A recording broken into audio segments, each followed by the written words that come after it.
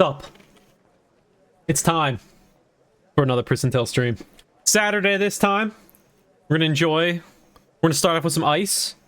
We shouldn't be in ice too long though, actually, because we're getting pretty close to Lost Maps. Oh boy, who's excited for Lost Maps? Oh boy, I'm so excited. Now, whatever, we'll make our way through it.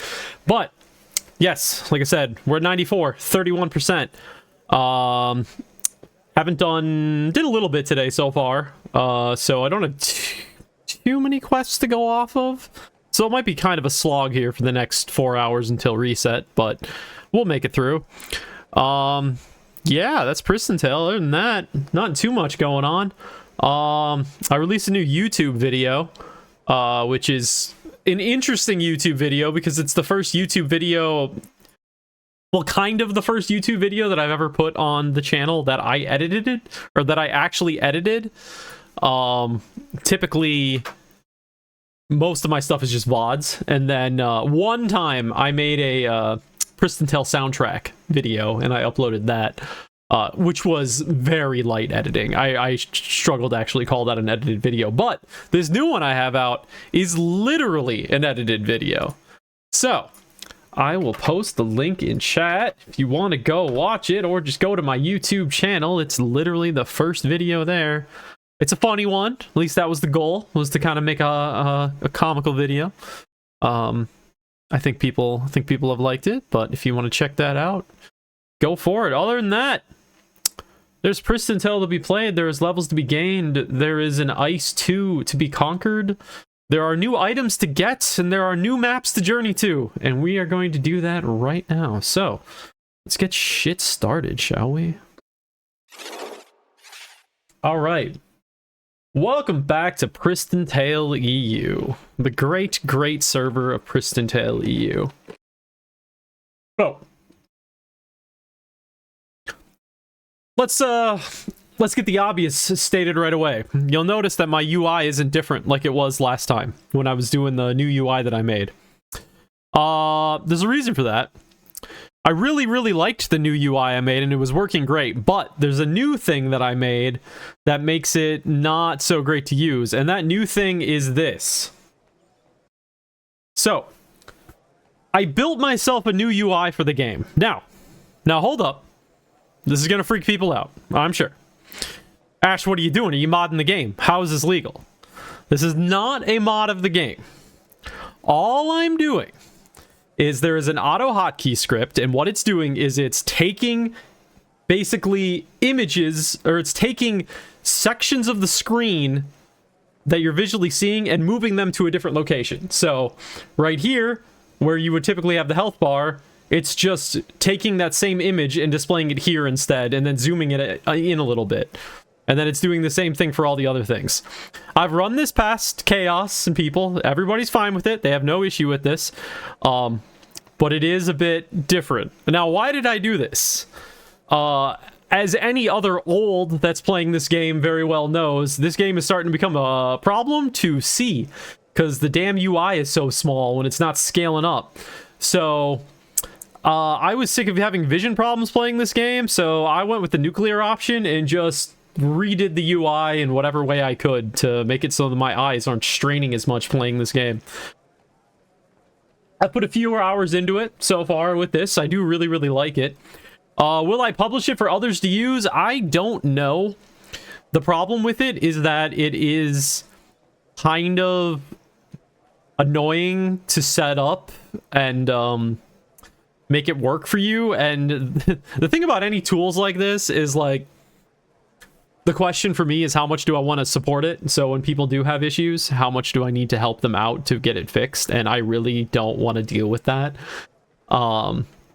So maybe there's an option that I share it out there, but I would share it with the agreement that you will ask me almost no questions about it. You could ask me like one quick question or something and I could maybe guide you, but I'm not going to give tech support for it. So we'll see. I'll decide on if I want to do that later on, but for right now we're just playing with this. Also, we'll see if there's even people that even have desire to use it. So we'll find that out later. So anyway, Pristontale, like I said, level 94. We're moving on to, or we're in Ice 2.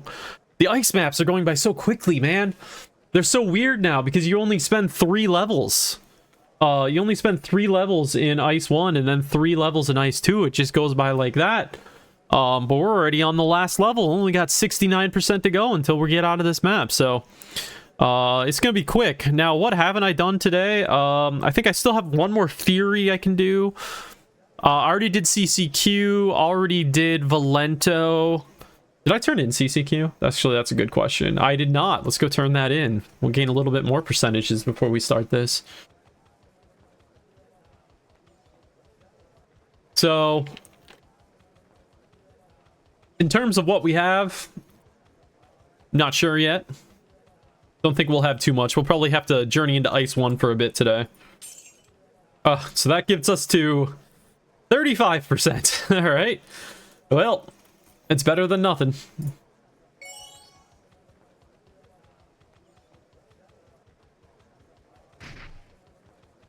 But let's head back to Ice 2. So yeah, I can just toggle it on and off whenever I want to. So when I'm in town, I usually toggle it off. And then when I go back out for combat, I toggle back on the UI. See, I'm the kind of person, if you couldn't tell, I'm the kind of person when I play games that have the capability for modding stuff or creating different UI stuff, it's just something I obsess over and spend far too much time working on it compared to just playing the damn game. You should see me play WoW. It's ridiculous. Multiple times now, I've started up like playing a character on WoW, and I have spent literally more time customizing my interface than I have actually playing the damn game. And I have done this many times because I just have such a fun time customizing stuff. Yeah, it's a bit ridiculous, but that's just what I enjoy. I feel like there's part of me that would love to actually do like game design stuff, and I feel like if I did do game design stuff, like for a job is what I'm saying, I would fucking love to work on UI related stuff. I find that stuff so interesting to work on. So I would love to do that. But anyway, the problem, I would have worked on that when I worked on PTEU, but the problem was the UI stuff was all locked behind like code that we couldn't manipulate. So I did my best. You know, things like the item frames, that was something I created. The skill frames, that I also created. So like I tried where I could to throw in UI elements that I could work on. But there was only so much I could do, unfortunately. So, all right, anyway. Ice 2. Message some peeps, haven't heard back, so I think we're just gonna solo this to start off with. What color do we want? We want bright right now. All right, what do we got? We got the Drug Fairy. Okay. We'll probably just hit up this red over here or something. Or should we go the old school? Let's go the old school red. We're gonna go to the one that's the one that we used to farm for materials back in the day. For Jiras and stuff. I don't know if people still do that. The quest we're on right now is Blizzard Giants. Alright, that's good.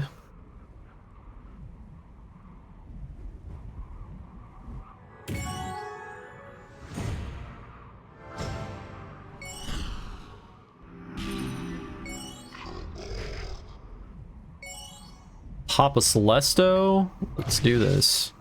Turn back on the UI. There we go. All right. And then my skill isn't working. Perfect. All right, we're back.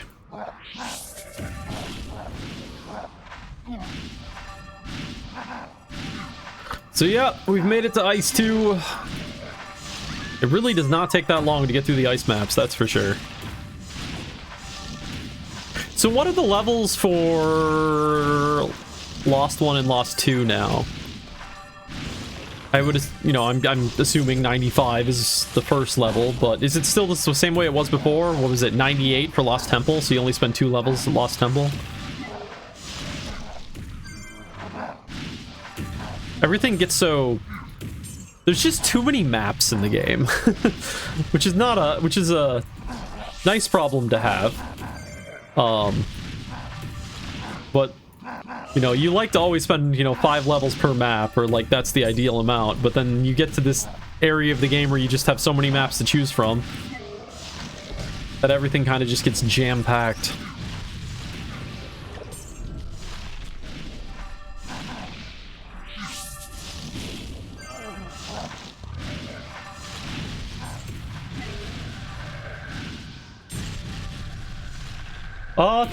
Thank you, Dripek.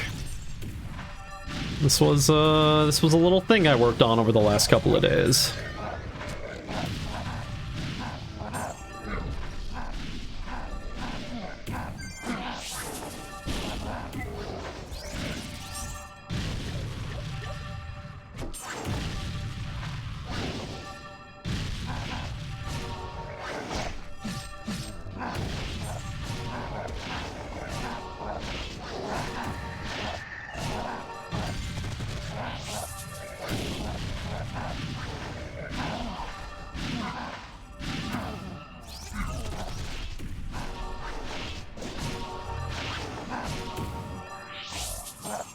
So I feel like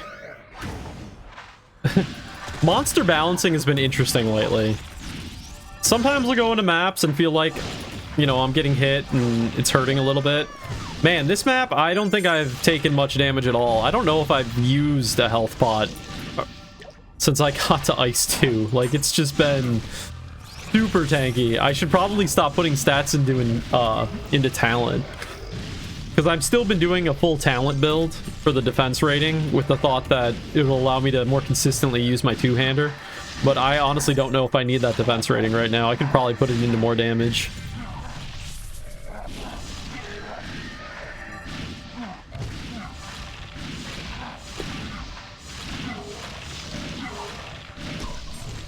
Jira, nice. In fact, I had to turn off health potions because I just kept picking up so many that I wasn't using.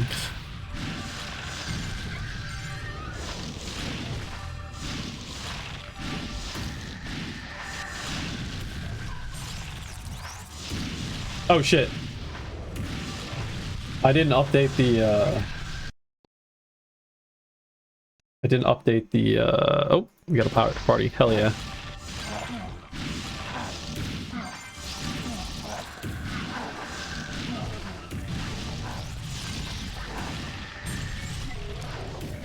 Let me just do this. There, we'll just do that.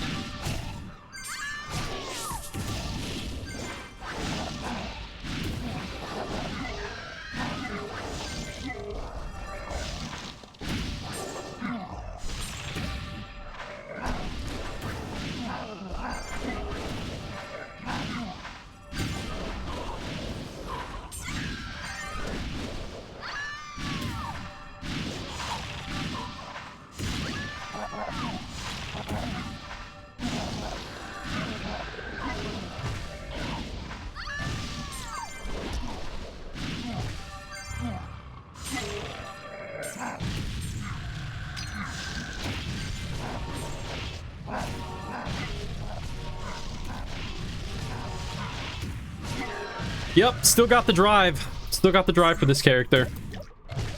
I made a couple... What tends to keep happening is, like... I play for a bunch. And then I, like, need a break for, like, a day or two. And for a day or two, I play a little bit more casually. And then I get the desire to play again. And then I'm, like, right back at it. That was me yesterday. I was, like... On Thursday, I was like, kind of losing interest a little bit. And then yesterday, I was like, fuck, I need to grind. I need to grind.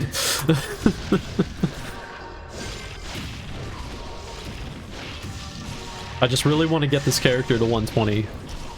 That is the goal. Will I get it to 150 fusion? I don't... Honestly, probably not. But I do really want to get it to 120. I want to experience the higher level maps in Gear. The highest thing I've experienced is Ancient Weapon. And even that I barely experienced. So I want to experience some of these other maps.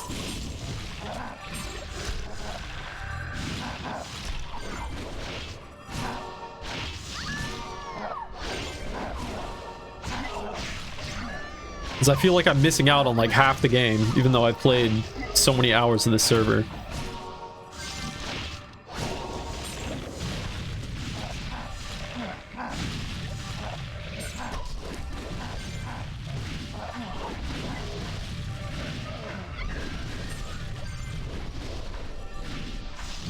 Actually, I'm gonna do...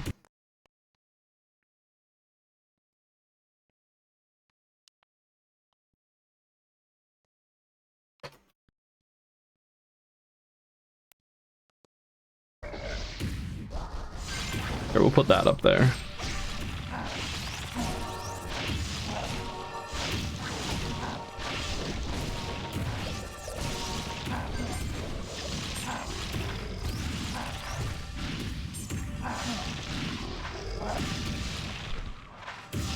So earlier when we were doing Ice 2, me and some clanmates, we were actually using, and this might be hard to show because I have this blocking, we were doing this double red in a party, and it was actually working pretty well. It was a little bit of a pain in the ass because you had to position yourself properly in order to make it work, but we made it work.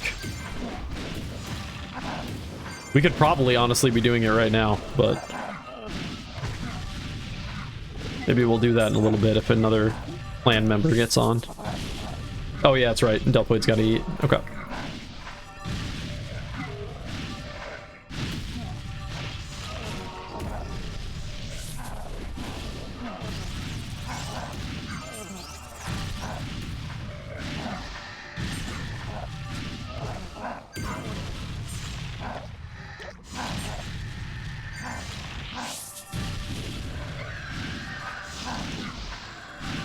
Do I have a solo queue? Frozen Sanctuary? That's where I am, right? Yeah, Frozen Sanctuary.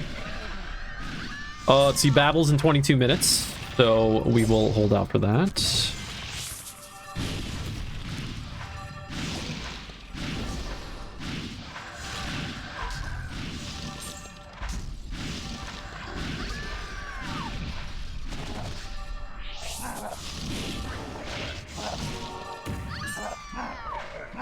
Exeth, how you doing? Nice to see ya. Thanks for stopping by. Hope you've been well.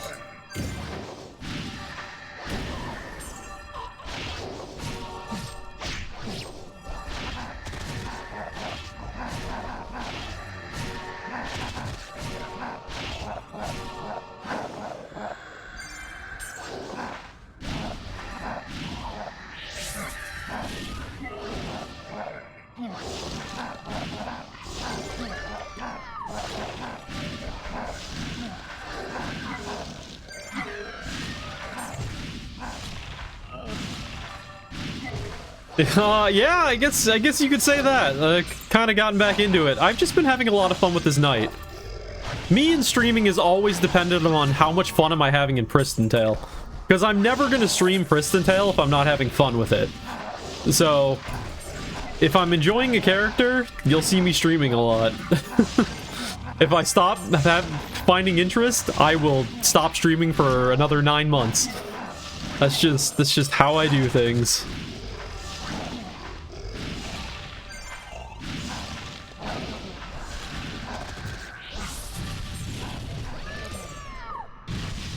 I've always tried streaming other games, but I've just never had as much fun streaming other games.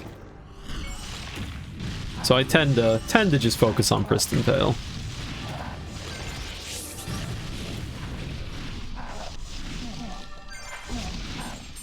Though I did have a brief stint of streaming Elite Dangerous, which was actually kind of fun.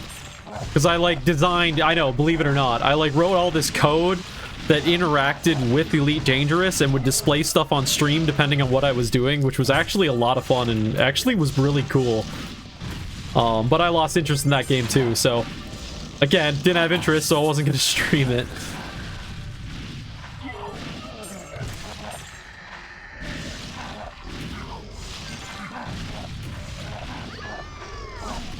In many ways, that's kind of what I use streaming for if I'm not playing Pristontale. I just kind of like using it as like an excuse to try out different technology things, usually code related. Ooh, what do we got? Mystic Ring? Night Spec, Mystic Ring? Nice. take that.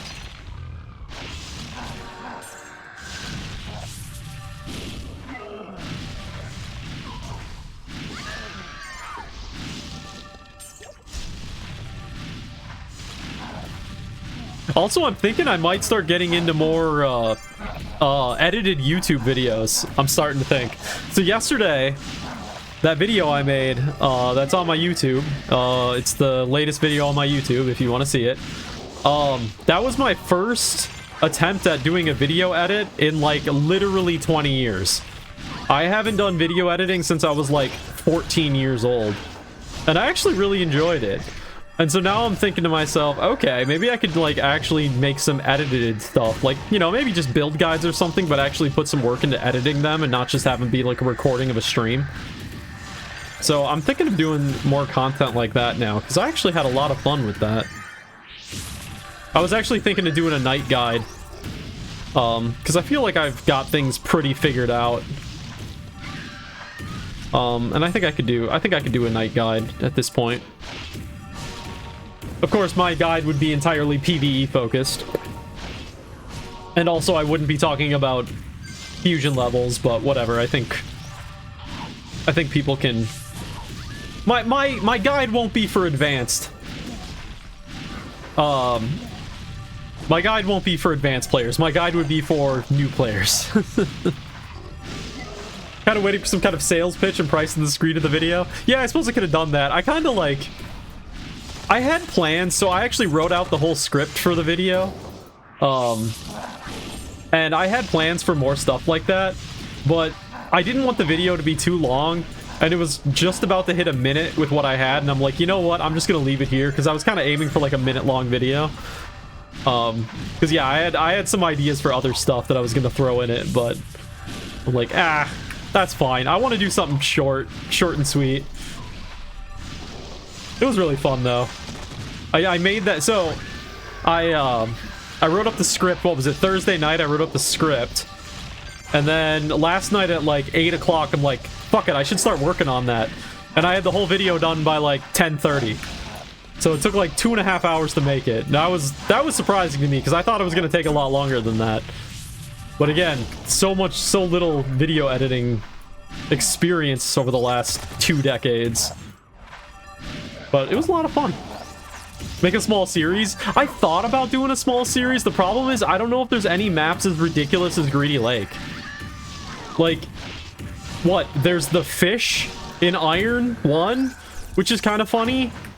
But like, I'm trying to think of other maps that have really weird things that you could like emphasize. Because that's like the thing about the video, is just pointing out the ridiculous nature of some of the things inside Greedy Lake compared to how the rest of the map or the rest of the game works out. So maybe if I think of something, but I feel like I hit the most interesting one right away.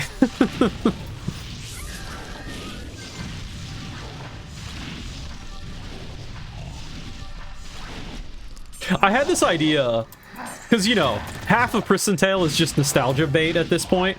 I had this idea of doing a series that, just does, like, a look-through and talking about different maps. But not, like, jokingly, like the Greedy Lake one. I don't know if you know of this YouTuber called Any Austin. I watch his stuff, and basically what he does is he looks at video game, like, places, and tends to, like, take a more serious look about things, like, do the power lines work in Grand Theft Auto? And things like that. And I wouldn't mind making things that are kind of in that style, but about Pristontale maps, or just kind of like deep dives into things. Maybe pay attention to aspects of the maps that you usually ignore. That was kind of one of my thought processes. So this would be more serious, not in a joking matter. But I think that could be a lot of fun, because that's super nostalgia bait. Because people who maybe aren't playing the game, but, you know, remember the game, can, like, look back and see certain aspects of it, and be like, oh yeah, you know what, I remember that, you know, fish that's floating around in Iron 1 and stuff like that. So I thought that could be a fun series. I'd have to make up some some scripts and see if I can make it interesting enough for a video.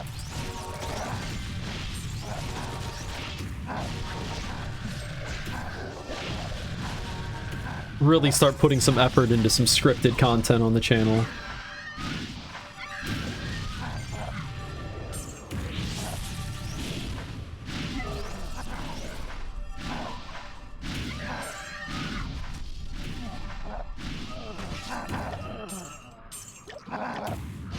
Holy shit, Cyclops warriors.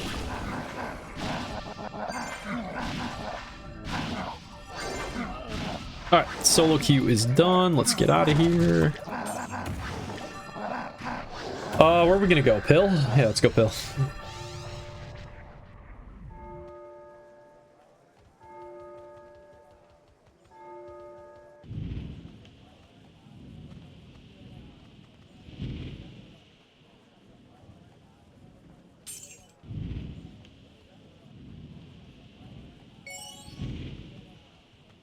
The funny thing about making videos and stuff for Pristontale is like, Dysmorphia, how you doing? Thanks for stopping by. I caught your Blessed Castle stream earlier. Congratulations, by the way. Good job. It was fun to have that on in the background while we were grinding some ice too. Sell all that. Sell that. You could try to make a video about Oasis if you tried to sell it as a vacation destination, trying to hide all the monsters and such. That could be funny. Do something like that. Yeah, yeah. I could see where something like that could go. If I was to do something like that, I feel like I'd have to wait a while, though. Just to, because I can't release something like that right after I did the video on Greedy Lake, because that would be, similar shtick, so to say, or so to speak. What are we doing? I need to turn in my solo queue. Did I turn in my... No, I already turned in my solo queue. Okay. So let's head back.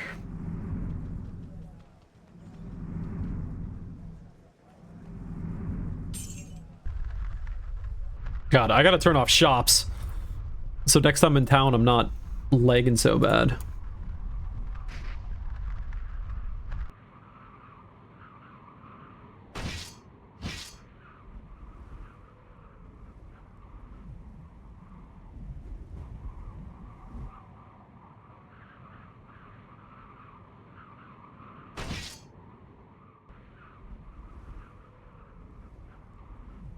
Yeah, I know, that's the problem. I wish there was a middle ground.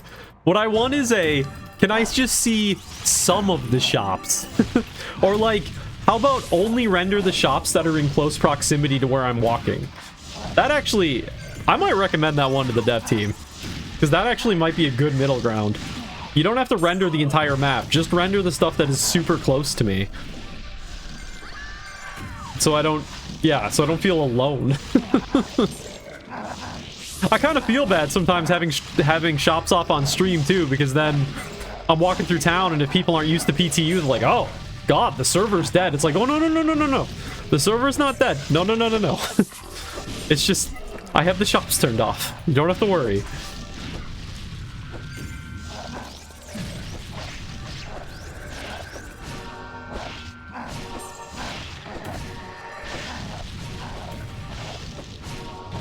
Come on, Zeton, I need your soul.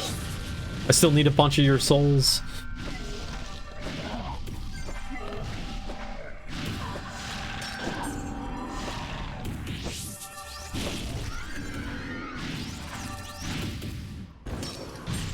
Okay, this is definitely still the map for farming Jiras, huh? Because I've gotten a lot of Jiras since I got here.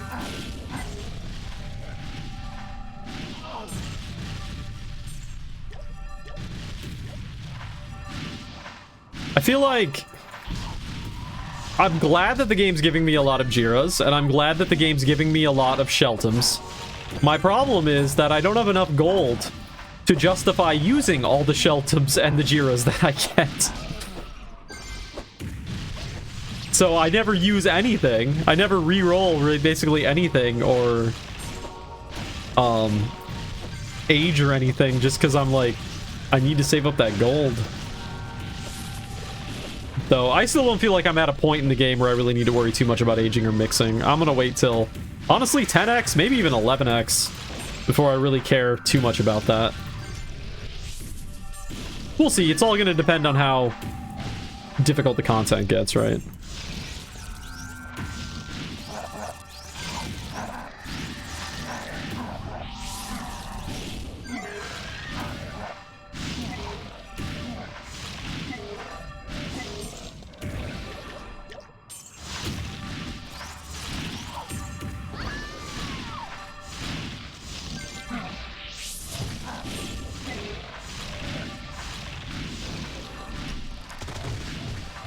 So what do we got now? What is it? 2 weeks until the new map comes out, right? What's the date on that actually? I should check this because I have a plan for when it gets launched.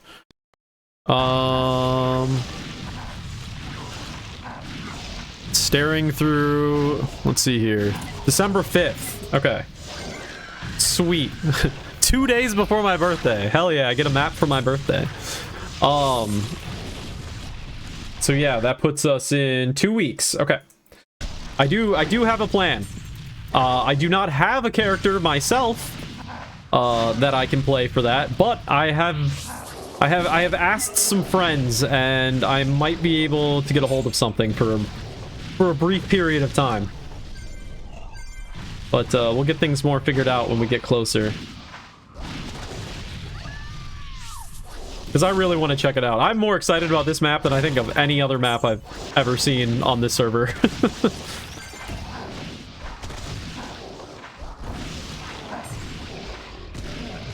Yeah, what my thought is right now is that... My thought process is this. I don't feel like I should go there regularly yet, even if I can, like, get a hold of a friend's character. Because, you know, I don't feel like I've earned it, if that feels right? Like, yeah, I get it. You know, some people buy accounts and stuff and, you know, blah, blah, blah, blah. But I'm just talking about myself. My personal feeling is that I didn't earn it. I feel like I gotta earn it.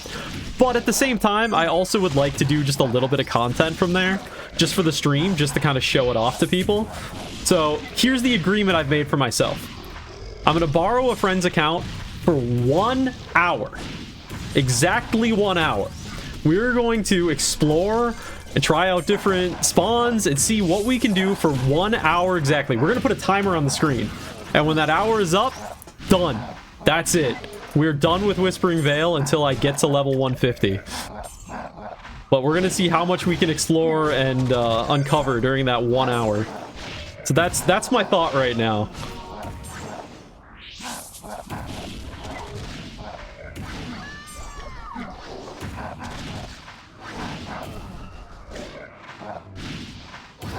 I think it'll be fun. Post it on YouTube as like just a single 1 hour vid. The same way that I'd never be able to sell anyone. Yeah, I can't sell accounts. If I get a lucky drop, that would be hilarious. That would be so funny if I get a good drop in 1 hour. Yeah, so like, when I first got to this server, buying characters was a little bit of a different process, because you just like, there wasn't a marketplace for them. You literally just like talked to people to buy characters. And when I first got to the server and I was streaming a bunch, I wanted more characters than just my own to play on stream, so I bought a bunch of characters of different classes, and you know, I felt fine about it when I did it. But as time went on, I started to feel worse and worse about doing that. And as time has really gone on, I almost never play any of the characters I bought. I only really play the characters that I've leveled myself. Because I just don't like... I don't know, I don't feel right about it anymore. So like, yeah, when I did this night, sure, I probably could have bought a night or something like that, but that's not as much fun. I wanna experience the whole thing. I wanna go through the whole process. I want to struggle. I want to grind. That's what I'm here for. Legendary Soul 1 minute a few days ago. Take days. Oh, I had a funny one happen to me, actually. When I got to Iron 1, a couple hours into Iron 1, I had a fusion weapon drop. I was like, sweet, alright. I haven't gotten a legendary in a while. It's my first unique. Guess what happened like an hour later? I got another fusion weapon to drop. So, I've seen 3 legendaries drop ever, and 2 of them happened within 1 hour. Since then, haven't seen a damn thing, of course. I used up all my luck in, like, a very short period of time.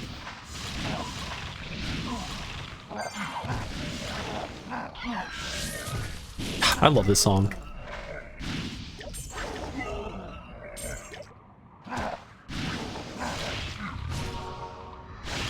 Yeah. Yeah, once you get, I mean, especially once you get, like, emotionally connected to a character.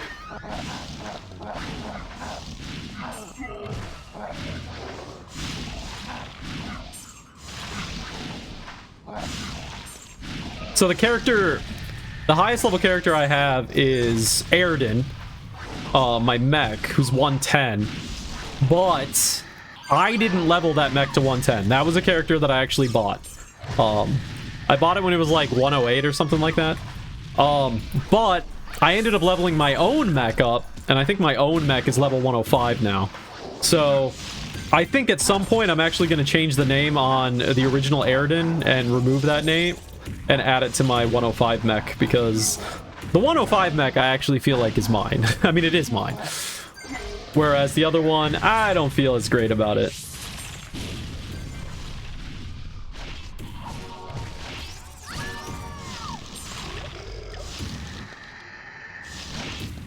And I really like the Airden name because of, because it actually has, like, some connections in the made-up game lore that we made for this server, so I want to keep that name for sure.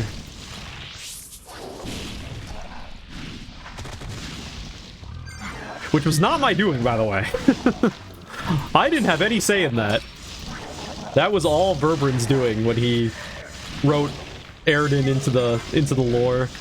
Then again, the mech bow, that was all my doing. That one I did name after myself, because that was the Sagittarius unique bow. I put a lot of effort into making that thing, and so I'm like, yeah, I'm putting my name on it because this thing was fun, and I really wanted it.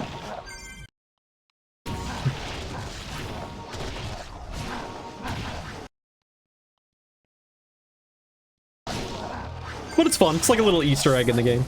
Oh, let's see. What do we got? Death Force? Okay.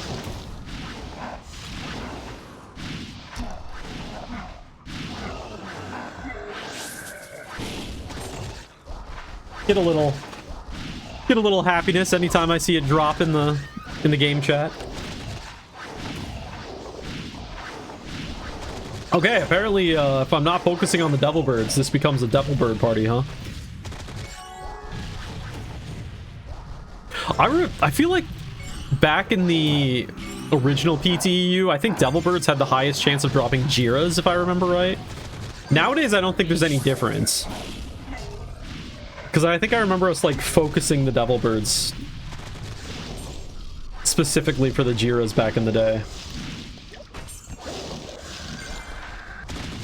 Because, yeah, when I redid... Now I remember this. When I redid all the drops in the game for the item rarity, I did still do an emphasis on Ice 2 being a Jira farm. I had, like, double the Jira drop rate or something, just so that it would still be the go-to place, because that's the way it was in the original PTEU. Before item rarity came and shook up everything.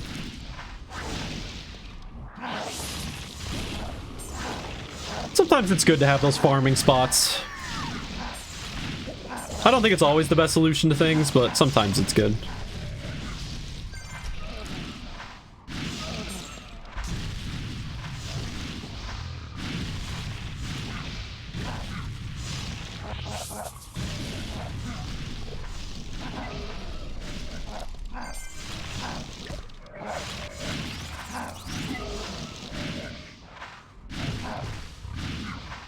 Let's see, somebody at the red? Okay, we can take the double red once my... You know what I'm gonna do? I'm gonna go pop up to the... Actually, how close am I in this quest? Okay, let me finish this quest.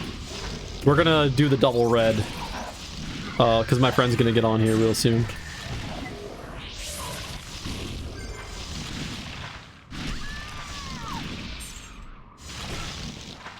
So we'll get this finished. One more kill.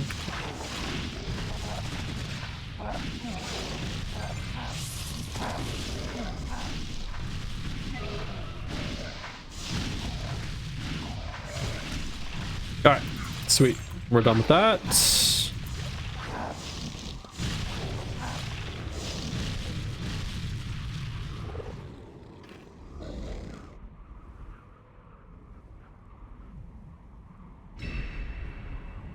Alright, 50% to go, but only one quest left in I2, so it's gonna be a bit of a grind for the last bit today.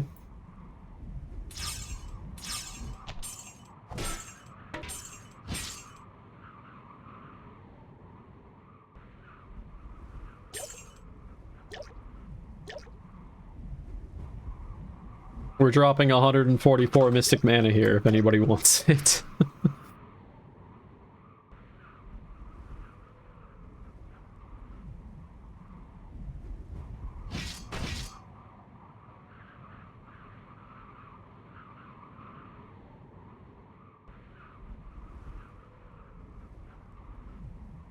What else could I make videos on for PTEU? PTU is this game that I love to make stuff for, but it suffers from... It's PT, right? So it's so simple that sometimes it's hard to find things that are interesting.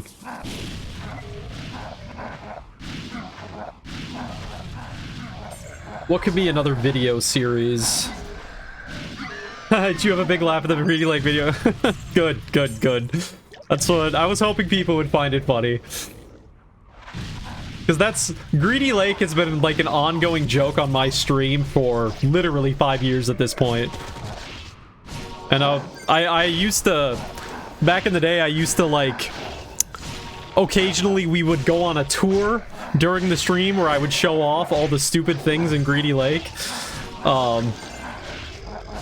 And so I had this idea like, well, what if I make a video based on that? And I think it came together pretty well. Not sure how good of an advertisement it is for the server in any way, but, you know, funny nonetheless.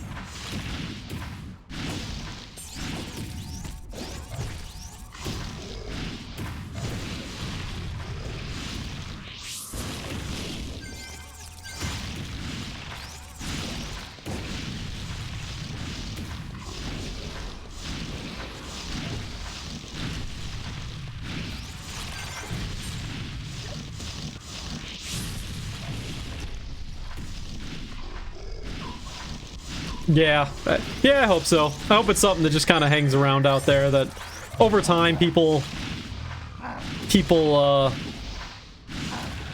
find randomly on YouTube and then maybe be like, oh, there's a server that, you know, still playing Pristontale. So that's kind of my hope, is that it kind of maybe shows up to some people who don't really know PT or don't know PTEU. But we'll see. I kind of did the same thing with the soundtrack video that I made. I very purposely said it was a Pristontale soundtrack and a Pristontale EU soundtrack, and I purposely put in Pristontale EU songs during the video, even though the point of the video is kind of like a nostalgia thing for old Pristontale songs. But I tried to make sure that there was a little bit of an advertisement in there for PTEU so that it could also maybe get people brought over to the server, even if they're just searching for the standard music. Because I know those soundtrack videos can reach a much wider audience. So there's some thought behind these approaches.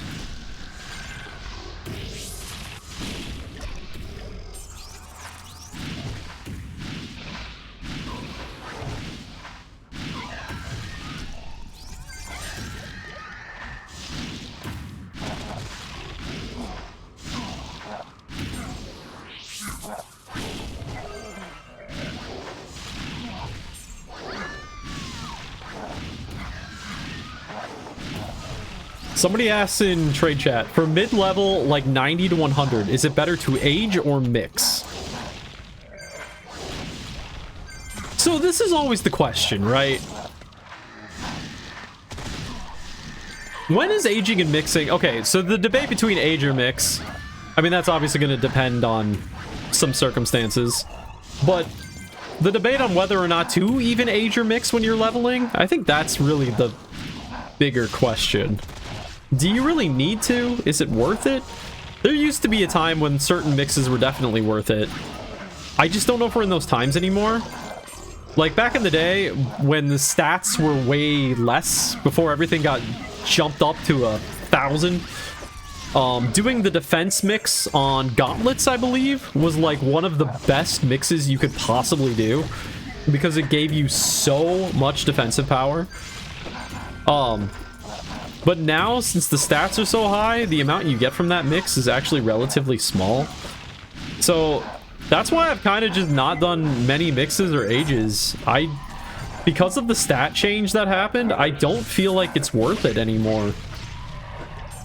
You're talking just such a small amount of increase, relatively speaking.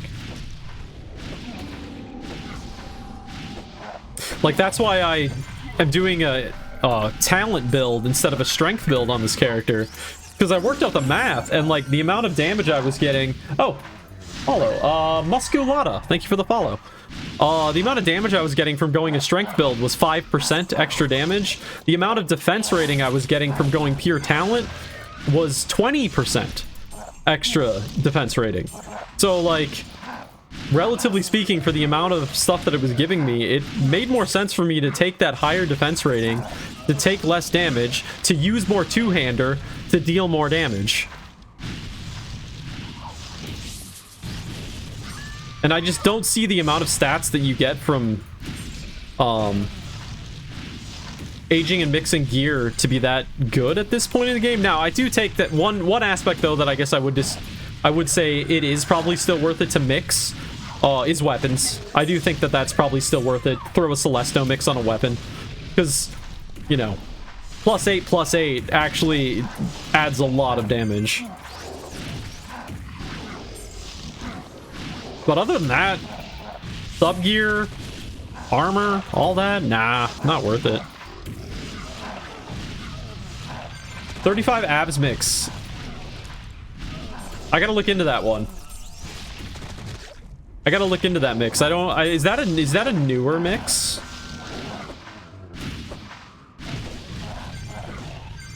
Because I don't know if I know that one. Because it used to be that there was a mix that did like 30% of your abs, I believe. And that one was super worth it. Back in the day. For higher level, for like middle level stuff, I should say. Not higher level stuff, but we're talking like 9x stuff.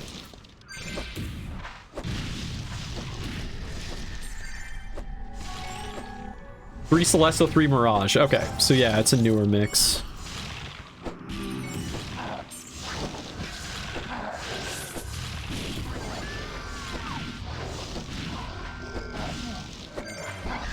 Or relatively newer.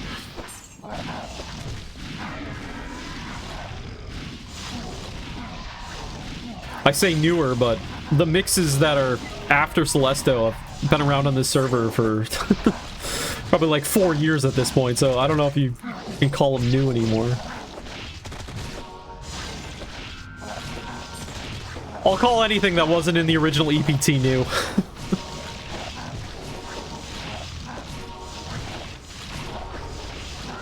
Give me your soul. Nope.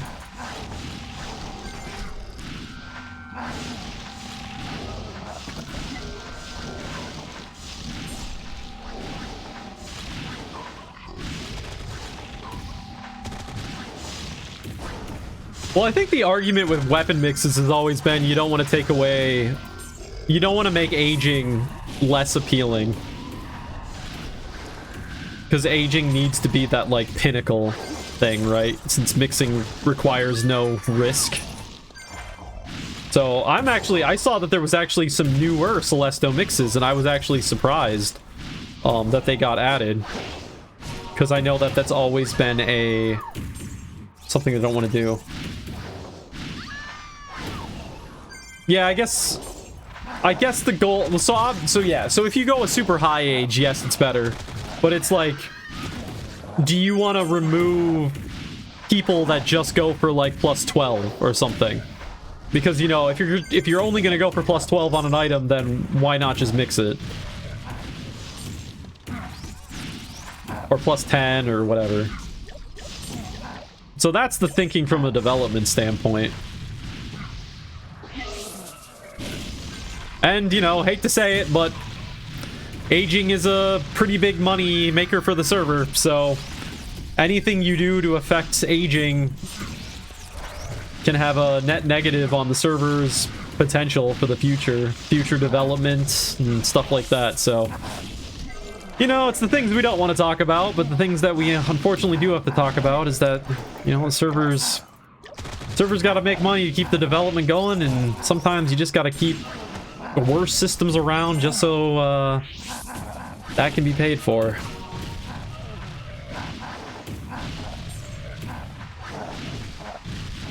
It's a delicate balance. Oh, we finished another one. Wow, that was quick. Holy shit. The delicate balance between not making it too harsh on people that can't spend the money versus being able to keep the server running. I do not envy Chaos in having to make those decisions. Alright, so we got this sword. I guess we can try to sell that. Put that here.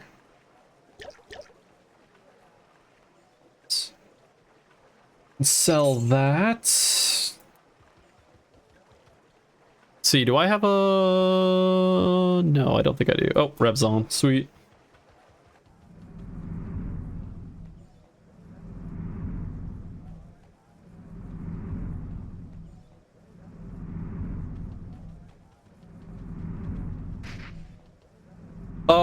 Actually, I'm gonna do one more thing. I'm gonna grab potions.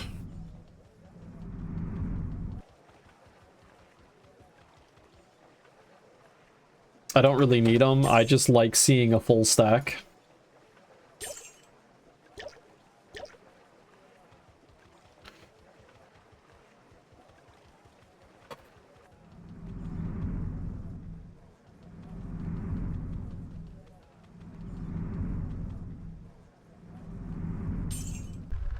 God, remember when we didn't used to have the astral boat? Getting to Ice 2 used to suck so much.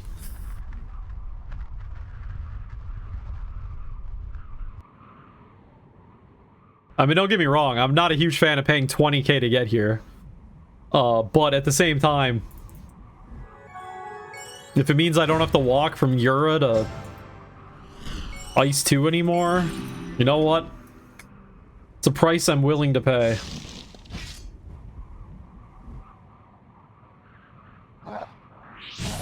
Because I got very used to that walk.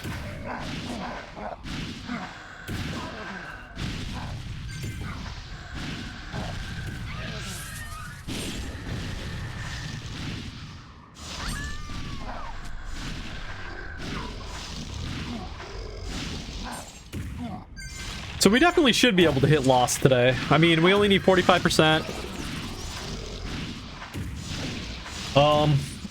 But we got a little over 3 hours left until reset. So I don't know if it's going to happen before reset. We'll see.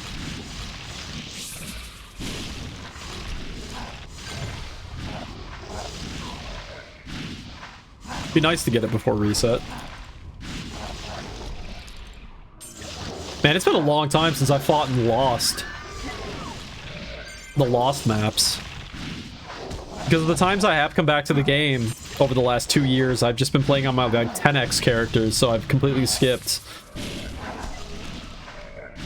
the Lost maps.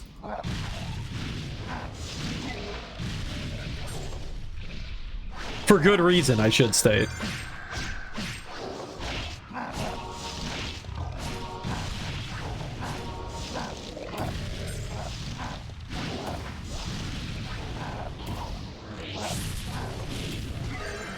I might, We'll see what happens. It's gonna depend on when leveling happens and whatnot, but I might end up, like, play until reset, and then maybe just play a little bit after reset, and then hop off, and then I might work on a build guide for night. Because I'm kind of in a video editing mode now, or mood now. Because I expected that Greedy Lake video to take way more than just a few hours. I was planning on working on it today, and now I'm like, okay, well, nope, that didn't happen, so maybe I can work on something else. Oh, I also have another idea for something I want to make for the community. I want to make a PTEU modding Discord. So a Discord specifically for people modding the client. And like put all the tools and stuff in there to share with people for what they need for when they want to mod stuff. Share like tips and tricks for modding and stuff like that. I think that could be a good resource. Especially for people who don't really know the first thing about how to mod the game and are interested in doing it and want to learn. Because I'm sure Chaos would, you know, he doesn't dislike mods. He's totally fine with them. But I don't think he wants us just like talking about it nonstop in the official Discord, so if we get our own little place to talk about it, I think that could be good. Now, are there that many people in the community that are interested in that? Probably not. It's probably going to be a very small server, but, you know, it'll be there. So I kind of want to start to work on something like that.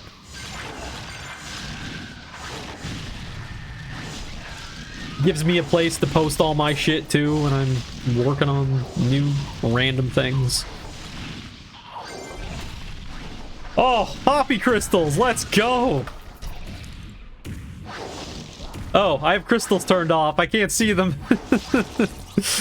Let's see here. I forgot I turned off crystals. There we go. All right, we got them. All right, Hoppies, let's go. All three of you. Go, my Hoppy gang. We can do this. We can do this. Oh my god, they're still alive. Let's go, Hoppies. Let's go. No, no, no, they're dying. No, we've lost one. You got it, guys. You got it. You can do it. How long can we keep the Hoppies alive? That's the real question. This is actually really funny that they're still alive. Like some kind of modding issue, etc. Feel free to add me. Oh yeah, I'll do that. I'll send you an invite once I get it sorted. Yeah, modifying health bars and stuff is actually pretty. That's pretty simple to do. I could show you how that's done. Like maybe I could. Yeah, that might be a good idea. Like make up some guides and stuff for like basic modding things. That could be cool to have. Hoppies, let's go! They're still alive! In fact, do I have 3? Oh no, it is only 2. Okay. God, this actually, Rev, this is... Are you watching the stream, Rev, by chance?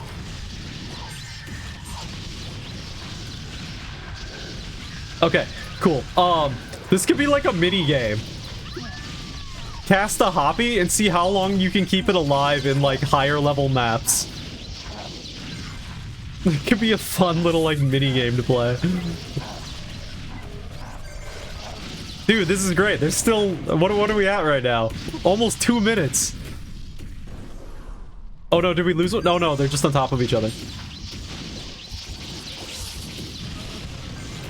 Oh, okay. Whoa, whoa, whoa, whoa, whoa, whoa, whoa. No, no, no, no, guys.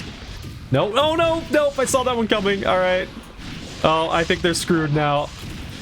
Okay, we're down to 1. I love stupid shit like this. Like this is the kind of stuff that I want to do more of in Pristontale. All right, we got this, Hoppy. We can do this. Do we? Okay.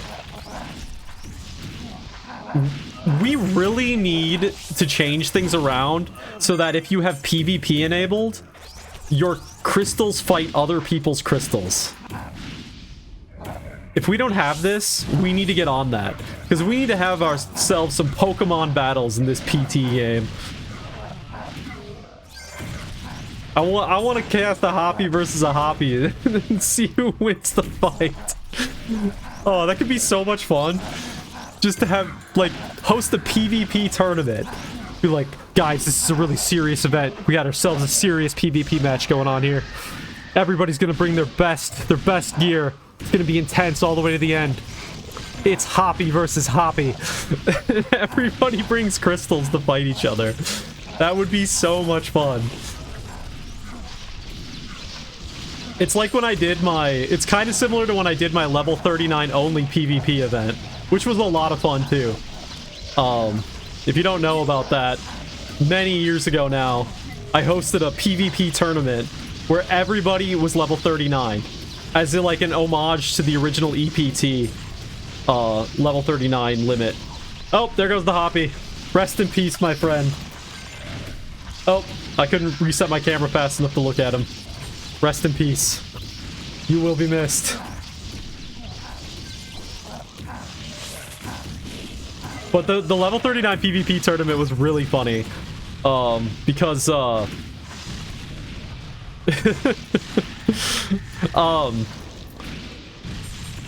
people tried bringing different classes to it.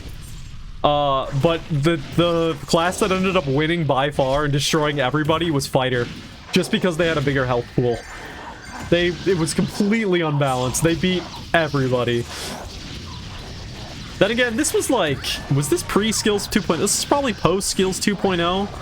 But this was definitely pre, like, stat changes. So who knows? It might be more of a fair fight nowadays. Especially because I think things were balanced a little bit better for PvP-related stuff. So maybe we should host another level 33 PvP tournament. I just need to find a good enough prize pool to get people interested. Maybe I'll talk to Chaos and maybe I can get it unofficially sponsored or something. That could be fun. I love shit like that. I love screwing around like that.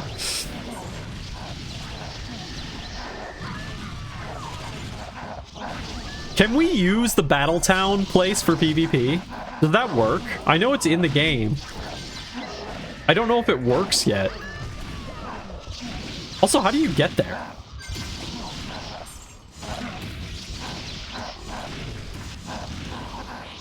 They do PvP events there? Okay.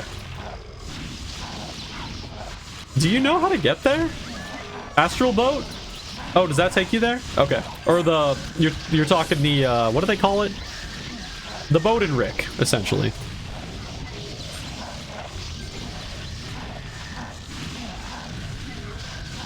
Yeah, maybe if I did it, I could get a hold of, like, a temporary GM character or something. Because Chaos has let me do that in the past for events that I've done.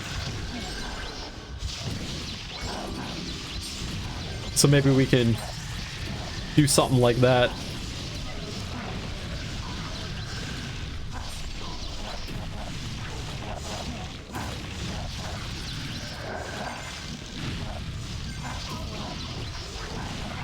But we do have a Mystic Crystal. If we get a Hoppy, we'll see if we can keep it alive. Oh, we got a Hobgoblin. Well, that's no fun.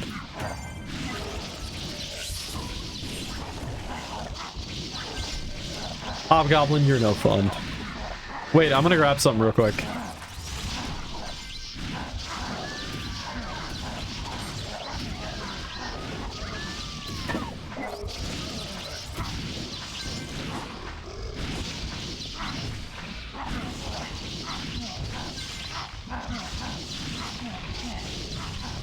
Alright, we're back.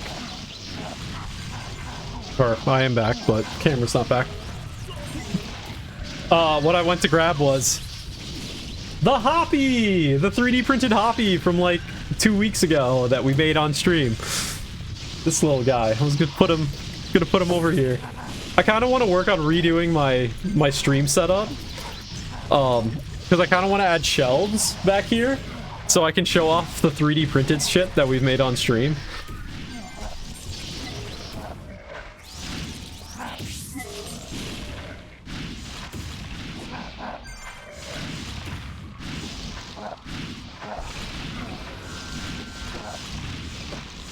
think I could put a shelf there. Want to gang up on Zeton? Let's get that fucking Zeton. Where's it at? Oh god, it's so much in the...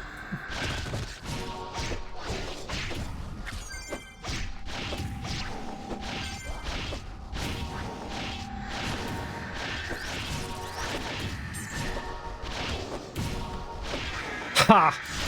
Zeton never even knew what hit him.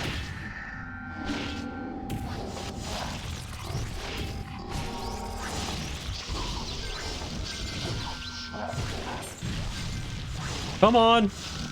I've definitely noticed with the new engine, probably with the new spawn system, sometimes Cyclopses are complete idiots and will not attack you.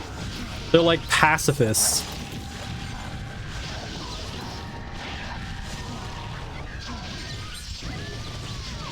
I guess it happens with a lot of monsters, because now I'm noticing it with this Blizzard Giant as well. Yeah, the new spawning system, I think it's good in the long run, but it's definitely got some bugs that needs to get worked through.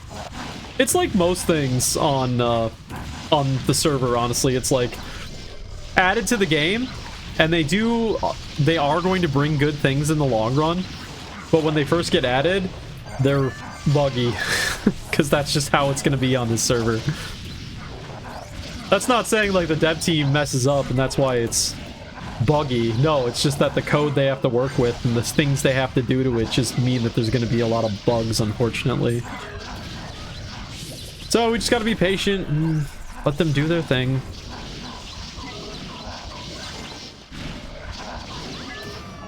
I have sympathy for their plight. I'll always remember the this was maybe like season 5, maybe season 6 launch night. This was the season that I had rewritten the entire pure damage formula for the game. And what players found out quite early on in the server, like the first night, was that if you put literally every single one of your stat points into your damage stat, your damage would scale up to basically infinity, and you would one-shot everything.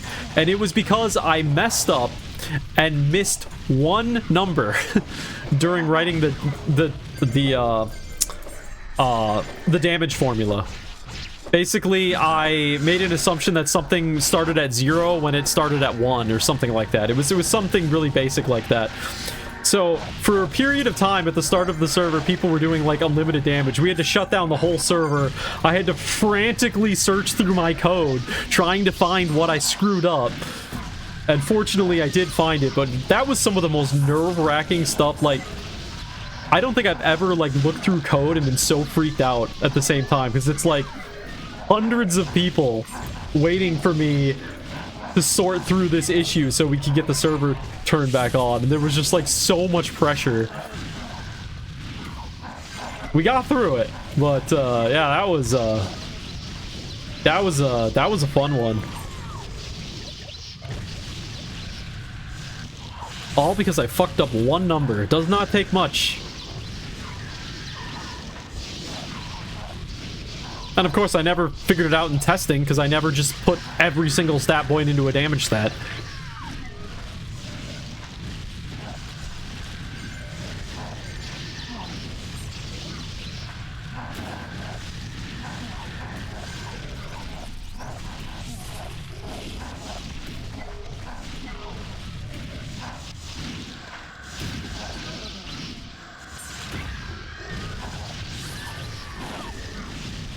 This is why you don't try new code on live servers. I mean, this was code that, I mean, I had written... At that point, the code had been around for a few months.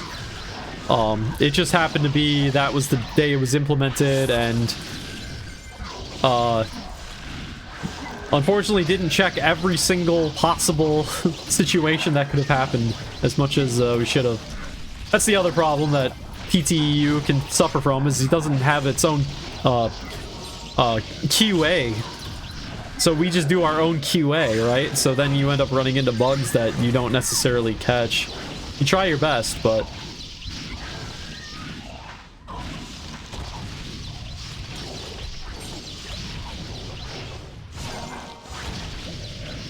All right, I gotta turn off crystals again.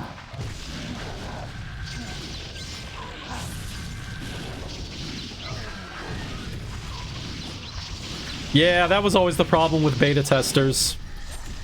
So many of them didn't really want to help. They just wanted to play early. Because we tried the beta tester approach a couple times. And there'd be like a couple of people that would take it very seriously and give a lot of feedback, which was always good. But the majority of people that would do the beta testing just didn't do anything. Maybe logged in once and then never logged in again, so...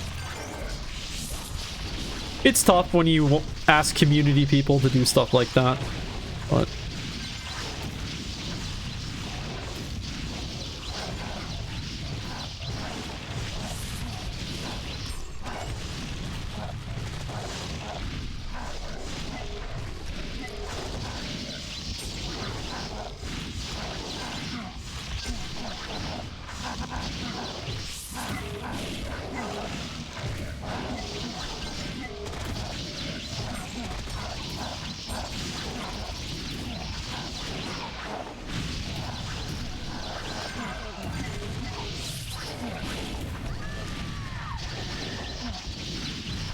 Yeah, nobody tell the development team about this double red spawn.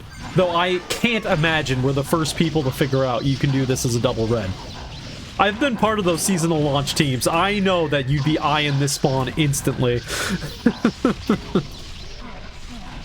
I come from a seasonal launch team. I know what to look for. Now devs just get people to pay to beta test. Early access. Yeah. I mean... Yeah, I mean, I guess we technically, with the new server thing, I mean, we weren't getting people to pay for it, but there was the beta testing server, right?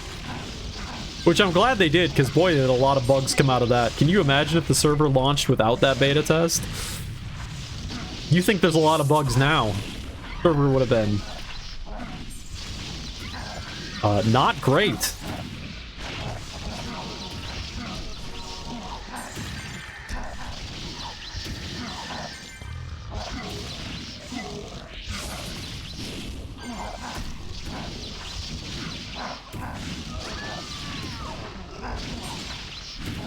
Where are we at? 48 out of 60? Okay. Come on! Fight me! No, I haven't done Babel. I forgot about Babel. So we'll have to do that. 27 minutes.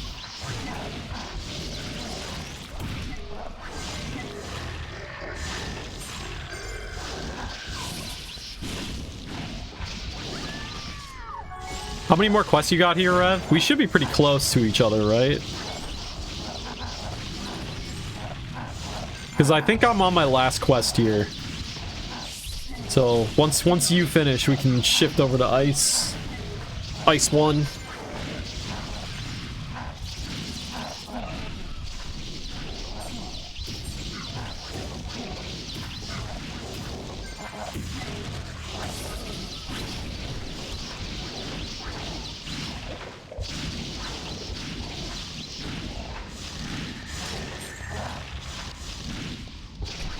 Yeah, I don't know if this double red is actually more efficient because I can never get all the monsters to come over to me unless I go outside of the zone and then I don't get the XP. So I'm like, it's definitely not as good as a straight up solid double red, but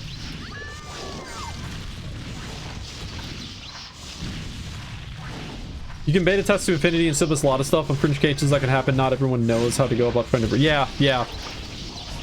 What's funny is, whenever I come back to the game after a while, and I see that there's been a bunch of new updates, I just start trying to break everything I can about the game and submitting as many bug reports as possible. I did that, like, the other day, or like a couple weeks ago when I came back. I just spent like a couple hours just trying to break everything about the new features. Because that's the kind of stuff I would have done if I was still on the development team.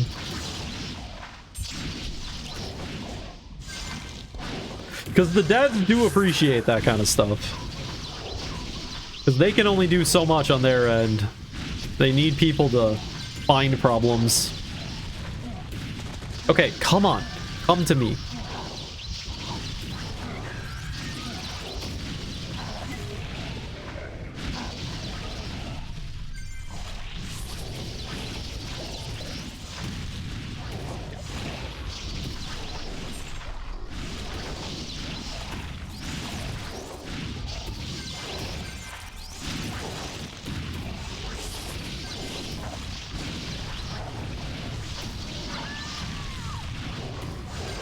Yeah.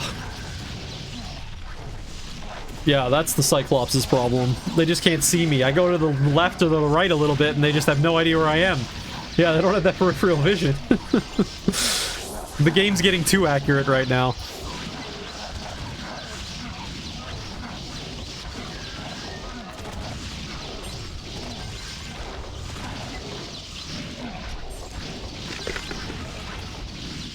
I wonder if PTEU is ever going to use that map from Laxlore.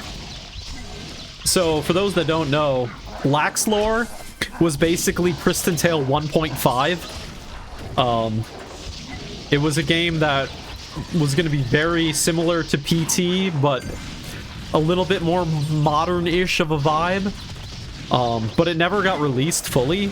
But the source code got online, or maybe not the source code, but like the game files got online. And so there's a map in that game that I've seen them being able to import it into the Pristontale engine, and it looks really cool. In fact, there is an element from that map that is actually in every single map in PTEU. It's the potion cart. The potion cart that you see at the quest giver is actually from Laxlore. The cool part about Laxlore is that the game was made by the same developers and it has the exact same art style as Pristontale. So taking elements from that game and bringing them into PT is like looks really accurate. In fact, I'm sure there's more elements that are in PTEU from Laxlore that I'm just not even aware of. But there's this one, like, really big city map in Laxlore that I do wonder if we're ever going to bring that to the game. Especially now with the... Oh, especially with the new engine! Oh, I didn't think about that! It was limited before from doing it because the engine couldn't necessarily handle it. But now with the new engine, it's totally going to be able to handle that. Oh, shit! We might be able to get that map into PT. Oh, that would be so cool! The map is massive. Like, we're talking like 8 times the size of Riccarton. It's like huge. So it's probably something that could only be added if we get like mounts or something. But it is a really cool looking city. That'd be so cool if like the source code for that game leaked online or something and we could like actually maybe even make a private server specifically for Laxlore. That could be cool. Is it called a private server still if there was never an official server for the game? Or is it not just a server at that point?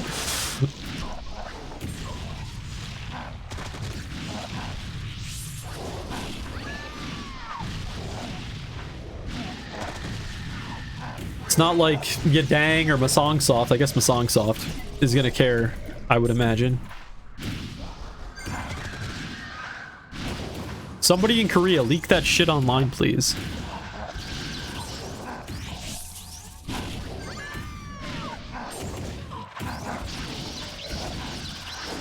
You know what I would love to do? God, how could you even go about doing this? I would love to interview people from the original team behind Pristontale. God, I wish there was some way of getting a hold of them. And obviously use a translator, but like, God, I would love to do that. That would be so much fun.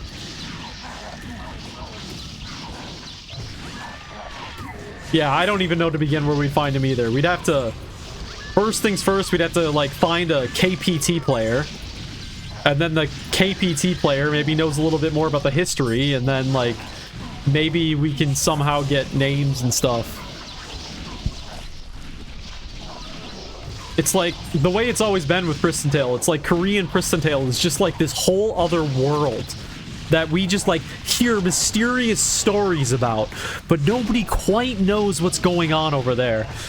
It's always been this mysterious other thing. Like, we know all about what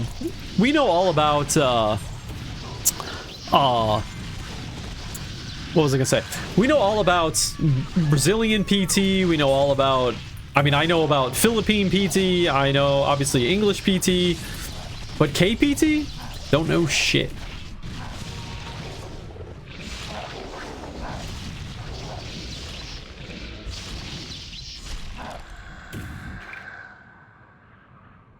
Okay, we're gonna do something while I go turn in this quest.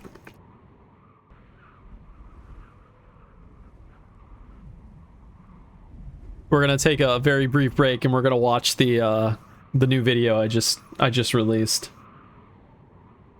Because why not? So, let me turn this in. That is my last quest. Okay. Let me get this set up. Pause that. Turn on the music so people can hear it.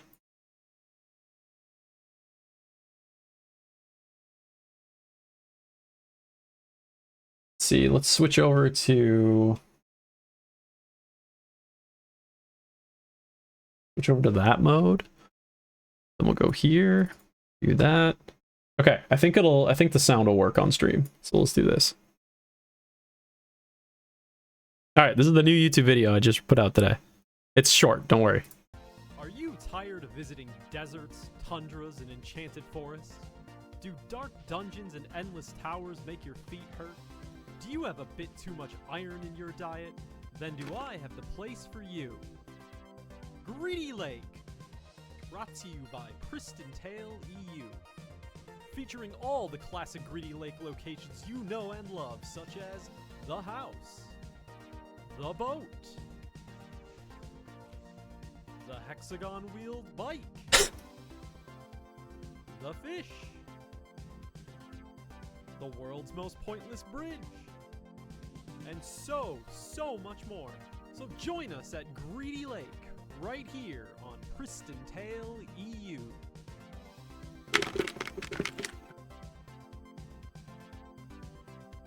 Okay, well that's it. I just wanted to show it on stream. So I thought this was fun. This was a fun one to make.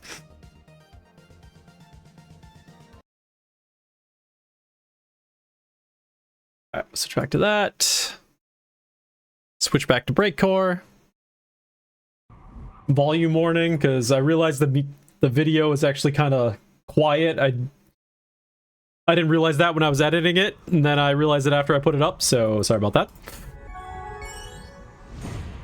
Something I learned for future video edits.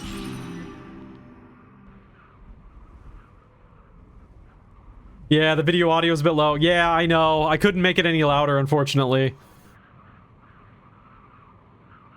Oh god, it's playing two things at the same time. Whoops. Okay.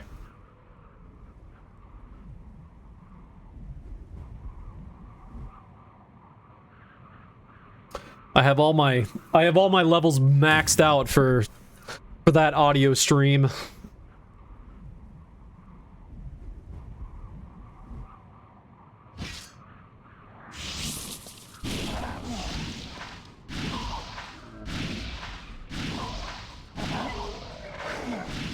Next time I make a video, I'm definitely gonna do a better job of checking to see what the audio levels are like before I... Oh, I forgot to sell. Fuck.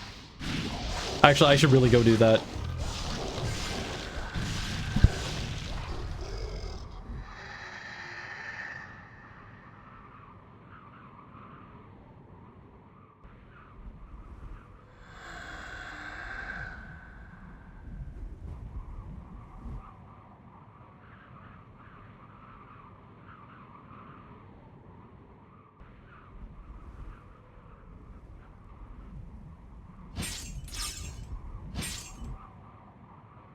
How does that compare to my other? It's still worse. Okay.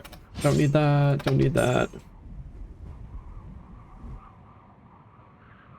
Don't need that.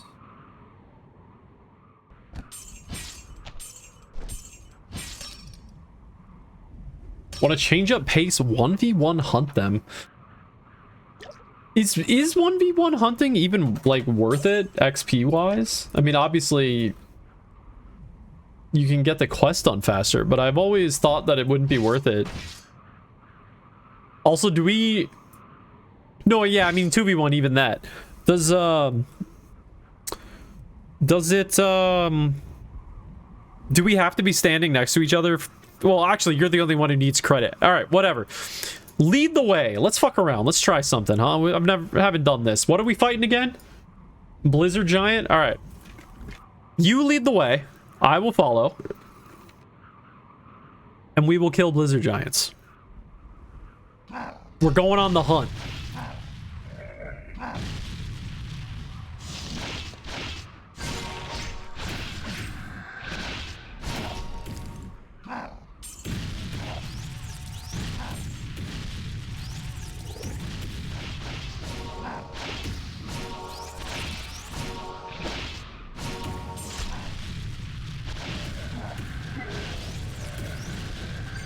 Wow, teleporting Rev.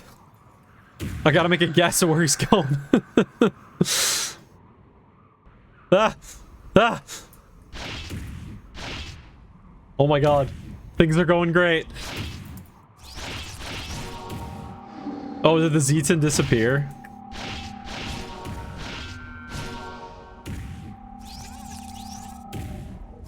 Alright, nothing here.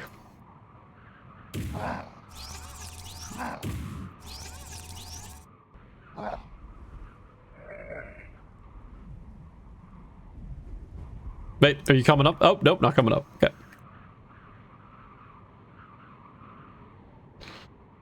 Oh, there we go. Oh my god, we got the mother load. Jeez.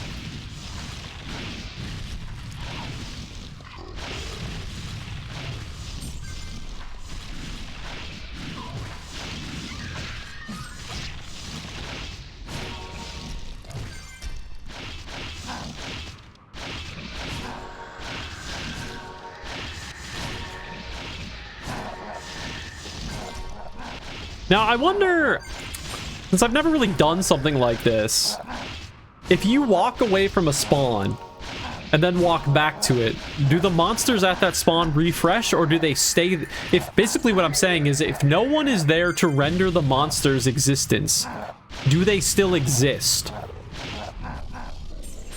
I don't actually know if the game works that way.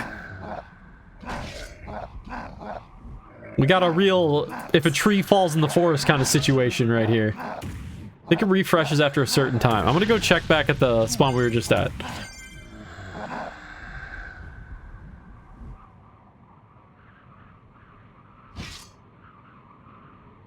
Okay, we do have one over here. Because in theory, if you just keep walking back and forth between two spawns,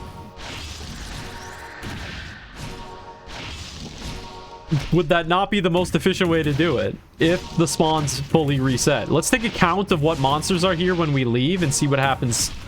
So we got a few Cyclops, a bunch of turtle cannons, and a deep frost. Okay. All right, so we walk away.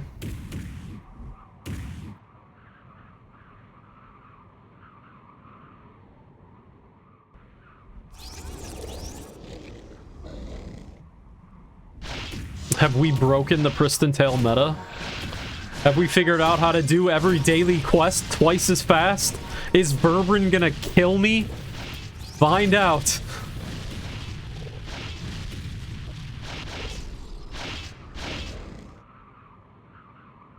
Okay, I think... Nope, it's the same. It's the same. Wait, those just despawned. So some of them were the same, and some of them... Okay. We might have just hit the time limit.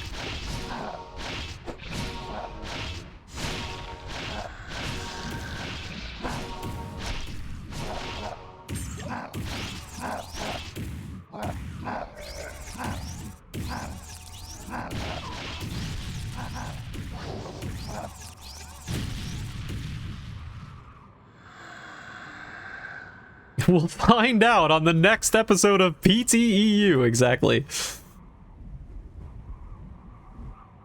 No, I mean, these are resetting. This is going to be a new set, yeah. This kind of works, actually. Did we just change the entire Pristontale meta? We should try... Okay, just for the hell of it, just to try something new. When we get to Ice 1, let's find a couple... Let's find, like, 3 reds that are close by each other, relatively. And let's just do the quests by rotating. Only killing what we need. And let's see how it goes. Let's just try this out, because, you know, why not? Wait, can we get up to the... Can we do the red up top? I have a theory that there might be an elevation aspect to this, too. Oh, no, let's try this yellow again. I mean, these are definitely resetting. When they don't load in like this, it's definitely resetting the spawn. Okay, we got nothing. All right, so this is the true test. Nothing here, so if we go right back, does it set up a new set of monsters? Okay, it doesn't look like it. It looks like some of the flags are still good.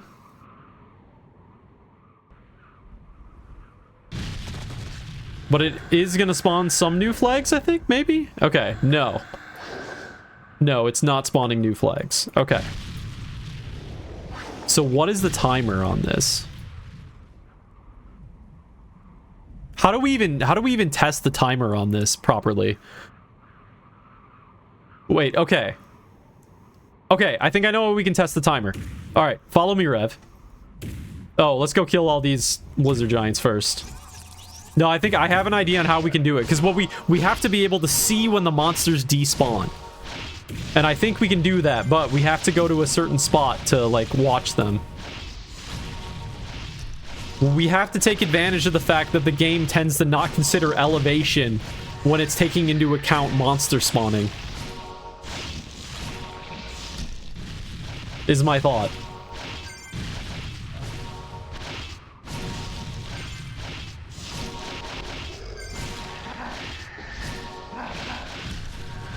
Okay, I'm gonna...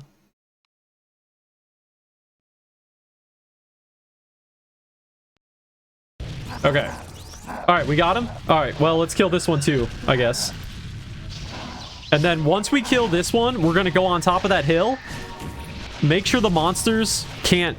or aren't aggroing us when we're up there. And then we're just gonna start counting.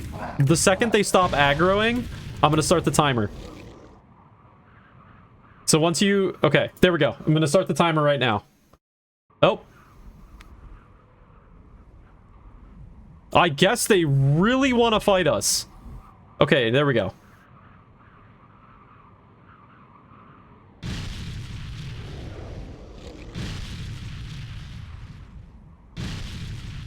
Okay.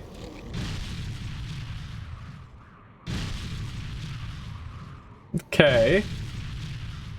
So it looks to be... We're at 30 seconds right now since the aggro was lost. So I'm thinking somewhere around 30 seconds. There, by like 35 seconds, everyone was gone. So now let's go back down there.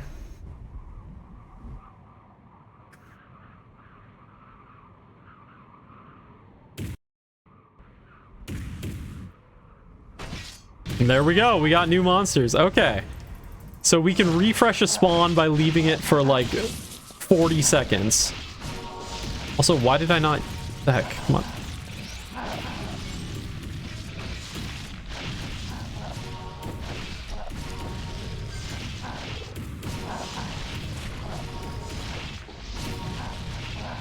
The real question, of course, is it worth it to put in all this effort versus just killing everything? It's probably not. It's honestly probably still better just to kill everything, because then you get the extra XP. But it is funny.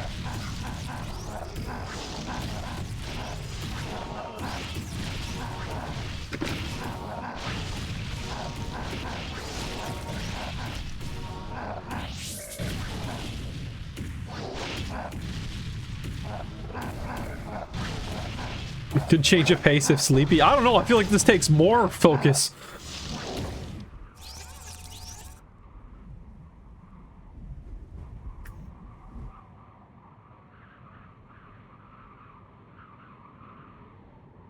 Dude, the deep frosts.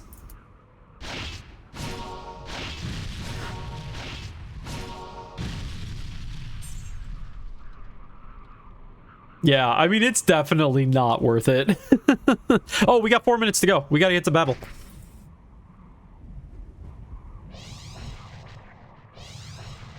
I mean, I guess I might be a little early. I guess walking to Babel isn't that hard. This is definitely early. Oh, well, we'll kill some things in iron, too.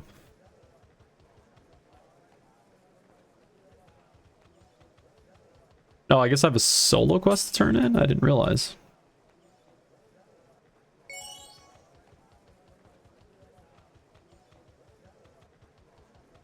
We can go on a brief tour of Ura. Since we're going to be definitely early.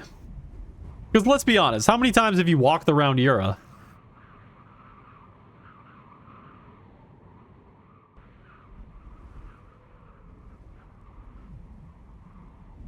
Oh, I suppose I can grab a quest for, I'll grab the 660.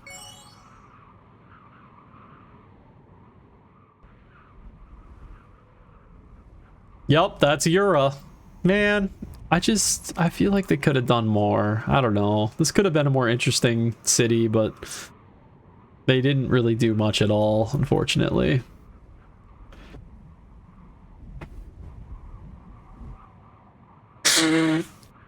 Oh, damn it. I forgot to mute. I'm sorry.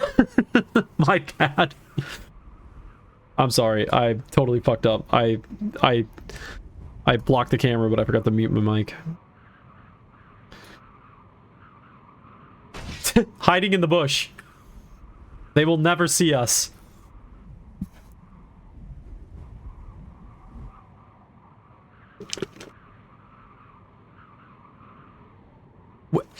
As we sneak up on Babel here, we'll have no idea what'll hit him.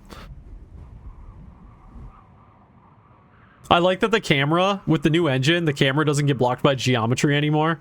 So you can see underneath maps and stuff now, which is pretty funny. Never change that, please. I like that. Wait, can you climb this? Wait a minute. This looks climbable. Am I crazy?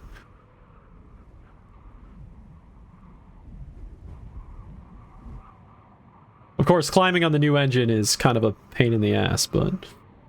I don't know if it's climbable. It looks like it should be. Is there an invis wall?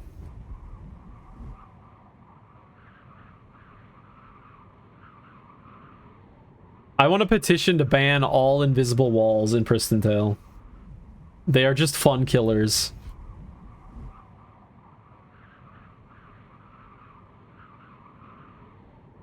Like, who cares if I fall into a space that I can't get out of? I got ether cores. You know what? It's my fault. It's my fault if I fall off a map into the abyss. Yeah, I know, warehouse isn't climbable anymore. It's so sad. It's so funny. It just so happens on the very last night before the new server, I decided to climb on top of the warehouse with 3 of my characters. There was no reason for it. I just decided, what the hell? I'm gonna climb on top of the warehouse. Little did I know, that is probably the last time I'll ever be able to climb onto the warehouse ever again. Because I highly doubt I'll ever play another PT server besides PTEU. And even if I do play a different server, it would probably be the server that takes place after PTEU using PTEU's code or something, but just run by someone else. So I highly doubt I'm gonna ever play something different. So I don't think I'll ever climb on the warehouse again, which is just sad day. Sad, sad day. The price we pay for advancing. We give up some of the things we love.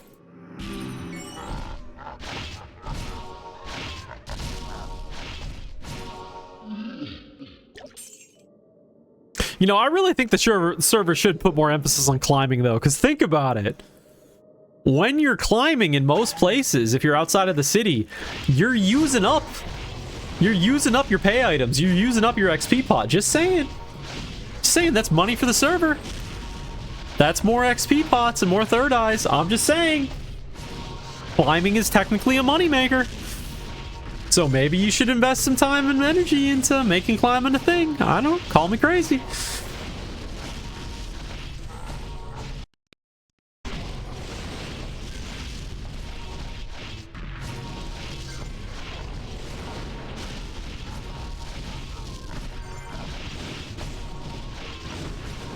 All right, where's the 12x that's gonna come up and one, like, 3-shot the thing? I swear that happens every time I fight Babel.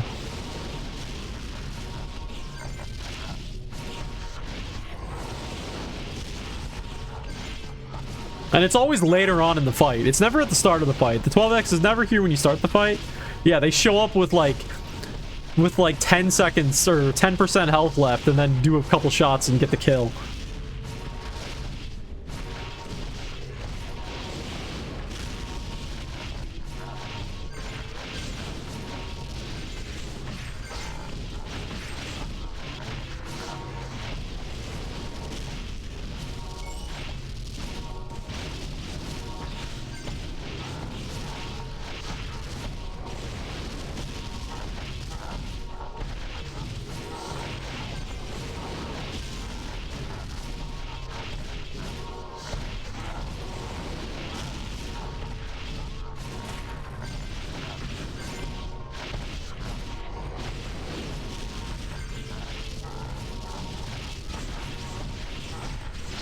Valento soul. Ooh. Can we get a Babel soul? What does a Babel soul even give you? I don't know if I've ever looked up.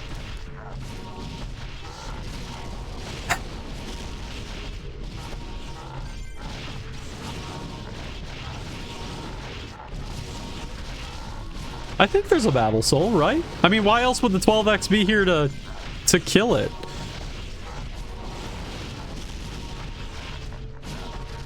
There's no Babel ring. There's no boss item for Babel.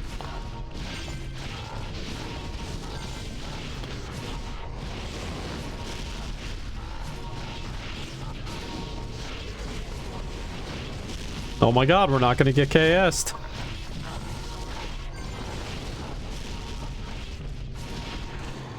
Oh my god, we actually did it. I got a Murky. Alright, well, it's better than the common item I normally get. Alright, I'm gonna go make sure I turn this in, because I can totally see myself forgetting to turn this in.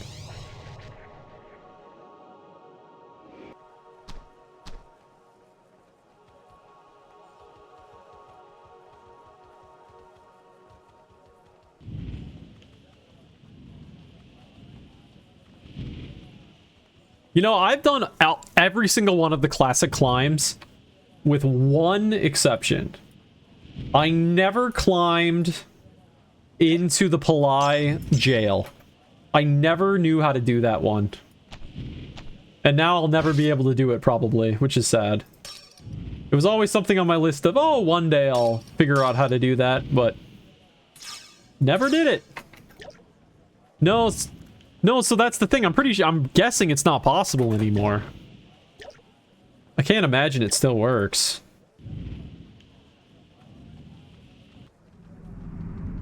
You did it? Oh, shit. Okay. Show me how. Oh, okay. You gotta show me how to do this, Rev, because I've never been able to figure this out. We're having an impromptu climbing session. This is what Pristontale is all about.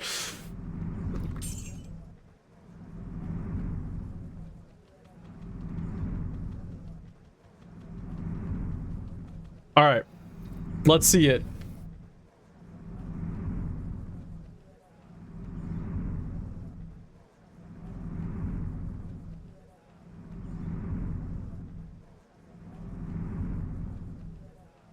Sorry, Exo, I just saw your comment.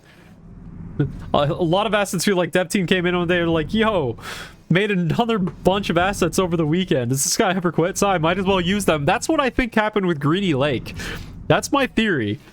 Was that one dude just made it and they're like, fuck, should we just add this as a map? Yeah. Yeah, let's do that. Alright, let's see it.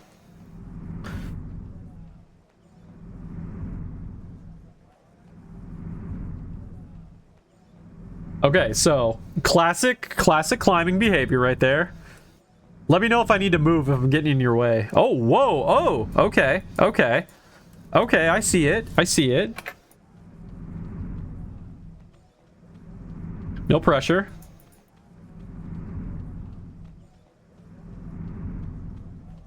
Dude, why? I just can't get on the... Man, what am I can't seem to get on the first ledge.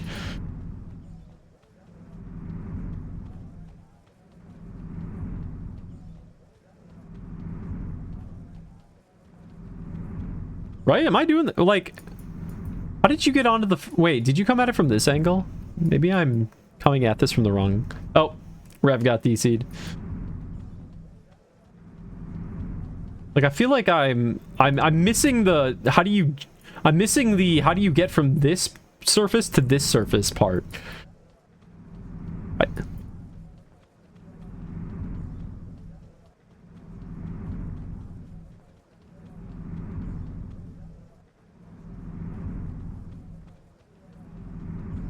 Because normally I think you'd, like, come at it like this, right?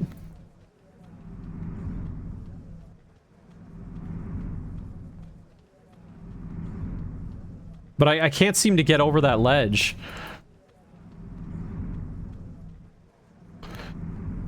Yeah, you have to keep it at the higher elevation. Okay, so that's what I was thinking, but I can't seem to get it to cut that...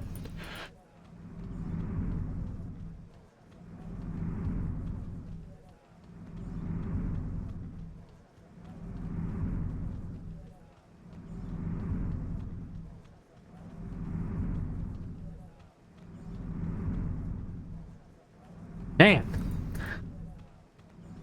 Oh.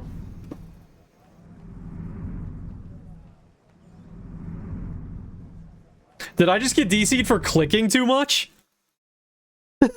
Wait a minute. Wait a minute. Wait a minute. Wait a minute. Wait a minute. What just happened? Because I got like a DC thing. Did I just get banned? Okay, you got DC'd also. Okay, okay. Everybody got DC'd.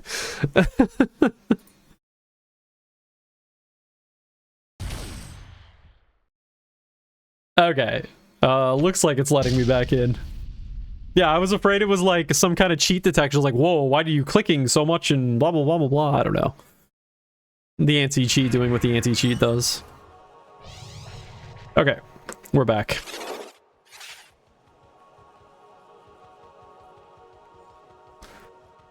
Alright, let's give this another shot. I feel like a climbing noob over here.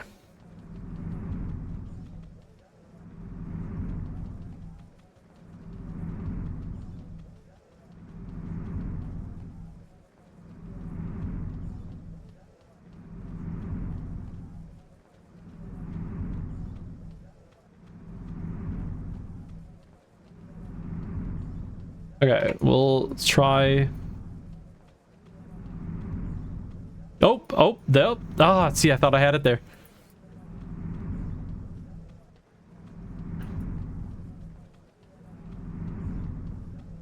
God damn it. Alright, Rev, show me it again. This one is better? Okay. Alright, let's see this again. We'll try to watch. Okay, so you do start at the bottom right. Okay, so you go that approach. Okay, I see it. I see it.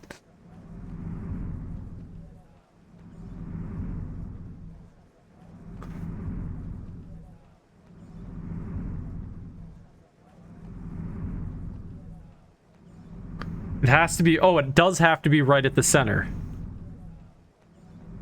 Okay, because I thought you were coming up at the edge, it looked like. Try not to get stuck. Ah, that's always the hardest part, right? Okay.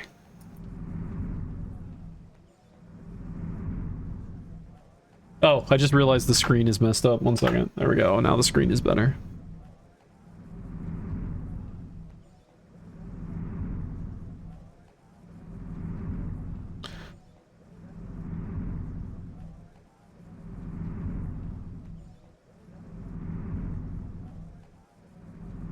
Okay, he's got to start. He's got to start. Oh. Let's see, can I do the mirrored one? Now, do you do it with your run fully on, or do you walk, or let's see, am I up on the no, I'm not. Or do you take off your boots, or do you use any of that? Run fully on. Okay.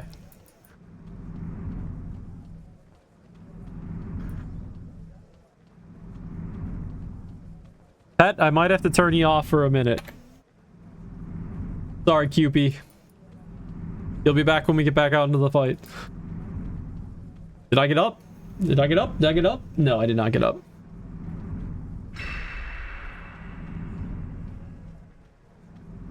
I love the comically large padlock. I never noticed that before. Hey, Rev got in.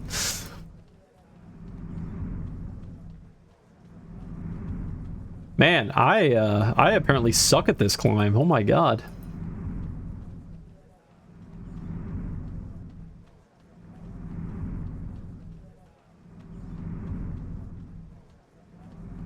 Is that...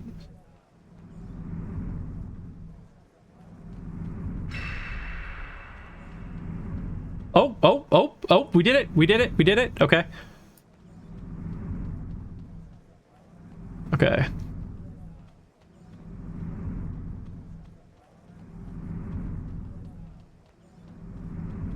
Not entirely sure what I'm aiming for now, but I'm just trying to shift my character along.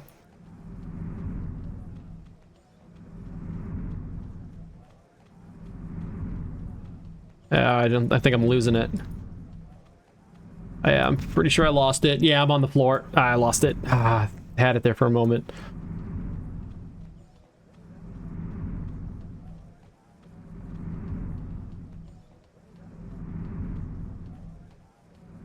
I has to go into the pole in order... No, you got it. Okay.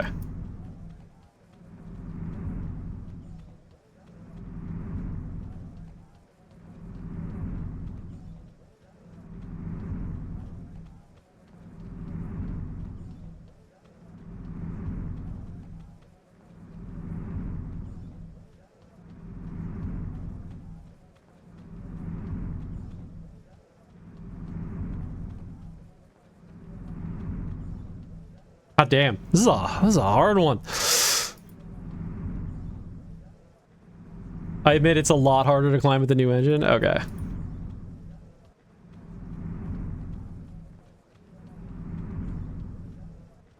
Wait, is that it? Ah, no, it's not it. Now it's it. Okay, we're up. We're up. Now into stage 2. Oh shit, we are way up there. I think we might have it. No, we're on the floor again. How? Wait, no, we're not on the floor. Wait, what are... Oh no, we made it. We made it. Woohoo. So how does it work again? Is it Yahoo exclamation point, or is it just Yahoo and then... Yeah, that's it. Yahoo and then... Yeah, let's go.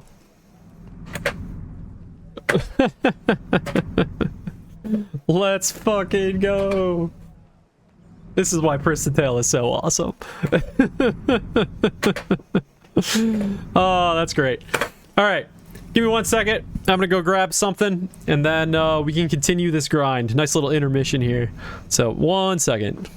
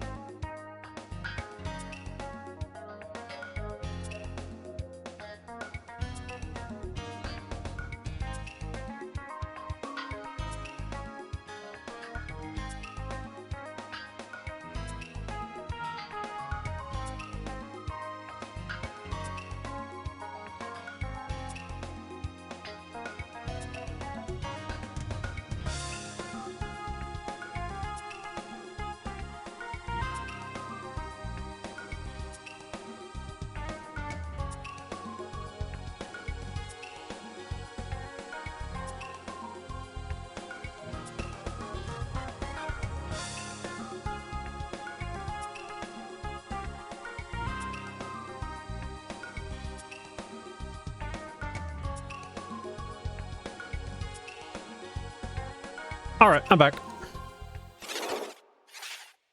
Ah, yes. This totally could be screenshot worthy. How do you turn off? What is it? Yeah, that? Wait. Is there a way to turn off? Actually, I know exactly how to turn it off. Get out of here. I need your health bar gone. Let's see. What should we do? Cam zoom 600? Oops. Flash cam underscore zoom 600. Here, I should, we should center ourselves in the, here, I'll go, like, right here. And then try to, like, center yourself there. There we go.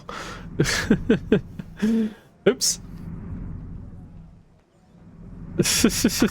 And then let's get one that's more zoomed in.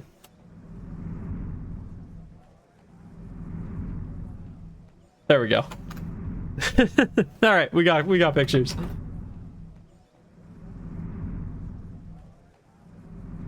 All right, I guess we gotta core ourselves out of here, right? So, well, hope you brought a core. See you later. Bye. Speaking of that, I need to buy more cores. I'm almost out.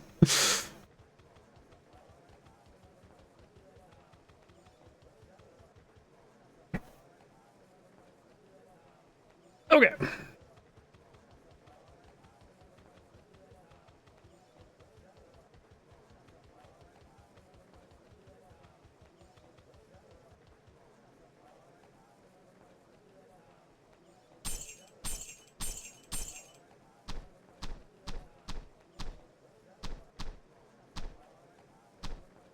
You know, one of the changes that you forget is actually a mod on this server, or like a change to the original game, is the fact that the cores have the name of the city on them. In the original game, they didn't do that. They were just blank cores. You had to scroll over every single one to figure out what you were doing. It's funny to think about that now.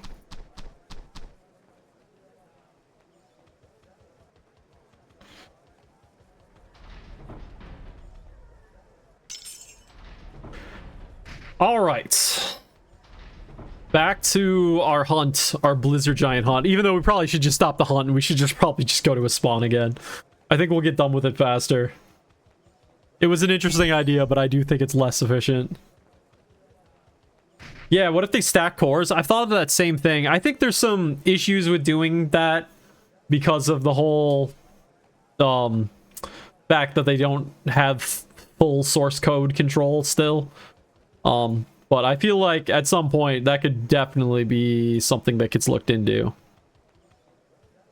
Stacked cores would be nice. Stacked crystals, maybe even. Just more stacking, just in general.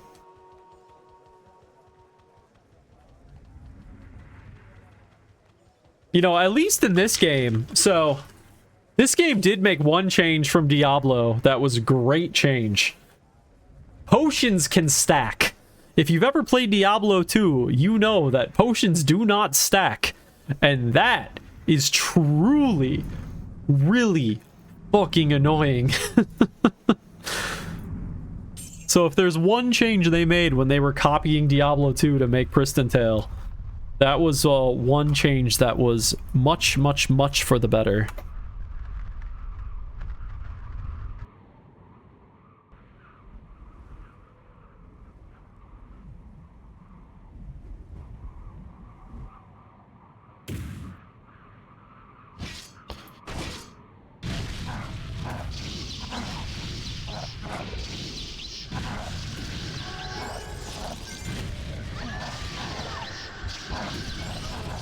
I'm glad I decided to play Knight after the skill bar update, though, because good god, having to manage all these buffs without the skill bar would be such a pain in the ass.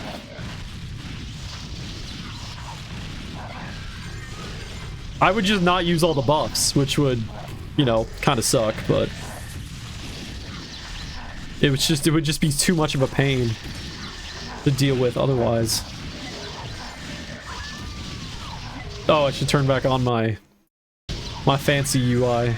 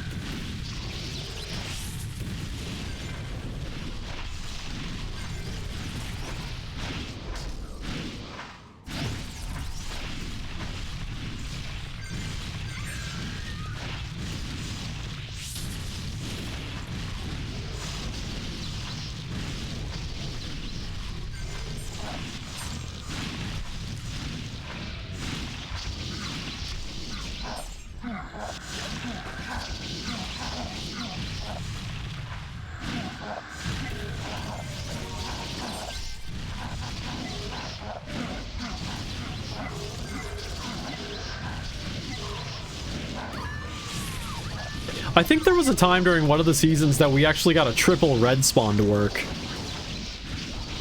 It was a pain in the ass to get it to work. You, like, definitely had to lure monsters over a little bit, but I think we did one time get a triple red working in CT2, actually. Original CT2. None of this CT3 is CT2 bullshit, but actual CT2. I don't think the spawns exist anymore, though. I think they changed that. Because, yeah, I mean, you don't want a triple red to work. A double red is bad enough, a triple red is, Though, okay, I'm a proponent of adding in triple greens. Why are my potions not using? What is going on here? Okay. Hey, I got a Zeton soul. Let's go. Should eat that up. Perfect.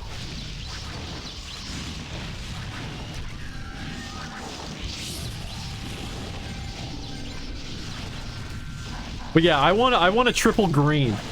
I want 2 people per spawn. Because why not? Why the fuck not? Let's make it even more interesting. Just every map, just have 1 triple green. And that technically would be the most efficient. But you need to have a very coordinated team to do it. Or you know what would be cool? How would this work? So what if you change the entire system of what counts as being in party range? What if instead of just doing a set distance value between 2 people, you link 2 spawns together, and then your distance is measured from your distance to the midpoint of the spawn you're in. And then if people are contained within the same spawning group, then you share XP. A little bit more complicated. But what that could do then is then you could really spread out joined spawns without worrying too much about people being outside of range. And in the same way, you could actually prevent people from doing exactly what we're doing right now. Because if you're at 2 different spawns that aren't linked, then you don't share XP between them. So it creates more potential for making unique systems while at the same time preventing people from doing things that are not intended, like what we're doing right now. Which is no fun, obviously.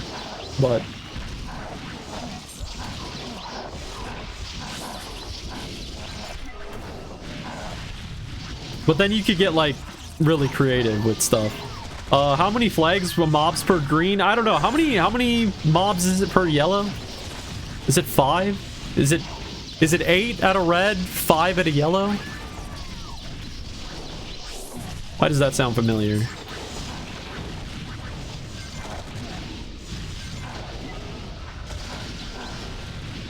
Five per yellow, yeah. So I guess you would do... You'd want it to be 12 total, so you do 4 per green. So they'd be worth half a red.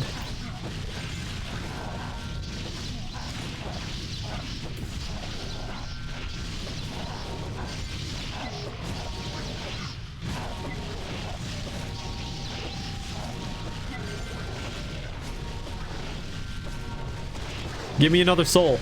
Give me another soul. Oh, I could get 2 Zetons in a row. That'd be fun.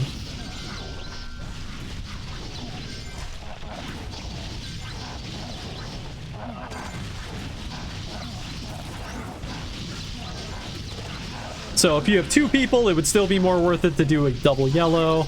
But if you have 3 people, then we're talking.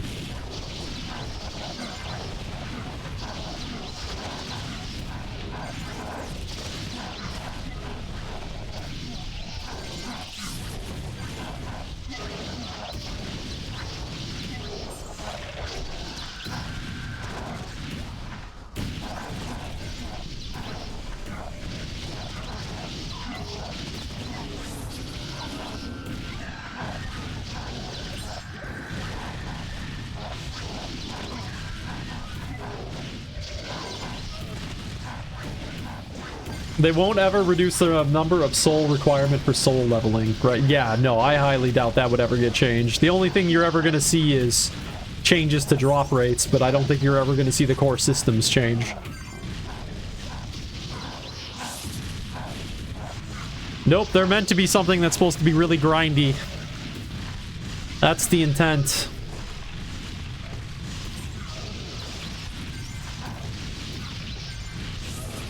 Oh man, why am I getting tired?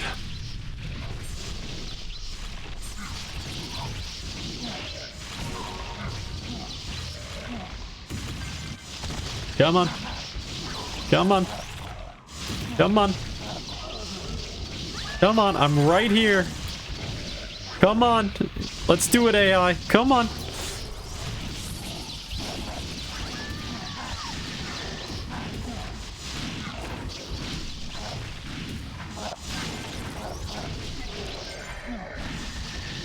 Oh man, I'm gonna go grab some coffee. I'm getting fucking tired and I have no idea why. I was literally just drinking a pop.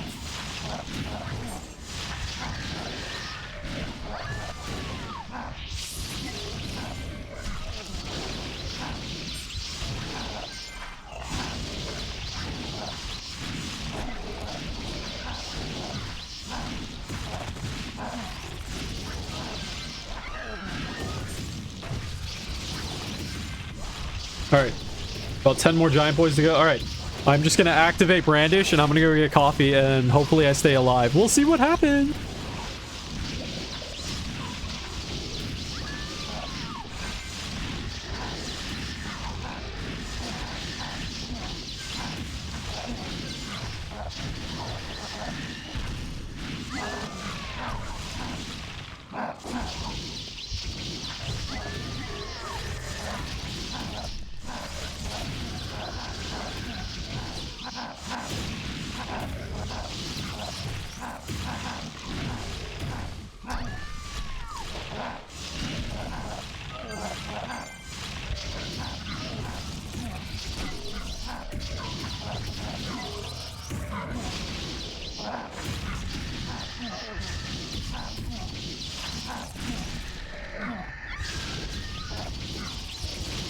Oh my god, I survived?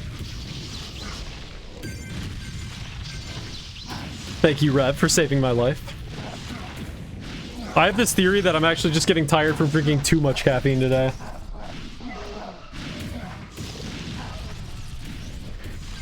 I have been drinking way too much caffeine lately. I probably need to cut back.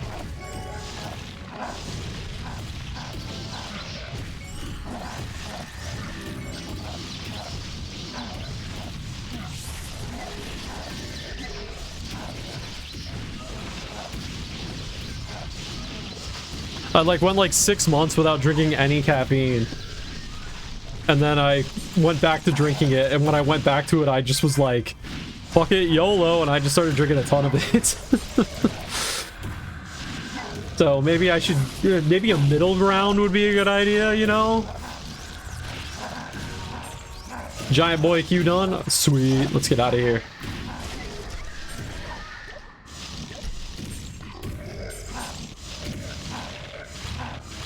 Let's get the fuck out of here.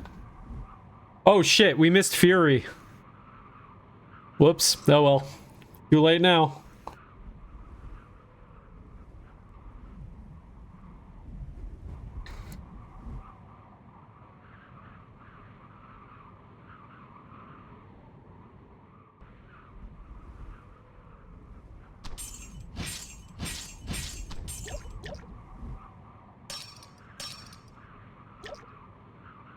Good old Fury, always forget about it.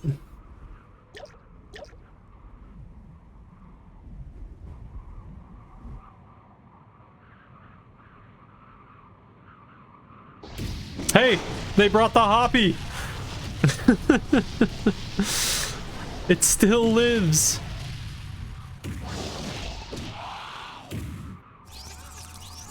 We're getting too young to remember all these. God, I wish it was that the direction that things were going. My birthday is coming up in like 2 weeks. God, I feel old. Because I am old.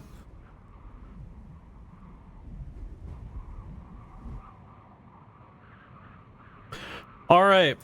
What are we going to do here? What spawn we want to take? We can take our double yellow that we took the other day.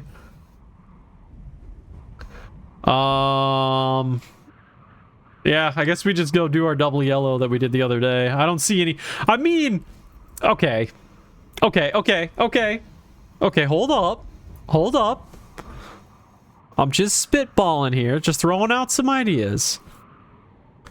You think we could make this double red work? I'm just throwing out ideas, you know, not committing to anything. You know, maybe if we push it to the edges, maybe we can make it work. I guess it will be too far. I do agree that I think it's going to be too far.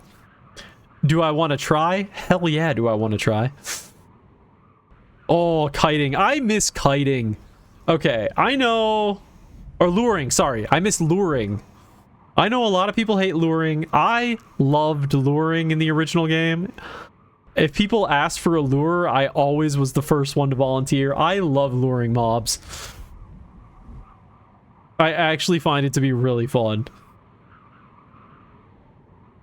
It makes me sad that that's not really a thing that you do on PTEU.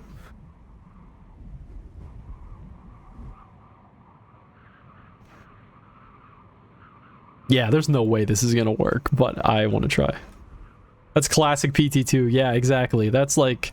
That's one of those classic things that I would love to have back in the game, but I don't know how you would do it. Alright, so let's get a feel for this. If I'm on the edge of the lake...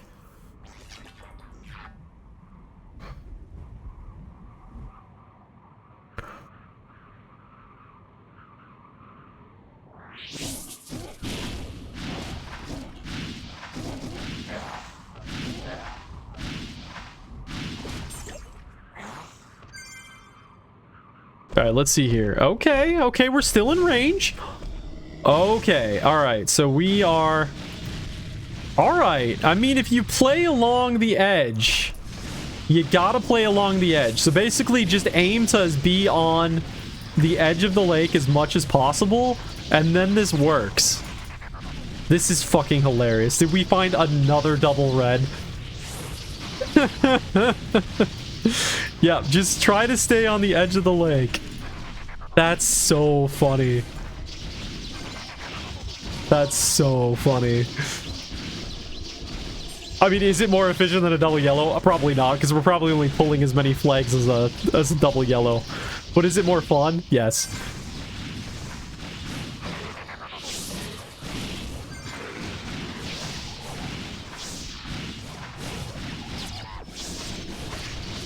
It's actually a little bit easier to stay in range than it is on the Ice 2 one, I feel. Maybe call me crazy.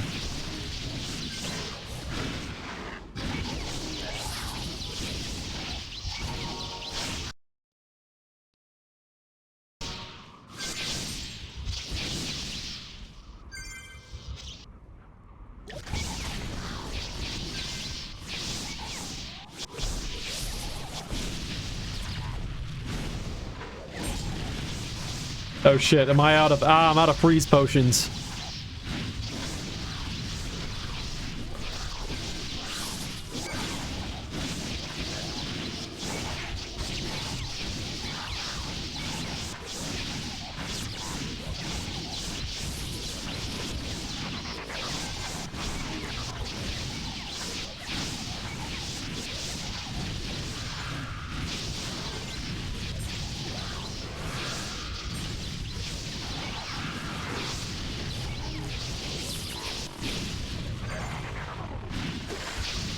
Use EO and free. Interesting. Yeah, I guess that would help things out a little bit.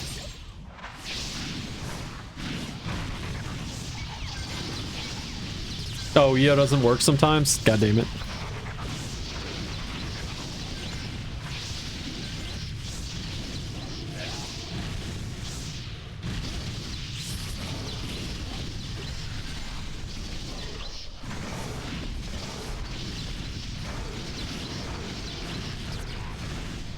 If we can make this double red work, we might be able to make double reds work at a lot of places.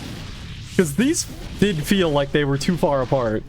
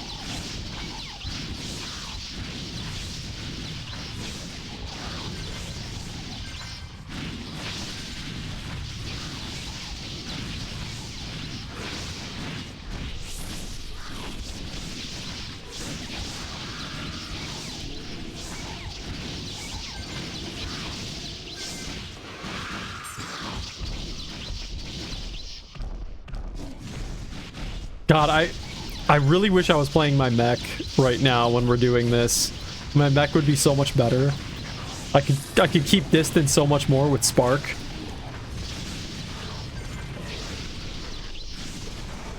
It'd be a lot easier to take advantage of double reds if we were doing double mech.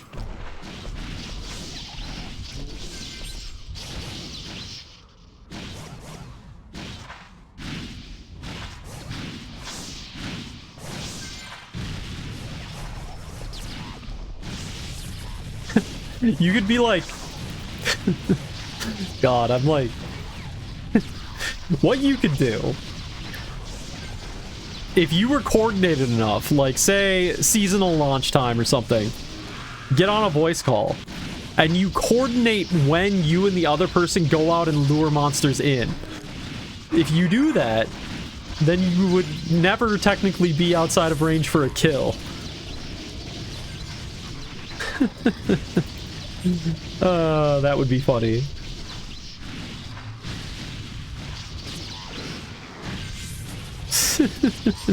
This is the kind of shit you do on a seasonal launch.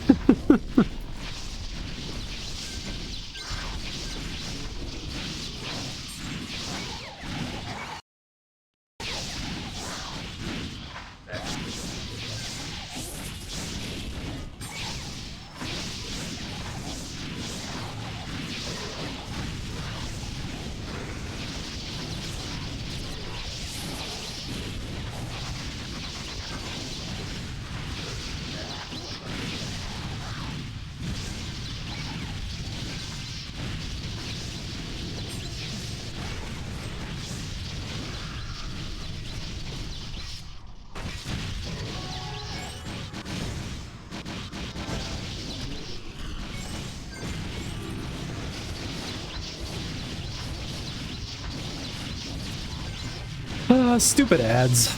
God, I wish I could turn off Twitch ads. There used to be a time I could turn off Twitch ads. And then Twitch got all strict about them. Cause Amazon needs to bank money or something, I don't know.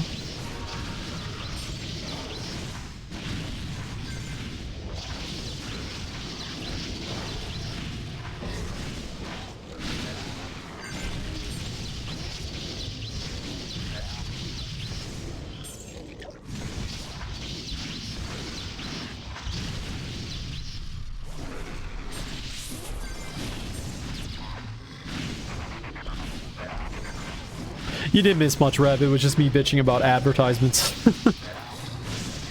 Wanting to go back to the days before ads had to be played on your Twitch channel.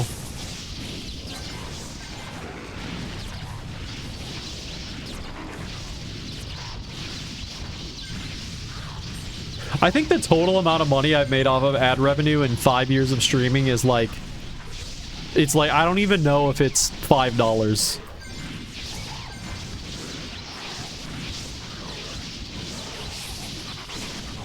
So trust me, if I could turn them off, I would.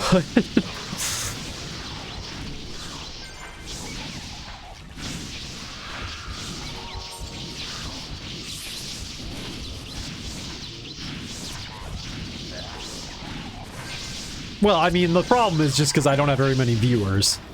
So, there's not very many eyeballs that ever see my advertisements.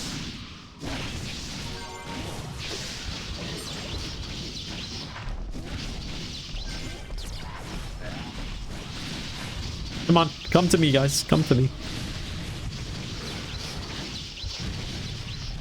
Like, I think back when I was my first days streaming on PTEU, I think I was averaging, when I was consistent for a long time, I think I was averaging like 12 viewers-ish, was like where I kind of peaked for a while. The largest viewers I ever had was on a seasonal launch night one time. I got up to 80 viewers, which was crazy because I didn't even know there was 80 people in the community to watch at that point in time. But usually, yeah, I think it was usually somewhere around 10, and nowadays it's a bit lower, but you know, when you stream on and off for like 3 years, yeah, that's what happens, so.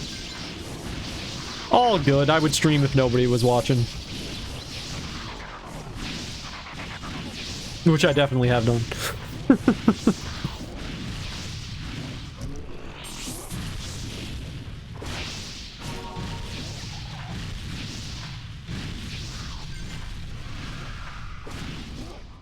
Ooh, what do we got? Some blue salamander boots.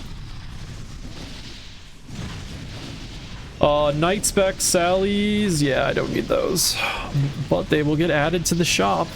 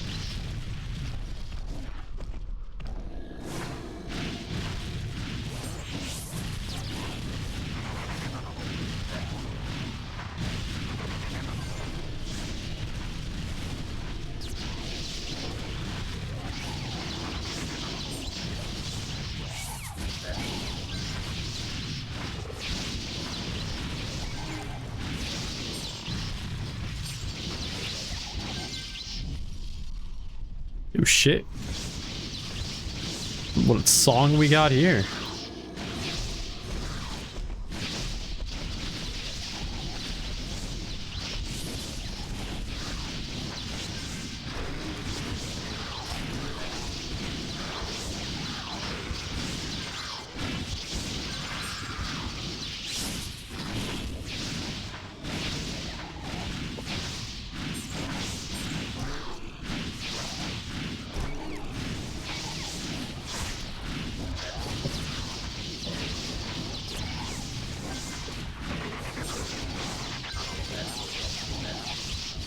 See, all we need, Rev, is we just need a third and a fourth character that aren't in the party that can lure for us. Is it so much to ask, really? They just need to lure for us, that's all. And get no experience from it. I don't think it's that much to ask.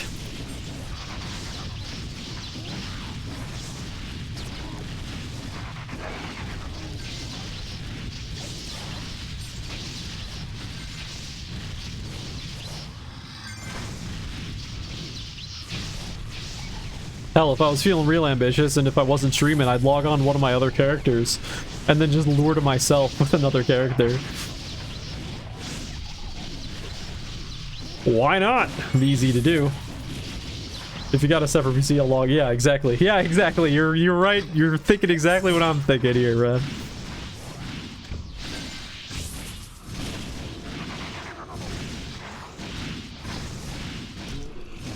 I got plenty of characters I can log on to.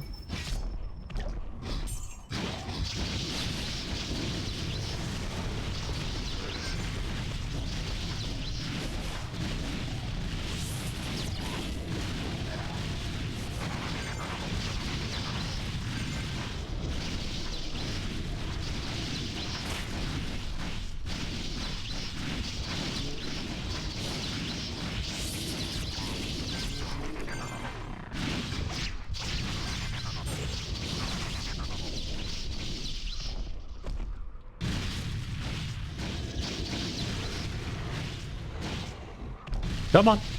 Come on, guys.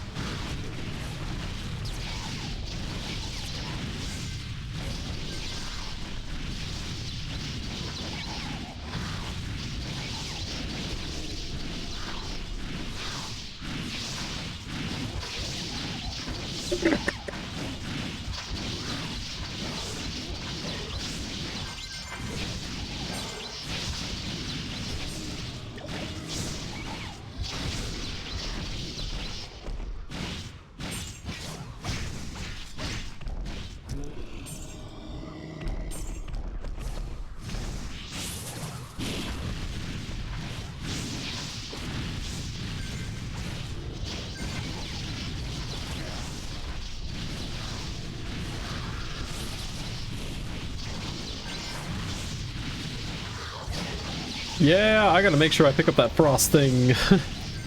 I forgot how annoying it is to play without that frost potion thing on. I kind of wish the game would add more consumables. I know that sometimes it can get a little out of hand when you have a bunch of different consumables you need to manage. Like World of Warcraft, I feel like has got like a lot going on sometimes in terms of that. If you like want to play super efficiently or something. But I think it would be kind of cool if we added just a couple more. Just a couple more. Like one of the consumable things that I think would be cool is something that changes your damage type. So you drink a potion thing and then suddenly every single one of your skills is now doing fire damage for like 30 minutes. Because then you could use that to your advantage in maps like this, where the monsters have low fire resistance. Could be a fun way to kind of customize your play a little bit. Maybe you could craft the potions with like sheltums or something. I know it doesn't actually really like make that much sense. But from a game currency standpoint, it makes sense. So maybe you won't call them potions. Maybe you call them like gems or something. Power gems. And you make the power gems by mixing sheltums together. See, we're thinking of something here. We got something going here. It's kind of like mixing on items, but you're mixing buffs.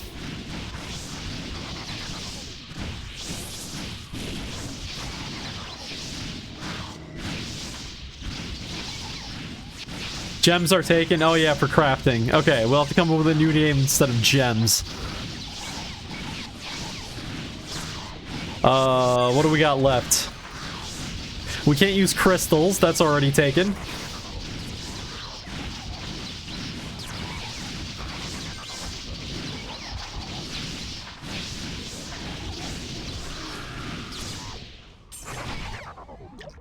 Sandwiches. I mean, it worked in Pokemon. You joke, but that's literally what happened in the latest Pokemon game. You got buffs from eating sandwiches. Fuck it, let's do it.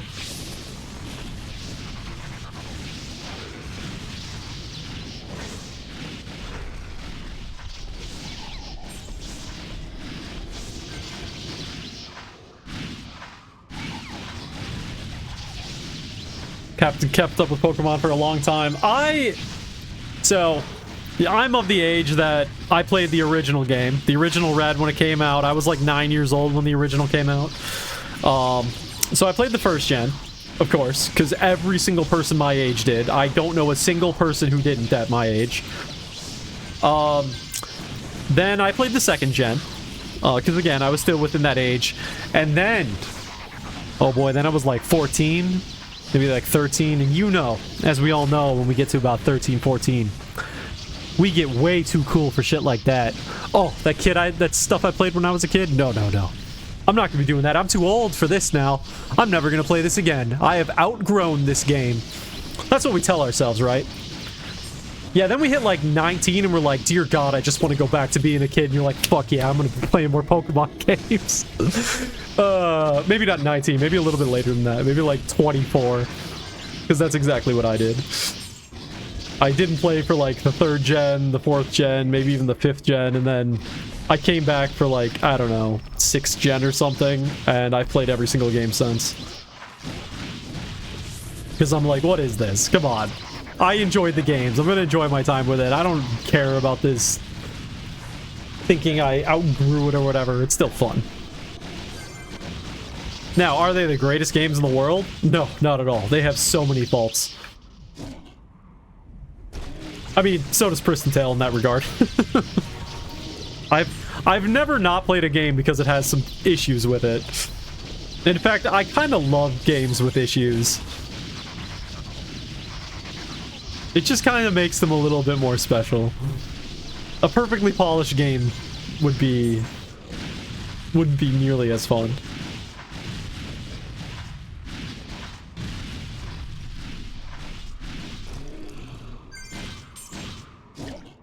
It's why Bethesda games can be so much fun.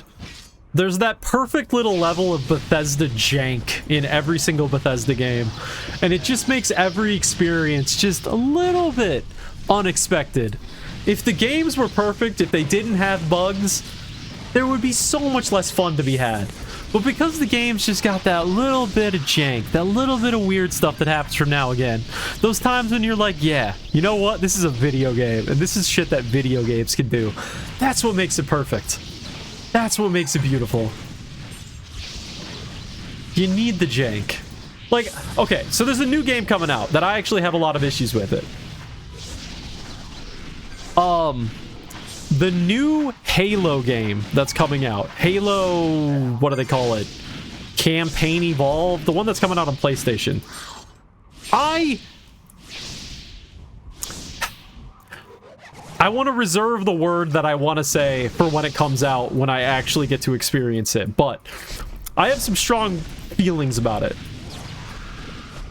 I kind of hate it.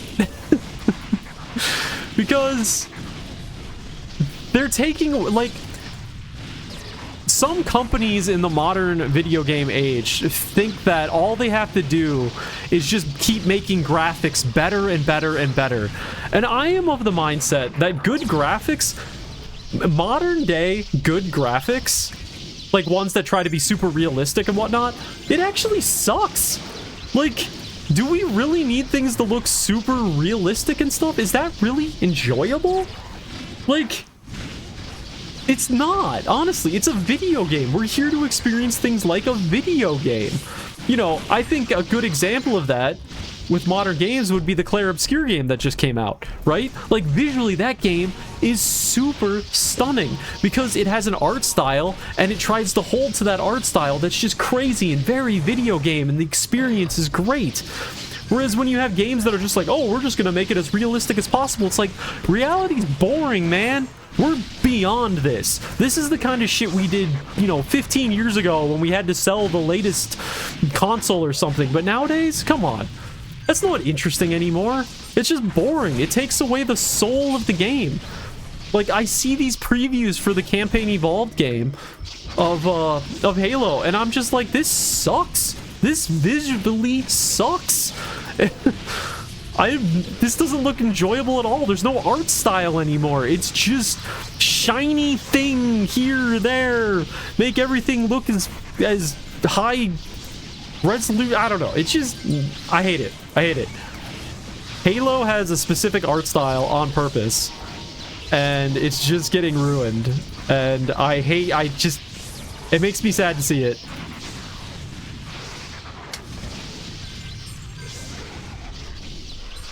So, yeah, sorry, that was a little bit of a rant. I just think art style is important. It's the reason why I feel good about the update that was made to Pristontale EU with the engine update, because I think they did a really good job of, while updating the engine and updating the lighting, still keeping that core visual that is Pristontale. It still looks like Pristontale, which is exactly the opposite of what the new Halo game's doing. It doesn't even look like Halo anymore. It just looks like Unreal Engine 5 slop. Good old Halo 2 and Halo 3 are my tops. Yeah, exactly. Like, there's talk that they'll do a remaster potentially of Halo 3 or whatever. I'm like, you don't need to. The game looks great. Like, even to this day, if you play it on a modern, you know, you play it with, you know, 4K or whatever, on a modern PC, Halo 3 still holds up well. It still looks good. It's from that era of games where, like, technology had just come far enough that you could make things feel a lot more real, but at the same time still emphasize art style. And I don't think there's any reason to improve it. I really don't. But it's Microsoft. If they think they can make money on something, they'll do it.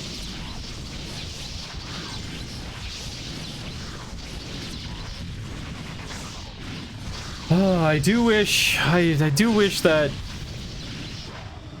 Microsoft didn't have control of Halo. Then again, Bungie's not doing much better these days, but I feel like Bungie would have been a lot better with it than 343 Industries or whatever the fuck they want to call themselves now. I have no sympathy for that studio after what they did with the Halo TV show.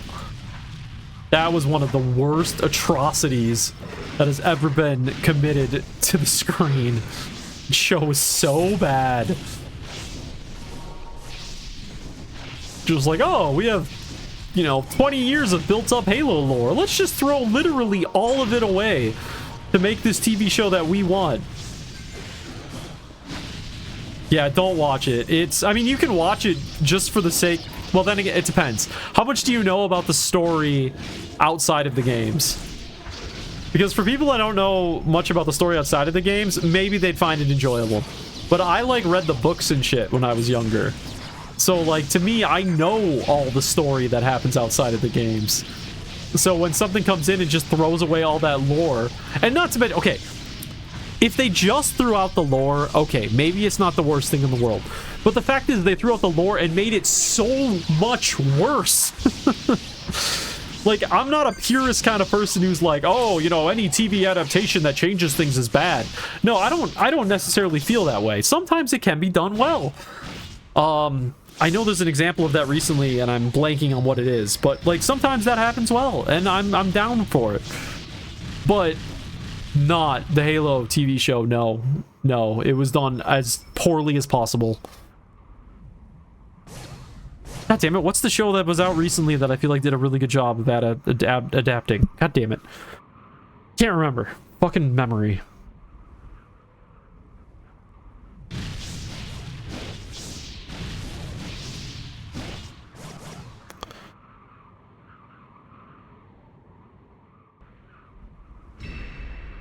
Fusion up. All right, well, we'll definitely hit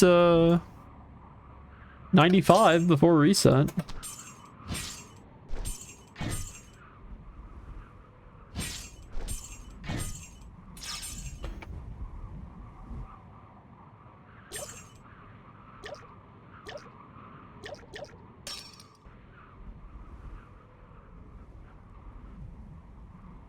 I've yet to go 95. Yeah, what are you at? 93 still? Okay.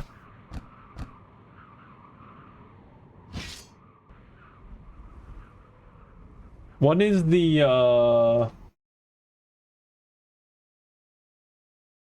where's the boss timer web app thing?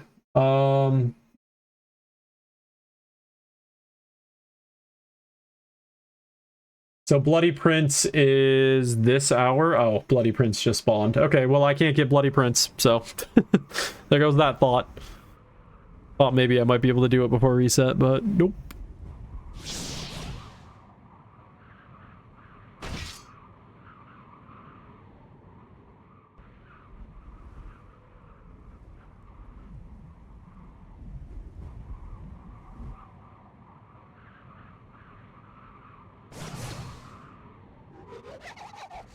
Oh, there's a dude here? Why is there a 12x in this map? What, Chaos Kara? Or Chaos Kara souls desirable or something?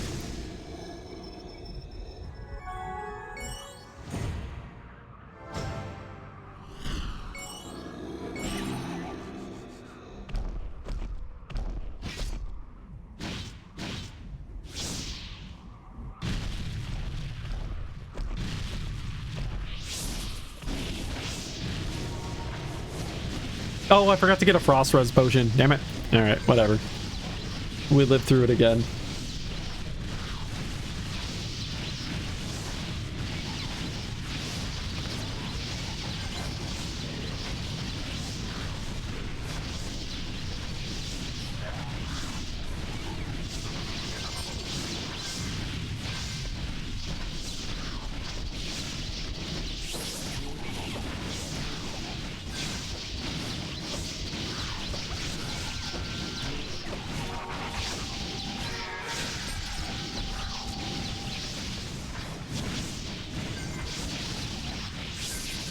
Alright, I think that's my last force. Yeah, that was my last force.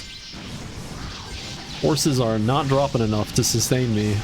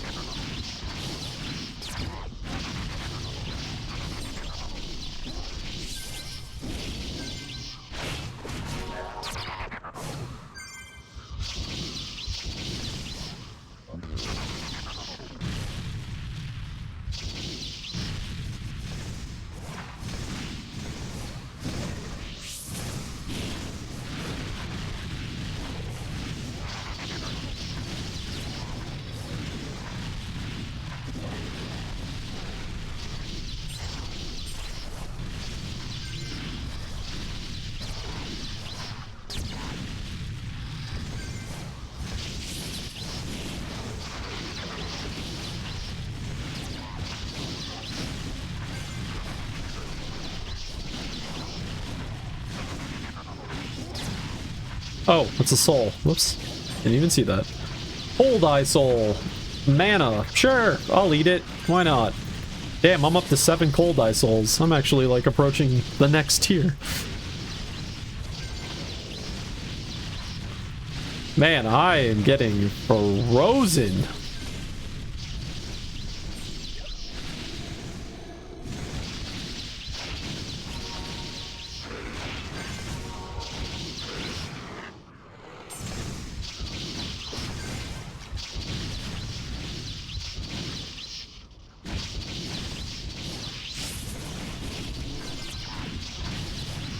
Do I have new skills to get? I do, don't I? Oh, wow, I have 2 skills to... Well, 4 skills to pick up. Whoops.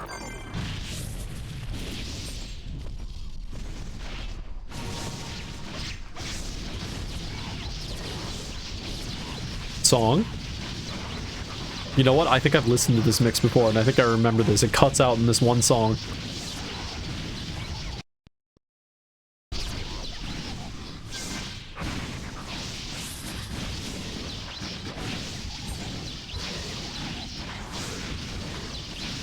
I listen to far too much of these mixes on YouTube if I know specific mixes where specific songs stop playing. Why do I remember stuff like that but can't remember, like, basic names of things?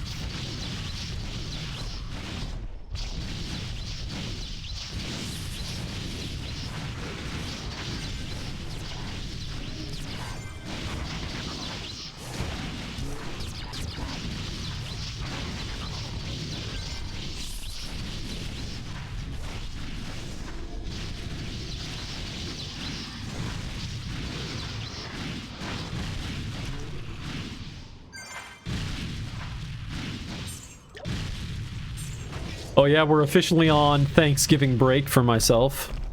Officially started today, so... You know, I'm not guaranteeing I'm gonna be streaming a lot, cause... You know me, I'm very much a vibes streamer. If I'm feeling it, I do it. If I'm not feeling it, I don't do it. But there's potential that I do more streams this week, we'll see. Obviously, I won't be streaming on Thursday, because that is Thanksgiving. Probably won't be streaming. Might do Friday night. Friday night might happen.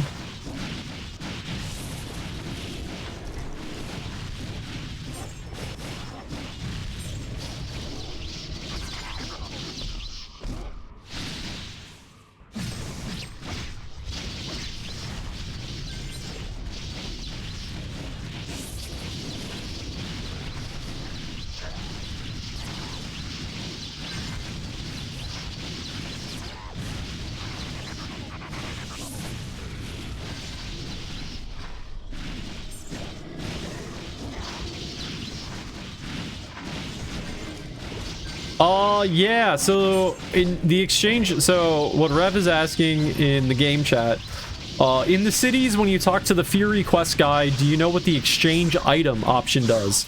As far as I'm aware, it has never done anything on Pristontale EU, but from the server code that this server came from, that server did use that for something. It's just never been removed. Because PTEU was based on the code of a different server originally. It's moved very far away from that now at this point, of course, but...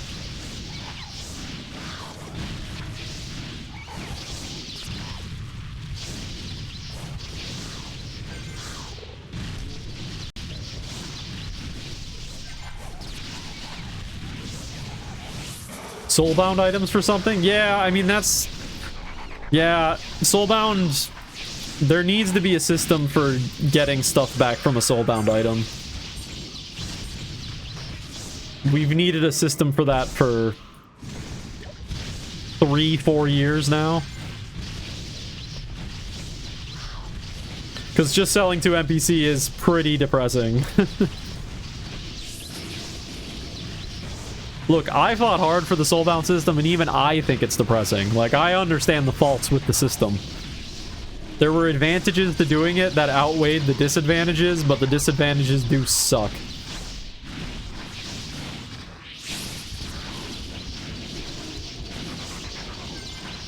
Like, even when I proposed it, I was like, yes, but this will lead to this, and like, yeah, that's gonna suck, but we don't have any option right now, so... It's one of those things that at the time, we knew we needed to do something about it, and then it's just been on the back burner and forgotten about for the last, 4 years. Well, my thought for the brainstorming, like, what I've thought would be, you're never gonna be able to get back all of the resources you spent. That would be ridiculous. But I do believe it should give you back some of the sheltums that went into it. Maybe some of the gold. But not a lot. Because, you know, when you age up something to high age, it costs a lot of sheltums. You know, I'm talking like maybe the last 2 ages worth of stuff you get back. So, you know, you'd get back like 20 sheltums or something. What if we exchange for some random souls? It's dangerous to add a material that you get out of it that isn't the same as the material you're putting into it, because then you create a generation system where you can now exchange one currency for another currency. So you want the thing that gets returned to it to be of the same currency to ensure that there isn't a generation system. Because then people would just be using their spare sheltums to turn them into souls. Which might not be the worst thing in the world, but the game would have to be balanced around that. And so expect sheltum drop rates to plummet to account for that.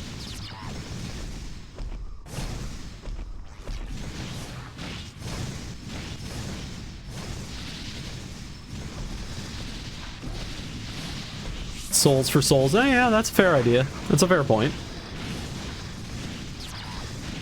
Yeah, I mean, if you built a system around it, that could be a cool way of doing it. But everything would have to be taken into account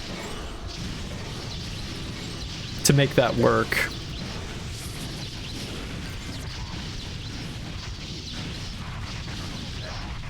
You know, what if you did something like this? What if you didn't soul bind anything until it gets past age plus 10? Okay, what if you switched it to plus 10? So if you go up to plus 11, now it becomes soulbound. But in order to unlock the ability to age it past plus 10, you have to use souls to make it soulbound. And then once you've made it soulbound, then you can age it to plus 11 or above. And then when you dismantle it, you'll get that soul back. So you're making it bound by attaching a soul to it. And then depending on the rarity of the item, depends on the rarity of the soul you have to bind to it. So if it's a legendary item, you have to bind a legendary soul to it. I do think changing the soulbound system to only applying at ages above plus 10 would be a good idea. I don't think that would have a huge negative impact on the economy. Actually, I really think that's how it should work, actually. Like, if it's below age plus 10, then, you know, so be it if it gets moved around the economy. What I was really trying to prevent with the soulbound system was I didn't want, you know, when a new map came out, so, you know, say 118 is the current highest map, and when the 120 comes out, I didn't want the market to be flooded with high rarity 118 items. Because once the market is flooded with high rarity 118 items, it means the players that are in the 118 map now have nothing to hunt for, because on the market there's a bunch of cheap, really good 118 items. So that's what it's trying to prevent. But if we change it so you need to be above plus 10 in order for that to happen, you're still preventing that from happening, but at the same time allowing people that aren't putting a ton of materials into their stuff to be able to get something for them. I'm gonna make this a suggestion. I think this actually could be a viable way to kind of fix Soulbound a little bit.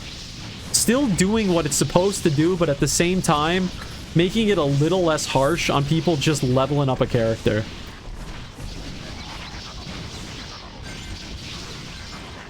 And then any mix that's Celesto or below would also not create Soulbound.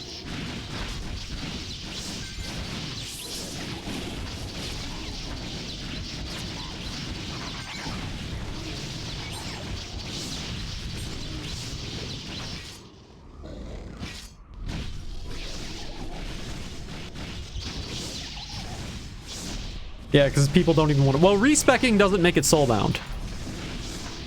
It says in the, like, warning thing that it's like, oh, you know, you're mixing, it'll make it soulbound, but no. Only mixing makes it soulbound. Respecking doesn't. Yeah, it gives a warning just because you're using the same vendor.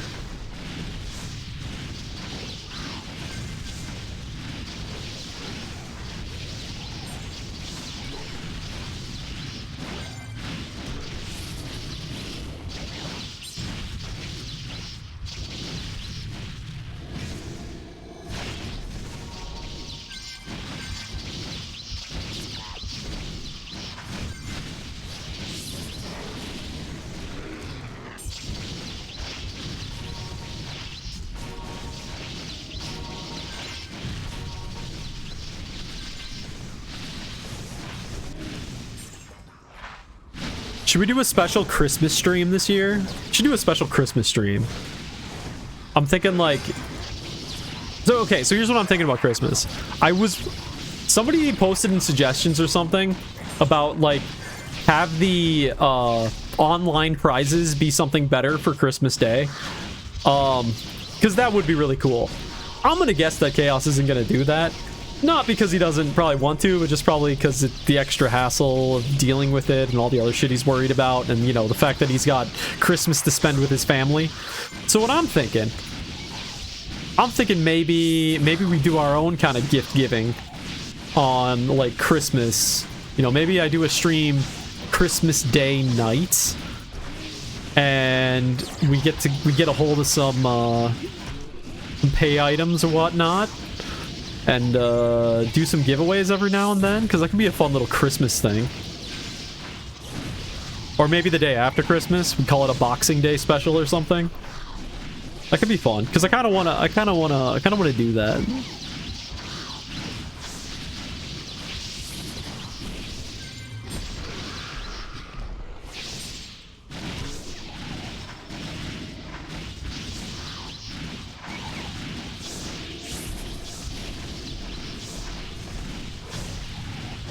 But we'd have to make it something fun. Like, how could you do it? How could you do it in a fun way? Like, giveaways are fun, right? But, like, how do you make a giveaway more PT? Okay, I think I know why it's been harder for me to stay within range. I think I started moving too far away, Rev. I was still on the edge of the lake, but I was moving too far east. I'm realizing now.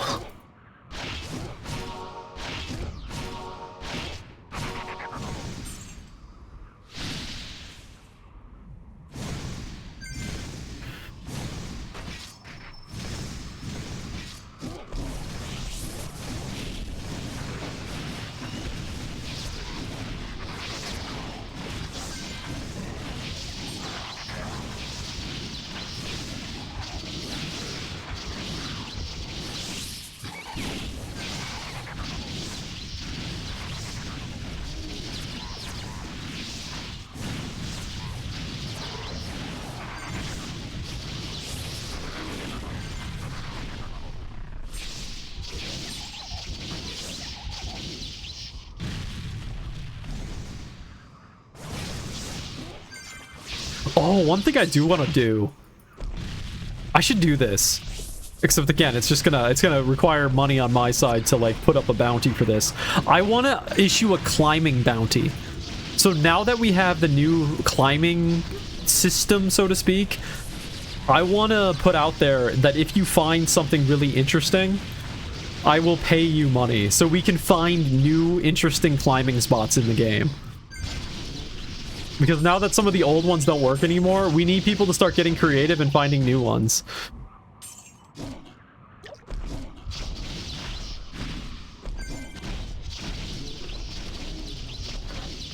It'll be like in speedrunning video games where people will put out, like, bounties for people to find ways of doing certain tricks or something. We'll do something similar here. We'll, like, pick a spot on the map and be like, if you can climb into this, the first person to climb to this area gets some money. Gets a experience potion or, I don't know, something. Whatever is worth it. That could be funny.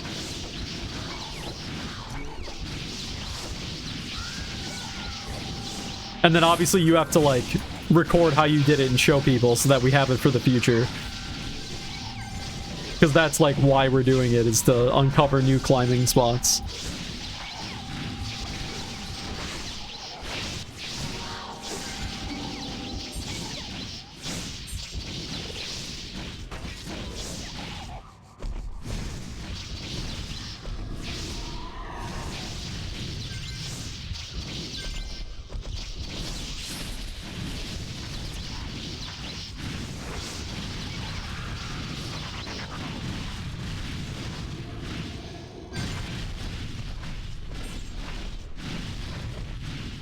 Someone's... Yeah, exactly. Oh, I would put up...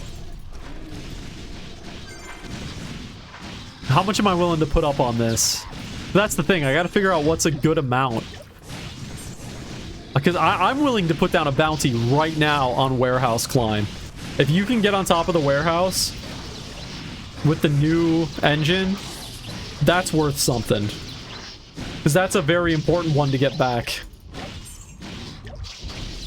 I've tried. I've spent a little bit of time trying to get up there with the new thing, and I couldn't make it happen.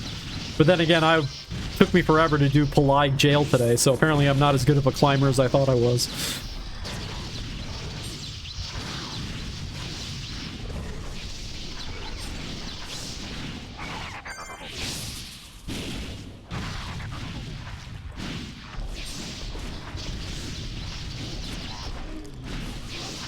What would be a fair amount of money to put up for a bounty like that?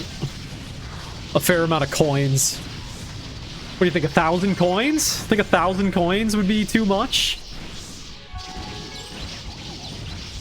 What's that, like 10 euros, right?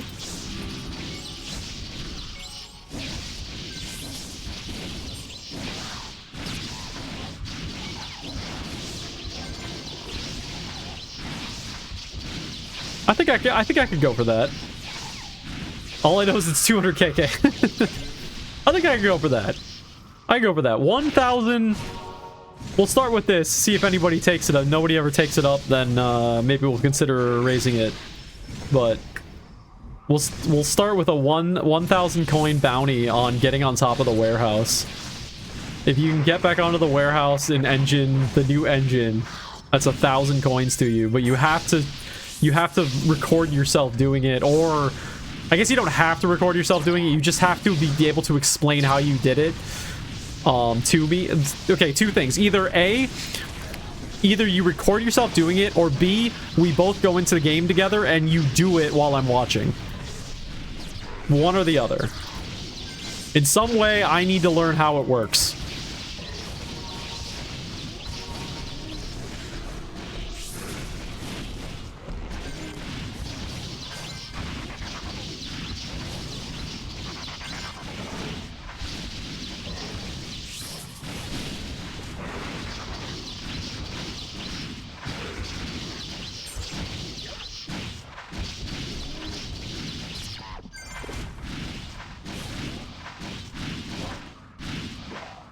Legendary Great Bow. You know, I used to get really happy when I saw that, like, legendaries of low-level items were dropping in chat. I'm like, oh, that low level's gonna have such a good time with that weapon. Yeah, no. The vast majority of those dropping is just going to soul farmers. So it's not nearly as exciting as it could be for a low level. It's just gonna end up in another shop being sold for a ridiculous number of coins that nobody is ever going to be able to afford.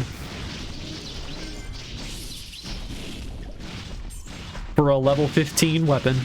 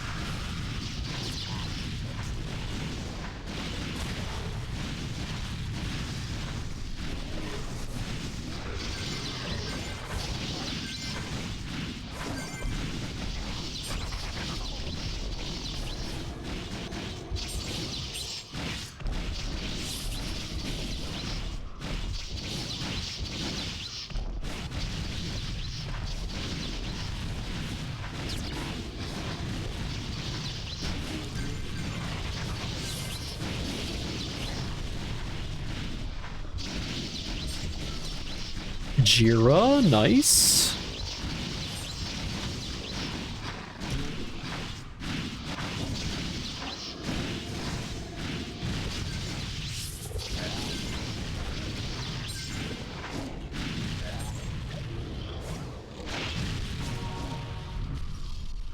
Yeah, I definitely think I'm gonna work on that build guide for night tonight.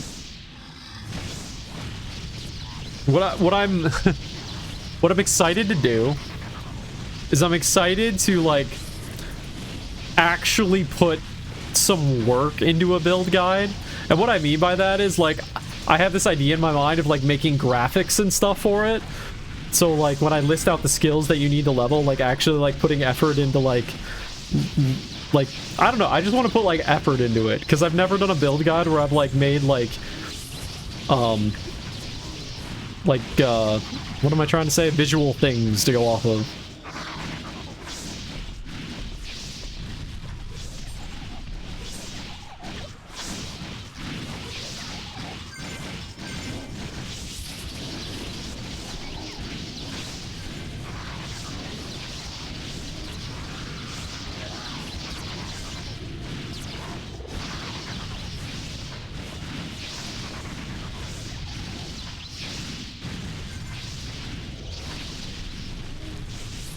But the guide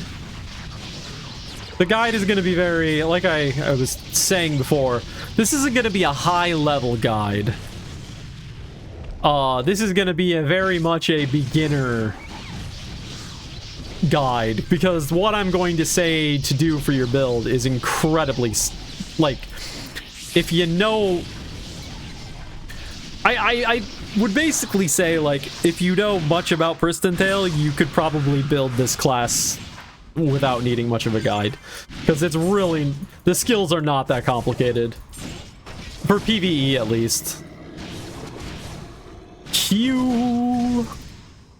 Tonight or tonight? That's the question. Isn't it all of those things? Tonight? Tonight? Tonight.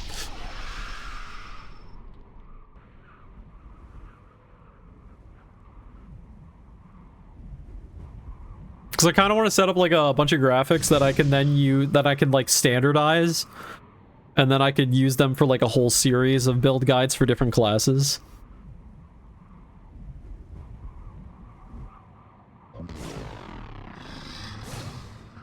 Make an automech build guide. Even though that's one of the few build guides that Chaos actually made for the server, was an automech build guide. Which is funny to me because that's like, okay, again, maybe I just know the game well enough so I don't see the complexity in certain things, but like, do you really need a build guide for an automech? I mean, I'm just, I'm not, if you do, that's fine, but like, is there really that many decisions you have to make as an automech? I don't know, maybe I'm crazy. Maybe it is more complicated than I'm giving it credit for. There's like 4 skills.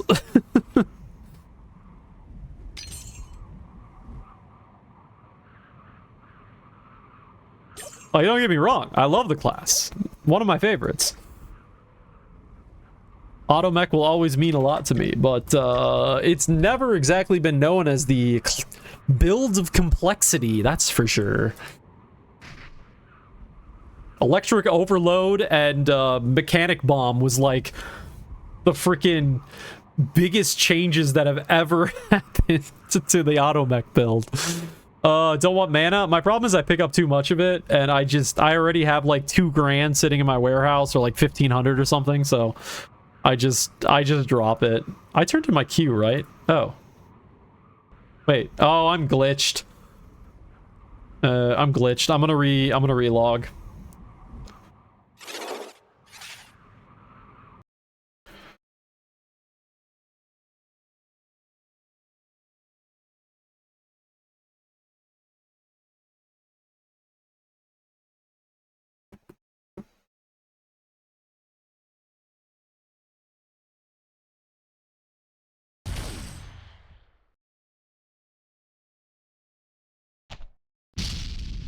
Oh, how close am I to leveling up? I should be really close now, shouldn't I?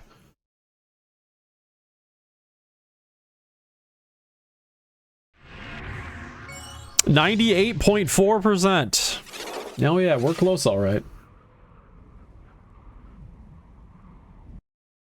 Oh, damn it. Did it get glitched out? Ah, it got glitched out. Come on, I even did it. Okay. Hold, please. Sometimes all my fancy UI shit likes to break. There we go. Alright, we're back.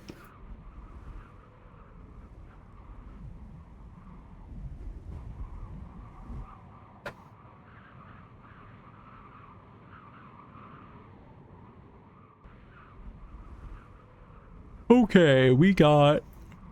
Oh, Rev's at the red spawn. You want to take red right now, Rev? Or are you just hanging out?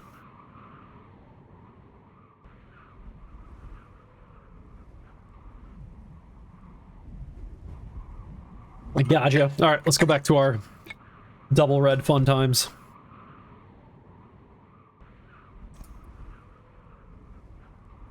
I'm kind of curious about this double yellow that's in the corner by CCQ, just because it's interesting. But it's going to be worse than what we're doing, so I don't actually want to do it, but... I mean, yeah, okay, let's just try for a couple minutes, just because I want to see how that plays out when you're in, like, a really small, tight corridor like that. Let's just see how it plays out. We don't have to do it permanently. Just give it, like, 5 minutes. It is a time for experimentation right now. Because soon we will not be at this map anymore. And we won't be playing in it again until the next season, which isn't until like freaking next year sometime, so...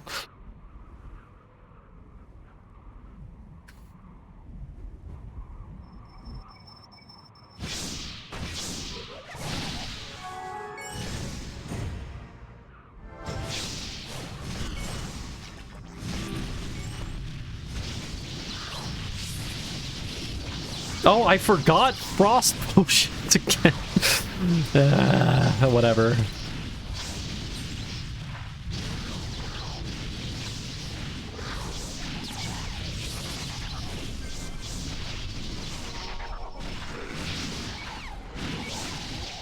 I'm mostly curious to see if all the monsters spawn in areas that... Like, if you're gonna do a double yellow, does it make sense to do this double yellow? Because are the monsters gonna spawn in a closer group? Because of how tight the area is? I guess that's kind of what I'm thinking right now.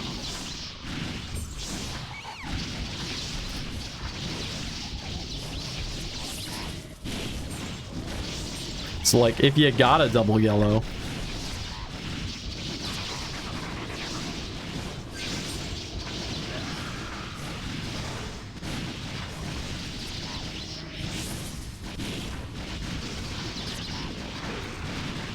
See if a mob is not... Yeah, see, that's my fear, is that they're gonna spawn over on these rocks over here.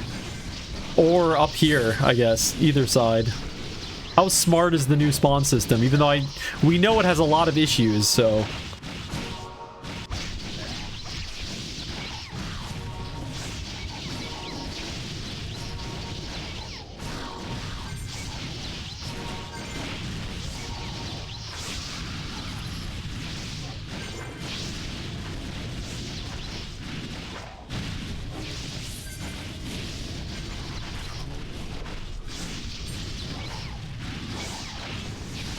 Well, it seems to be handling it just fine, so that's cool. I haven't had any issues on my side yet.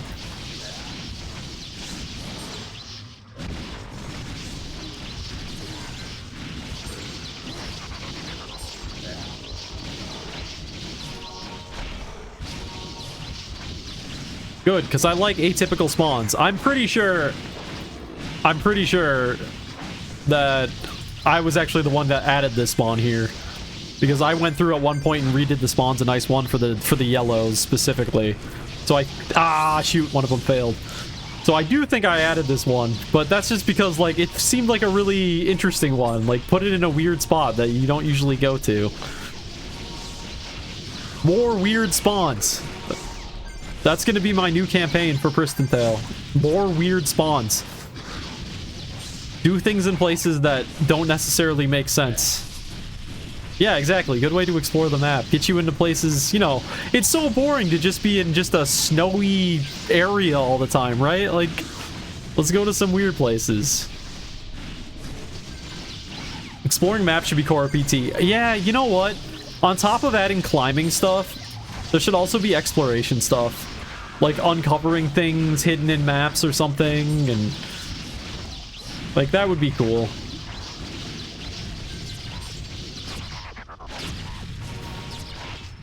Give people a reason to walk around maps.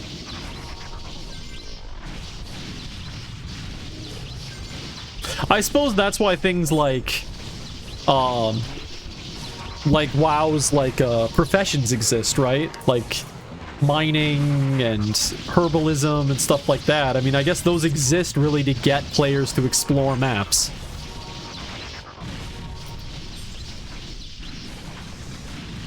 In fact, I'm pretty sure Wartail actually has a feature like that in the game, I think.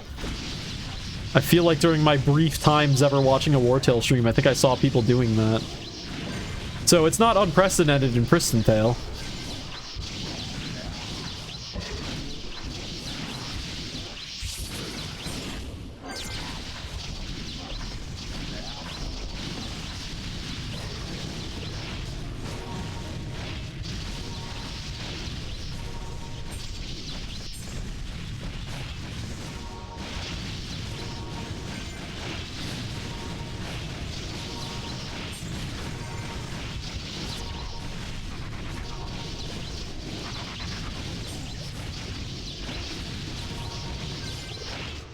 I wonder how that one guy on the Discord ended up working out. If you've been on the Discord in the last week or so, there was this one guy who he just kept asking questions about the server. He was trying to decide if he wanted to play on it, and for like 3 days, maybe 4 days in a row, he just kept asking questions. And it was like, dude, just play the game. I mean, at this point, it's a free game. It's not like you're investing money into this right away. Just play the game, my man. But he just kept asking questions. I haven't heard from him in a few days now. I wonder how it all worked out for him. I hope he finally did play the game and had a good time. Because, like, I get it. I get it if you're trying to find a server, asking a couple basic questions when you first get there. Yeah, totally makes sense. You know what? And that's what we're here to do. Answer those questions. But, like, dude. Dude, at one point, just give in. Just commit. Yeah, account creation at first. Yeah, something like that. Doesn't want to give contact information out to a private server. Honestly, I get it. I get it. I do get that.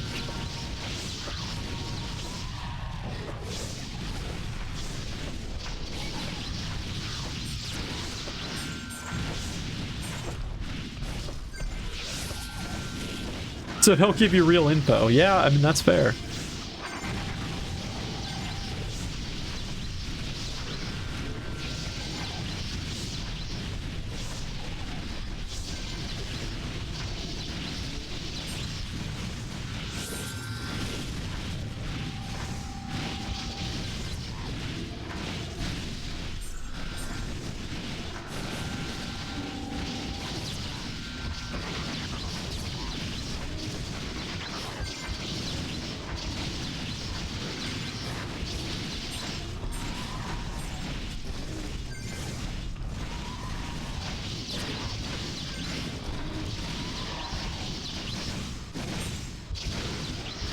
Yeah, there's definitely different levels of trust that I have on private servers.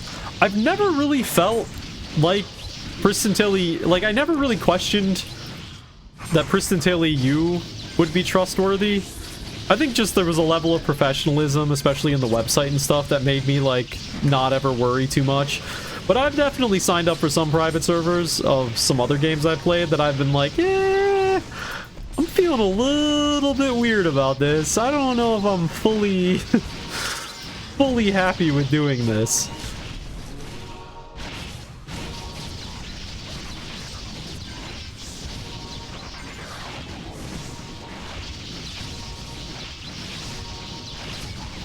Like, the game I have just wanted for so long for there to be a private server that's like PTEU, but for that game is Space Cowboy Online or Ace Online, whatever it gets called.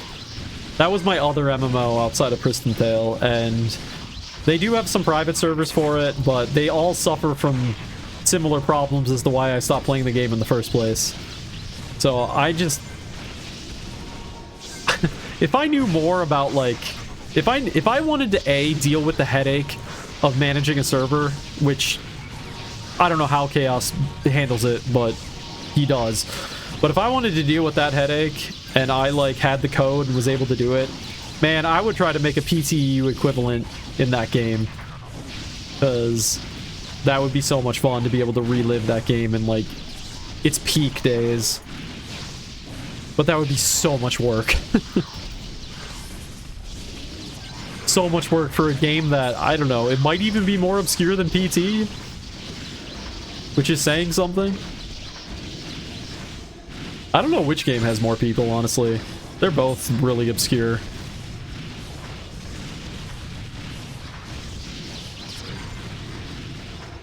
I feel like Ace Online had more people at its peak. But then again, EPT had so many sub-servers. I don't know, PT might have had more, actually.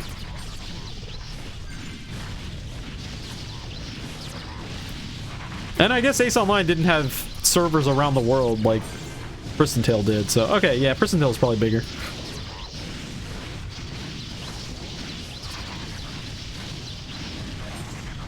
God, that was such a fun game.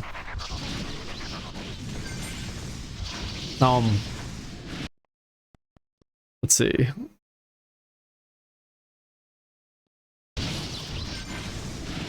How did us Americans find out about PT in the first place? Well, funny you should ask. I have a story for that one. It's not much of a story, but it is a story. I was 14 years old, I believe. I was at a friend's house, and my friend was like, hey, let me show you this game that I'm playing. And he showed me Pristontale.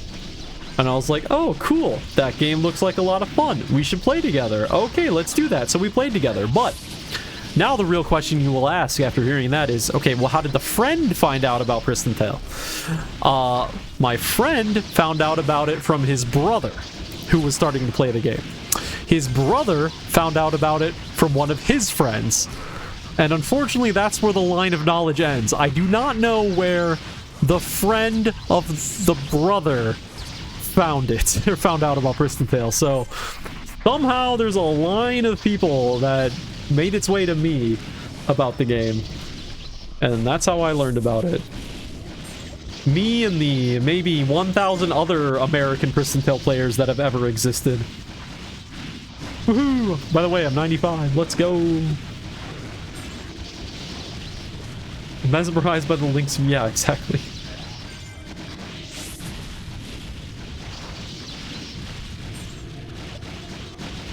Found out from your cousin? Yeah. But do you know where your cousin found out about it from? See, like, those are the questions. Like, how far back does this go? How did any American find out about this game? Because apparently, from what I hear, apparently this game was obviously popular in Brazil. We all know that. But apparently it was also really popular in the Netherlands. For some reason. I mean, if you look at my YouTube stats, my #1 viewership is Brazilian, of course. But my #2 highest viewership is the Netherlands. And the #3, I think, is Vietnam. So it's like, why are the Dutch such big Pristontale fans? How did they get so into it? And you'll meet a ton of Dutch people here. Found about it on MMORPG.com. Okay, yeah, that could be a good place for it back in those days.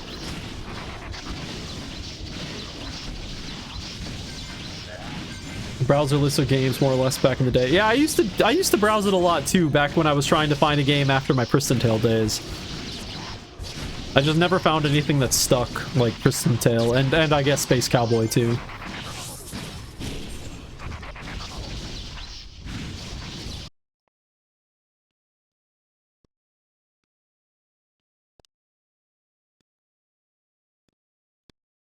No way. No way. I found him. Oh my god. Okay. Oh my god. All right. I have to... Sorry, we have to play this video.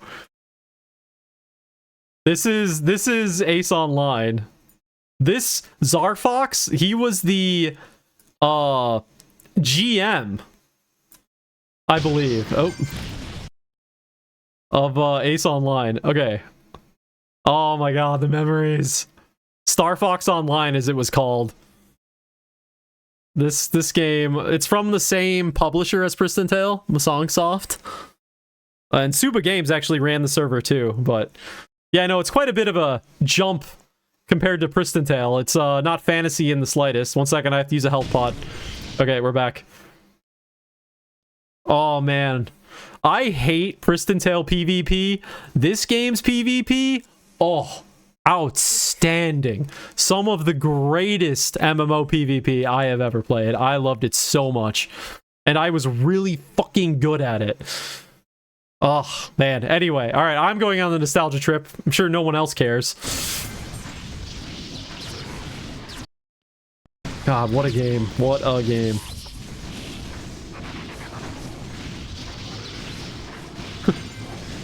Oh.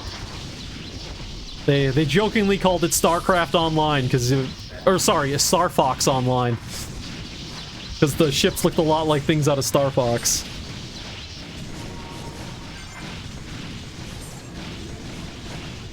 Yeah, it was one of those kind of games where it's an MMO, right?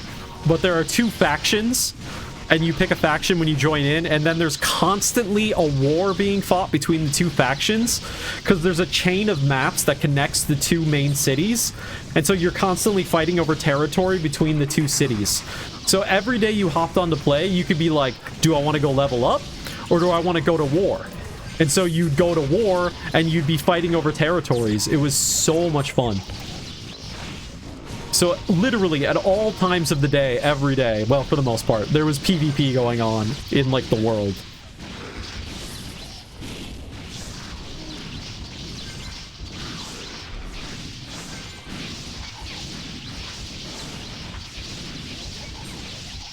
God, it's just, there's this one memory I have. I don't know if I've ever shared this on stream before. Maybe I have. I don't know. It's been 5 years. Maybe I did. One night, this was later on in my days of playing the game, when I was getting close to quitting. One night I hopped on and I went to go fight the war, just solo. And I came upon one of the maps. And in that map was an enemy. Me and this one guy just had a 1v1 dogfight thing going on for like 30 minutes. Just constantly back and forth. Great fight. We were both just... It was a great time. I did some good moves, he did some good moves. It was just great. And you know, I didn't think anything of it. I was just like, okay, this was a really fun night. I'm glad I got to experience this, and I moved on. I think I quit the game for a little bit then, and then a few months later I came back to the game. And for the hell of it, when I came back, I decided to log on to an alt character that was a member of the opposing faction.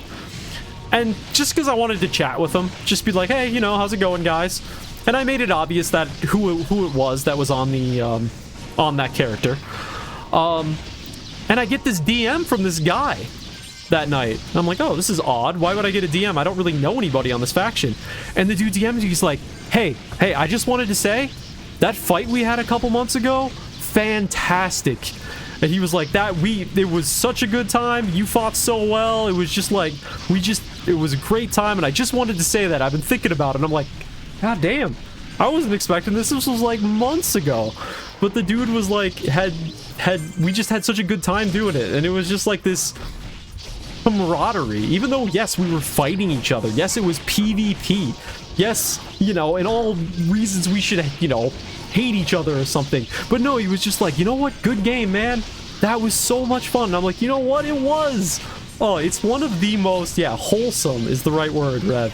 One of the best memories I have of gaming, honestly, because it was so unexpected and it just felt so damn good. So, like, yeah, I just, you know, I bitch about PT PvP all the time, but it's not that I hate PvP. I just think PT has terrible PvP. When a game has good PvP, Halo 3, the original Space Cowboy, when it's got good, balanced, thought-out PvP, it can be some of the most fun you have in gaming. Pristontale is not good, thought-out, balanced PvP. It is almost the exact opposite in every sense. So I just do not engage with it. Especially modern PvP, which has just turned into get bunch of souls thing. It's even less approachable for the average person than it even was before.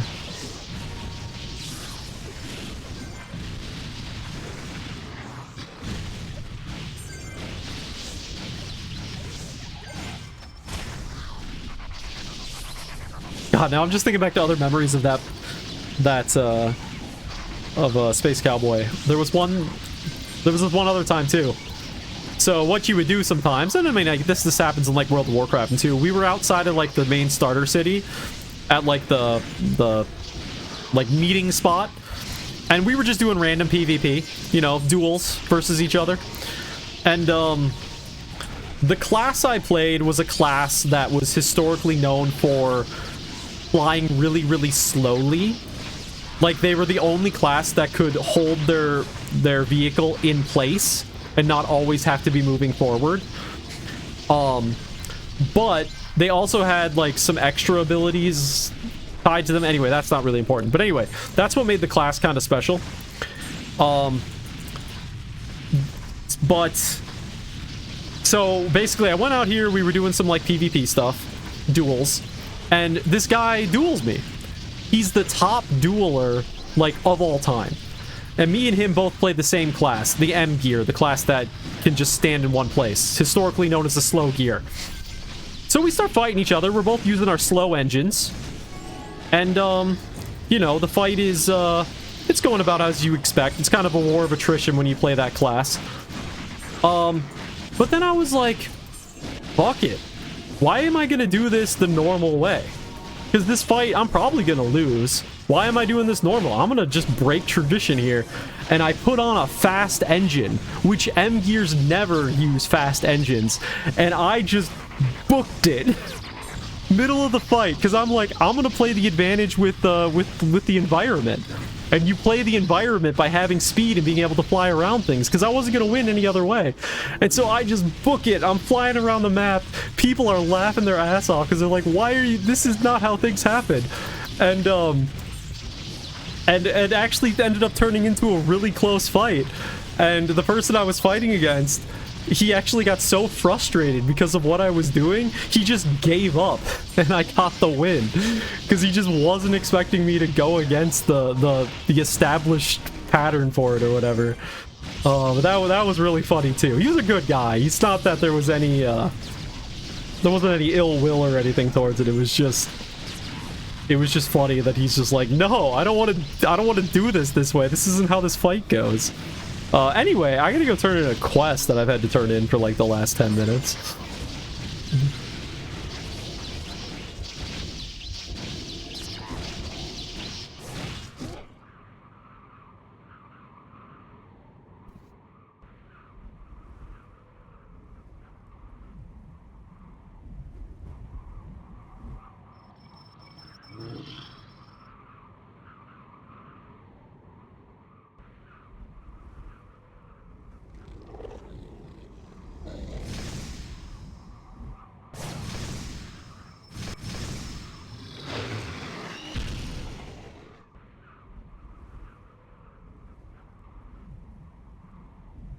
Oh man, who's taking the faster route? Who's gonna get there first? Oh, so close. Get free spots this time? Yeah, I probably should, huh? What do we got? A half hour till reset? Okay. Are you gonna be 94 at this quest turn in? You gotta be getting close, right?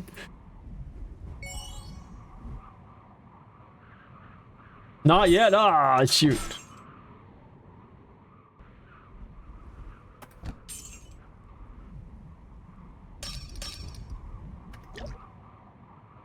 I love this song.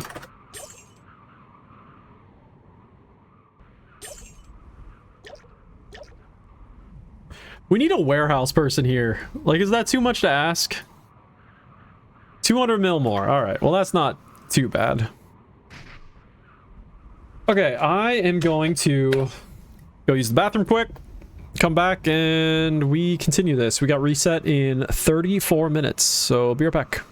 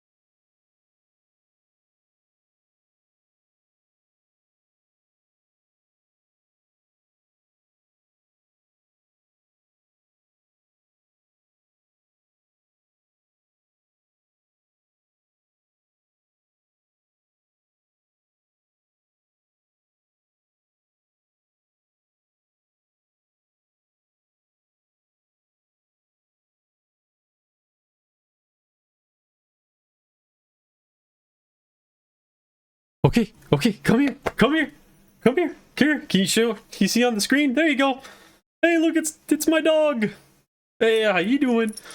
There we go. There you go. See, look what I'm doing up here. Playing video games. Well, you're just down there sleeping. There you go. Good girl. Good girl. Okay, I'm gonna get back to playing, okay? Alright, alright, alright, let me go. Alright.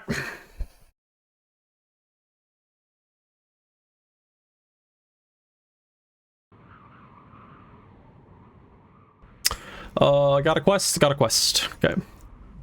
Alright, do we want to go back to the double rev? Go back to serious time? Oh, I didn't do it! I didn't do it! I'm going back.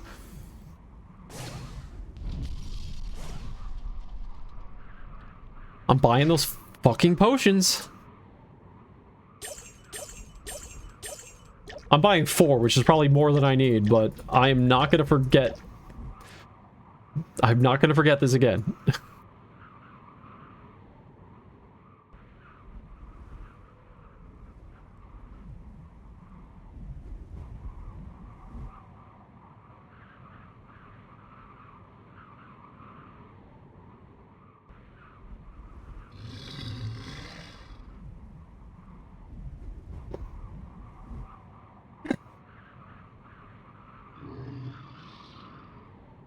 Yeah, and then after Space Cowboy, boy, what did I do? Well, I kind of focused on school for a bit. Because, you know, I think thanks to Pristontale, I basically failed all of 9th grade.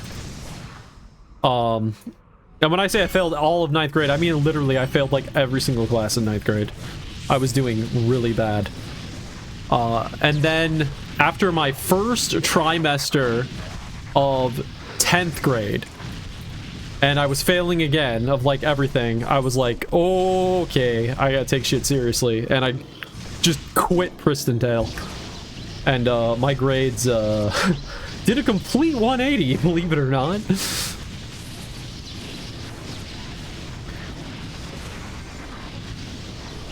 So I didn't really do as many MMOs in that time period. I think that is when I played Space Cowboy, but I just was a lot more controlling. I didn't get as into it as I did Pristontale. It was a much more casual friendly game. At least for me. And then I didn't really play any MMO until like World of Warcraft. But that wasn't until like 2010 or something. So that was a few years later. And even that, I never really got super into WoW. Cataclysm was the one that I played the most. And in Cataclysm, I never did raids, but I did do like a lot of dungeons in Cata. And that's like the most I ever got into World of Warcraft. Since then, I think I've bought most expansions, but I usually just level up 1 or 2 characters to max level and then move on. I don't even do the dungeons. I just like don't have the patience for that anymore.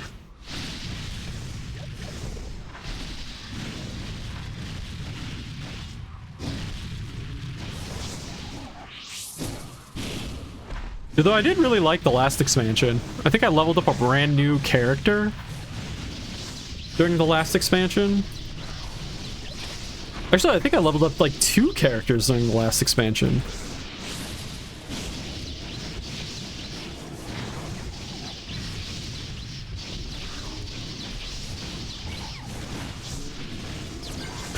But I don't know how much I'm going to play the next one, because one of the things that I've always loved about WoW is how much you can like customize the UI and do all the different add-ins and stuff. And they're kind of dropping support for a lot of those things with the new version. So that's going to kill a lot of fun for me, because I love messing around with stuff like that. So I don't know. We might be at the end of my WoW days, potentially.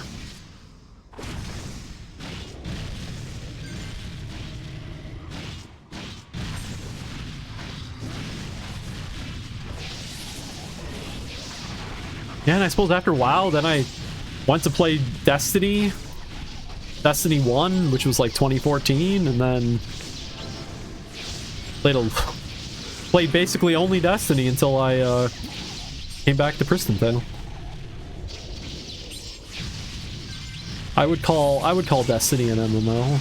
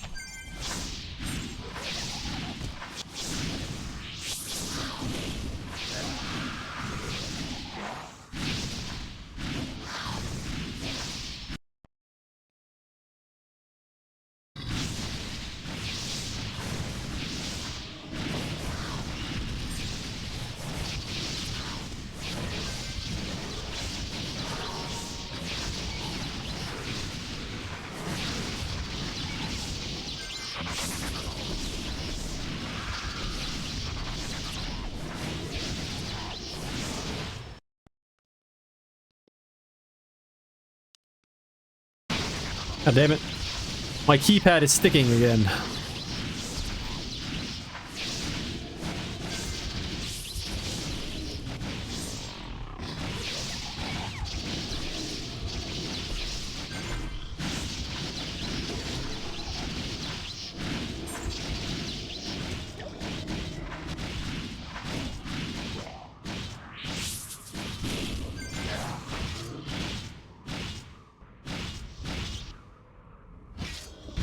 You know, Rev, I think the double yellow might be faster.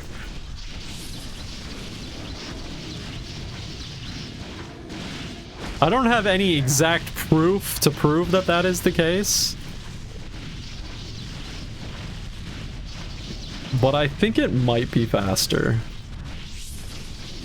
It's just a feeling I get. I just think there's so much downtime and so much time spent away from each other that, yeah, there's no luring, there's no outside of range. Do we want to go do our height spawn, the height yellows that we did yesterday? I think it was yesterday, right? I don't know. All the days blend into one.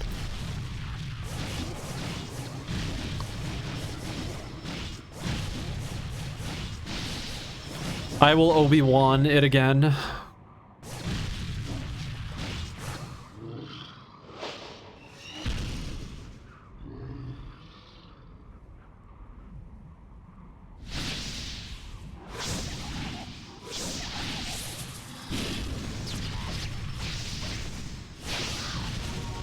I think the other problem too is things feel so much more restricted because like you can't really like chase the single target a monster. At least I can't. I have to basically use my AoE only.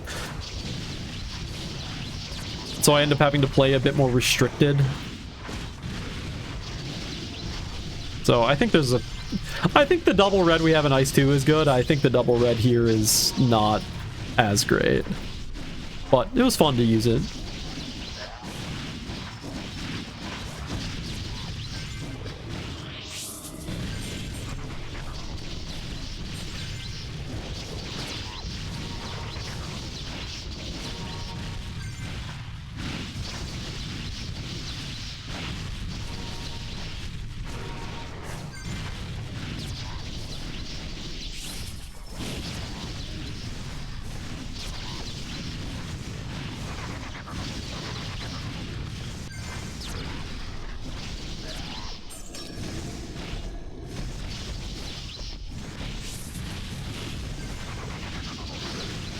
Let's see.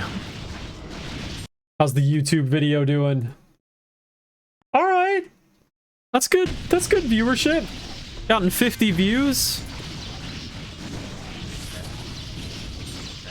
That's a good amount of views for one day.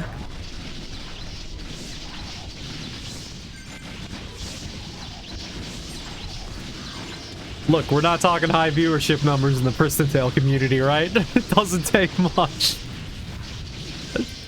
I bet that's my best performing video of like the last 10 videos I've done.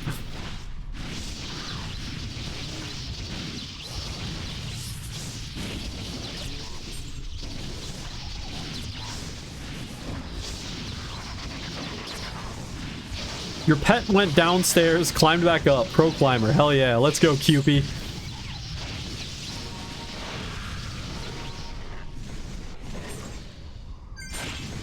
Never underestimate the power of my QP. I mean, just imagine. Shelf right here.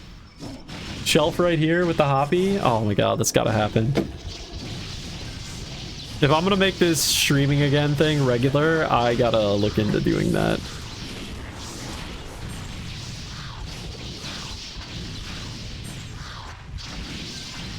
Maybe buy some paint? Maybe paint the models, you know?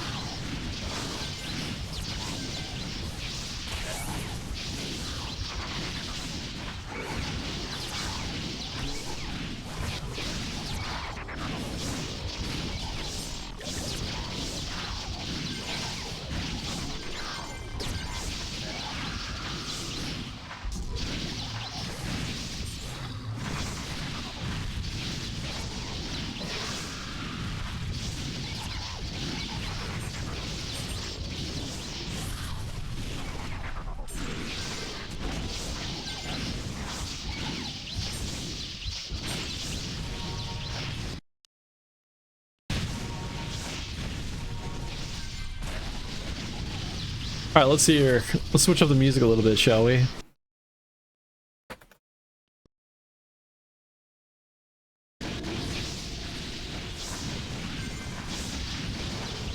Let's see here. We want to do some rock music. I've got a... I don't know. I don't know if rock ever feels like the right vibe for playing a video game. Oh, we could do my video game music. That's a good one. We could do the video game music.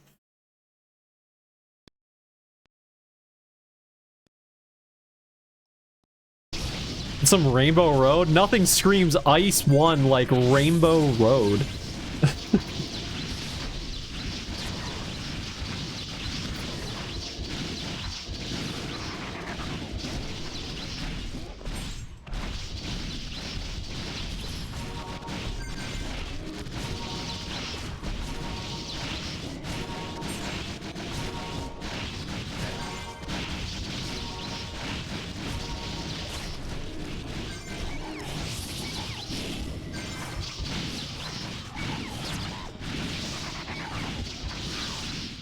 I love when someone in chat asks, what is F?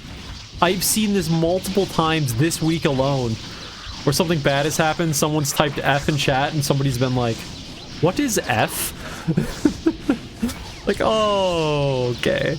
I guess, does that joke not make its way to outside of like the North American / European spheres of the internet? I guess I didn't realize that that was a meme that hasn't made it all over the place.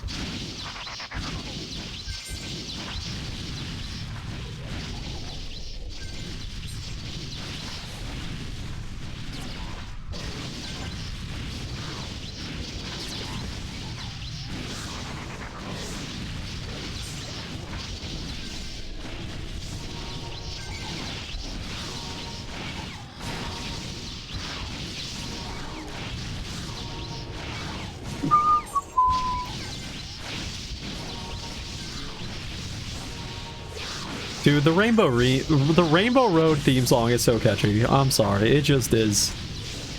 Such a classic video game tune.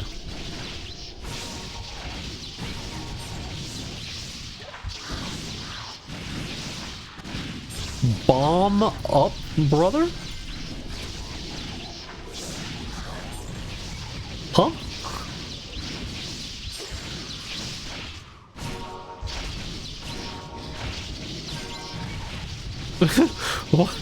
What does bomb up, brother, mean? Got some Portuguese to that we're not aware of? Pretty sure that person is Brazilian. Judging by saucer being in their name.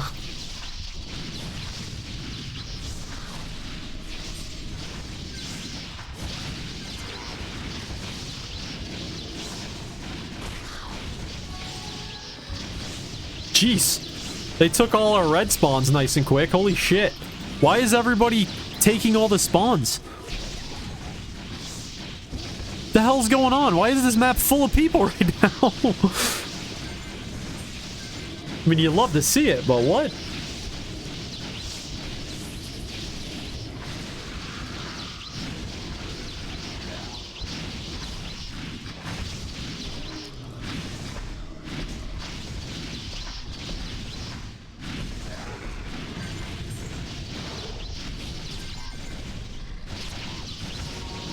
Well, yeah, no, I mean, it's just the reds that are around us. The 5 red spawns that are closest around us are all full right now.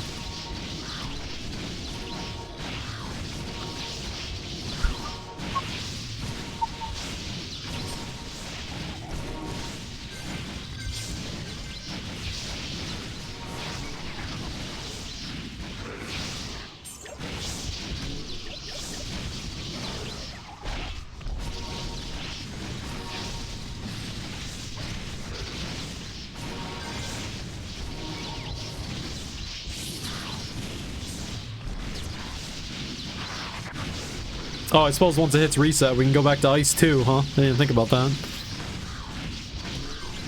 Crashed PT is the best. Hell yeah, it is.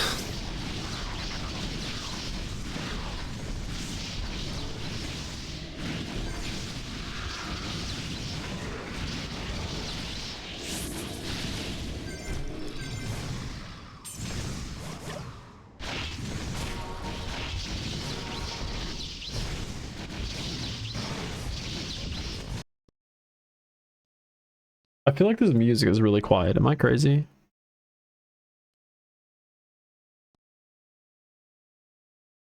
I think it's quiet. We're gonna up it a little bit. Testing, testing, testing. Yeah, I think that's about where my normal music is at.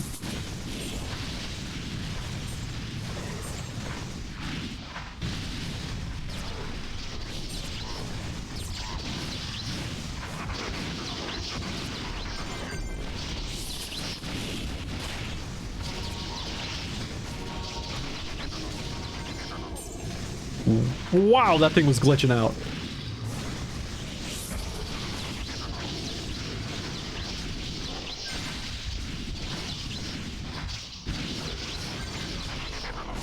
Okay, now it might be too loud, actually. We'll lower it a little bit. Your pet is down there again. God damn it. QP, get up here. I need you to pick up gold for me.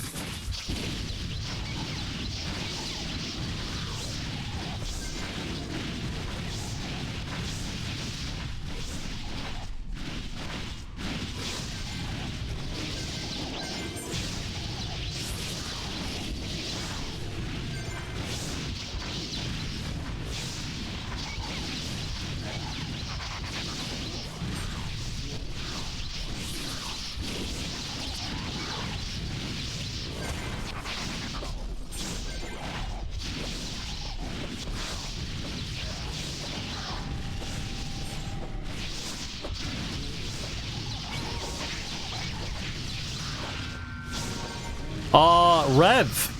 Yeah, you want some more Chaos Karas? Okay, you killed a couple of them right as I was saying that. I looked down and there was like 5 Chaos Karas surrounding you. That looked funny.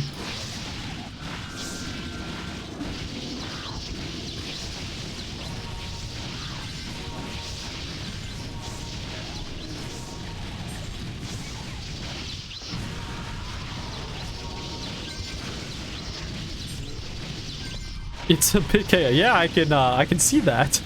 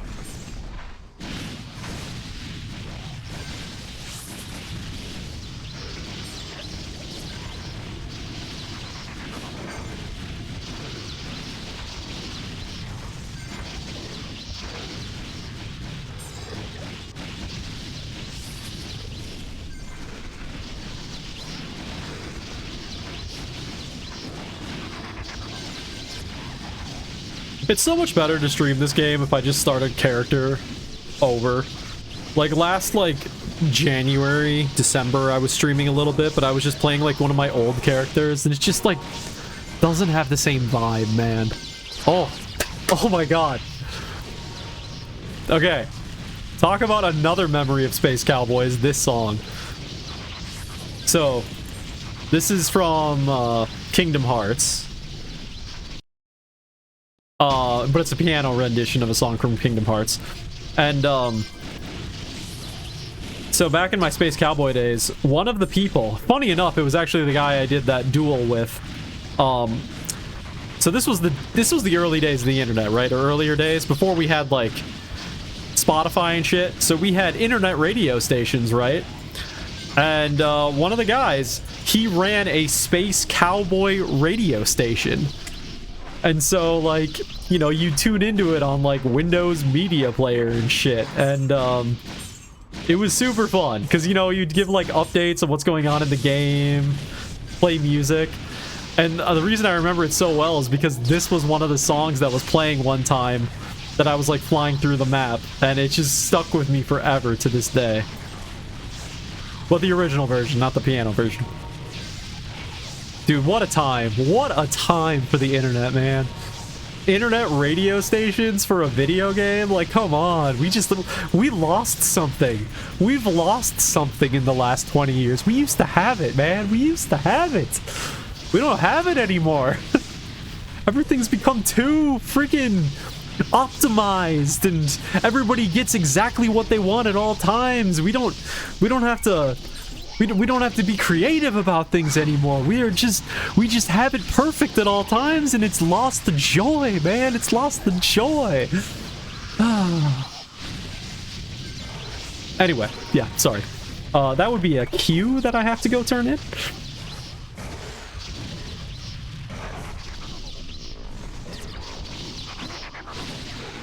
It just, what makes me the most sad is not that we don't have that nowadays. What makes me the most sad is that people growing up with the internet now don't get to experience those early days of the internet. They'll never see the internet for what it was back in its early days. The joy that it brought. The things that it allowed us to do. They just will never get to experience that. The early days were just so great. It was just happiness for the most part. Nowadays, it's just depression. It just leads to bad things, and it's sad to me that everyone basically going forward is not going to get to experience the experiences that we had. It's why we're here playing Pristontale. Because of the experiences we had, we are reliving those experiences. We are continuing what we had then because we know how special it was. And the current generation is not going to have that. They're on their tablets. They're not even experiencing a PC and what joys a PC itself can bring you. And Priestess Scream, perfect. It's just, oh, I'm sorry. I feel like old man yells at cloud right now, but it's just like, it's just things are just not what they used to be. They're just like, they're not that special anymore. And what exists now that makes up for the specialness that we had back then? Nothing came to replace it. It's just gone. The human experience is just gone. No one has it anymore. That's not right. People should get to experience those things. How do we bring it back? I don't know. Why did the internet become so shitty? Because everybody got greedy. Anyway, I'm sorry. That was another tangent. I should start a tangent counter on stream because we're hitting records here tonight. Muscalata, thank you for the priestess redeem.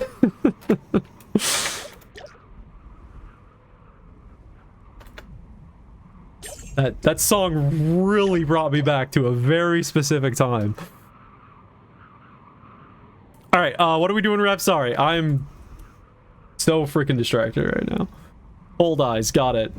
Last cue.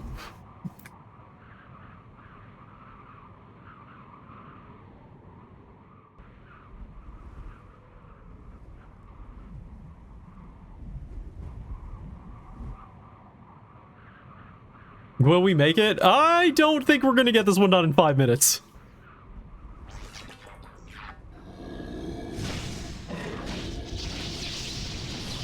If I wasn't going on tangents, we probably would have made it.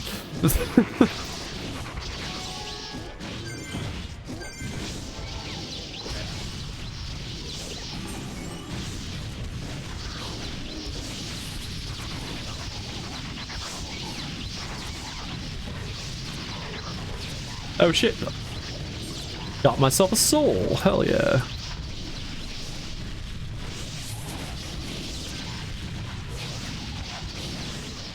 Okay, I think the music's far too loud now. Let me, I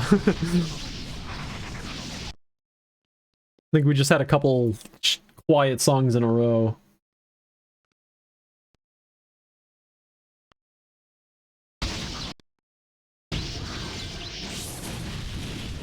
Yeah, dude, I feel that, Reb. So what Reb just said in game chat. It's sadder when couples are on their phones in restaurants. Yeah, absolutely.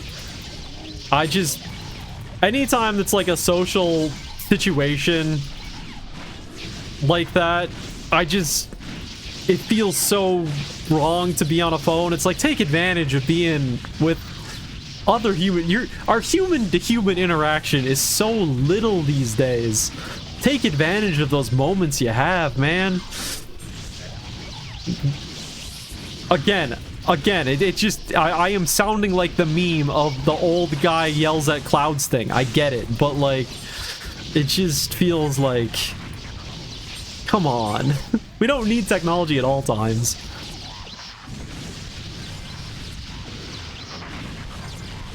Like, so when things like TikTok and YouTube Shorts started to become a thing, I made the conscious decision that I would never engage with that kind of content because I saw it for what it's going to be, a huge time sink. Those kind of services prey on the absolute core of what it is to be human. It just tries to eat away at your attention span, just giving you the constant tiny dopamine hits. It is going to be an addiction. It is going to become a problem for you. I saw it for what it was right away, and I refuse to engage with that content. If I'm gonna engage with videos and stuff online, I need like long form, like very well produced content. I can't do YouTube short stuff. I just can't, or TikTok stuff. I had that problem already with Twitter at one point. Like, during the pandemic, I did a lot. I went on Twitter a lot just because, like, I needed that thing, right?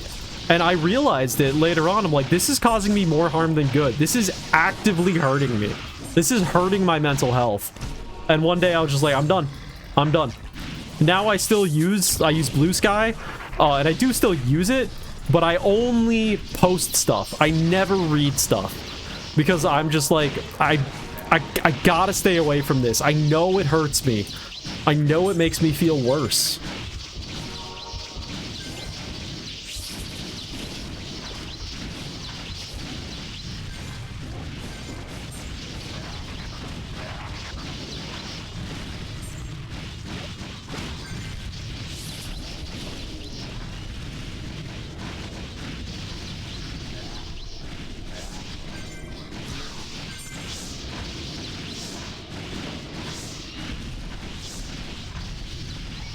Alright, 1 minute to reset. Where are we at? We're 1/4 of the way done.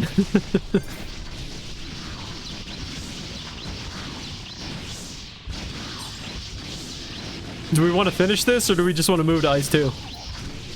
I'm down for whatever.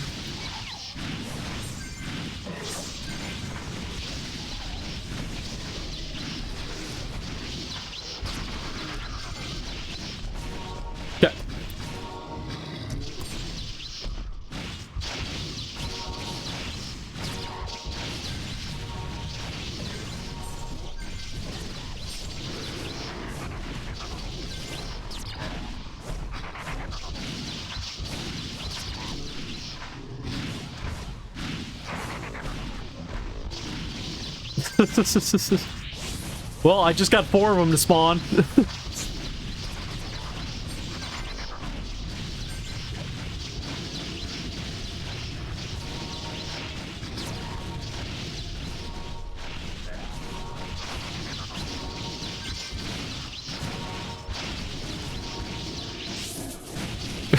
I realized I just bitched about TikTok and YouTube Shorts, but the YouTube video I just made, or I just put out today, would actually probably work really well as a YouTube Short.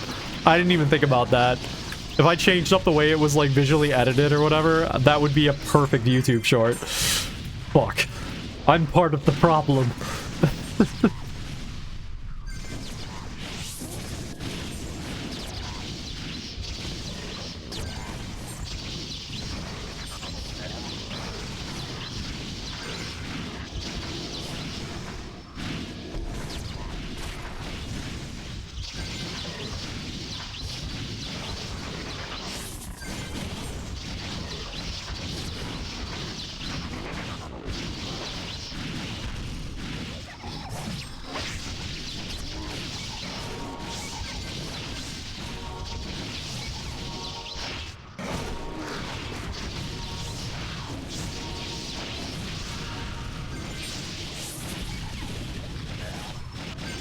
Do I still have the redeems for Punch a Hoppy? Okay, I do still have the Punch a Hoppy redeems. I haven't seen one of those for a while. I couldn't remember if I turned those off. I think I've talked about turning them off before, but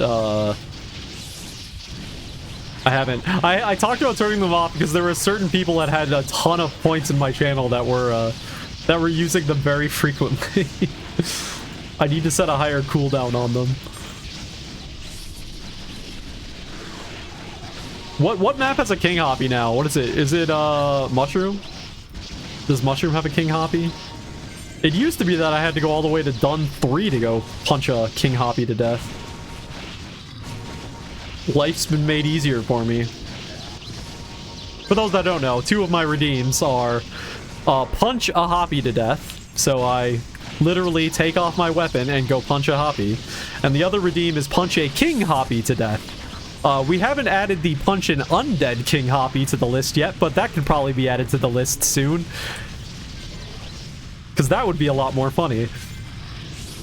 Once we get to 10x, maybe I'll think about adding that one into the list.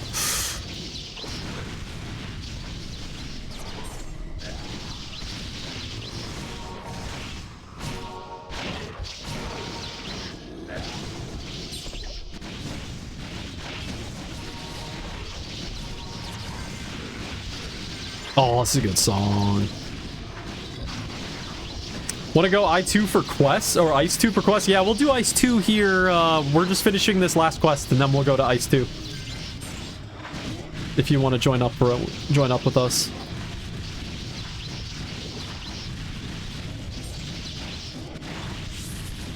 Oh yeah, we gotta grab CCQ too. Wait, is CCQ the first boss?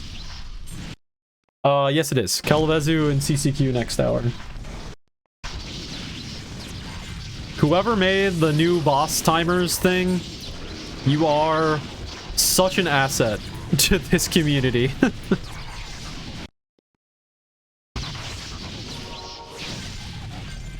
Whoever made the original one, thank you. Whoever made the new one, thank you. Always one of the most important things to have.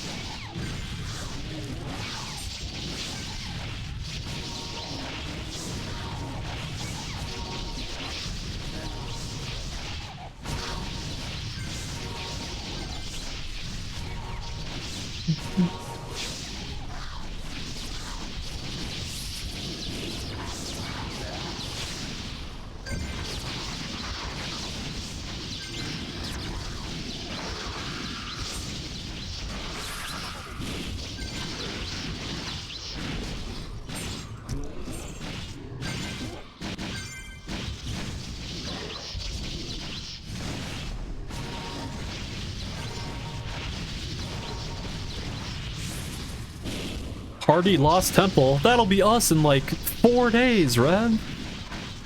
Maybe sooner, actually. Maybe like 2 days.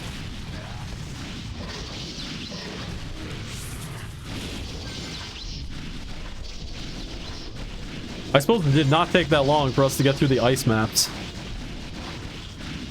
This was like 2 days. Homework project? Just do what I did, and just don't do any homework when you're playing Pristontale. It worked out great for me. Actually, ironically, it did actually end up working out great for me, but don't do what I did. I got incredibly lucky.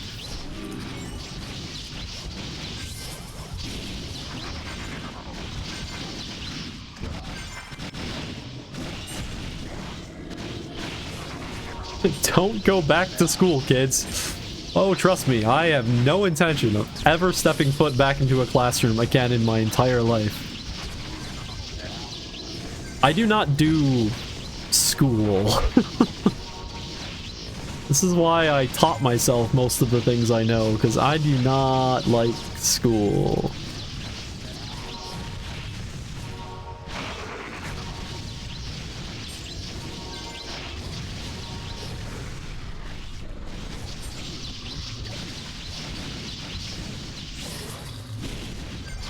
School made you duller, feel? Yeah. I just learned so much better from just doing things. I mean, I realize that kind of approach really only applies heavily to, like, technical things, like learning programs and whatnot, but for me, I just, like, I don't... Learning just is nowhere close to as helpful for me as just doing.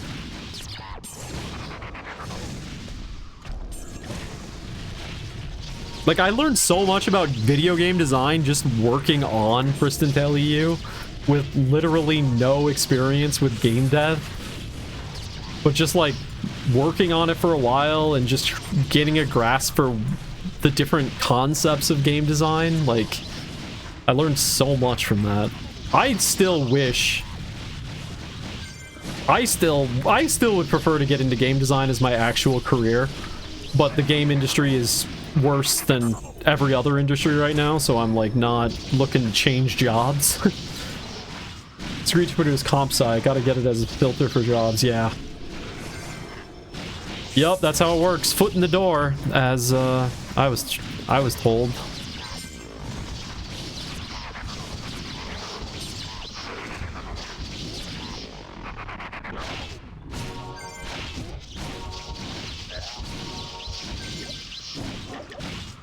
Yeah, if it was the perfect world, after my experiences working on PTEU, if it was a perfect world, I would have instantly switched my career to game development. I enjoyed it that much. It was so much more rewarding to me than the job I currently do. It just felt more like something that gave me passion.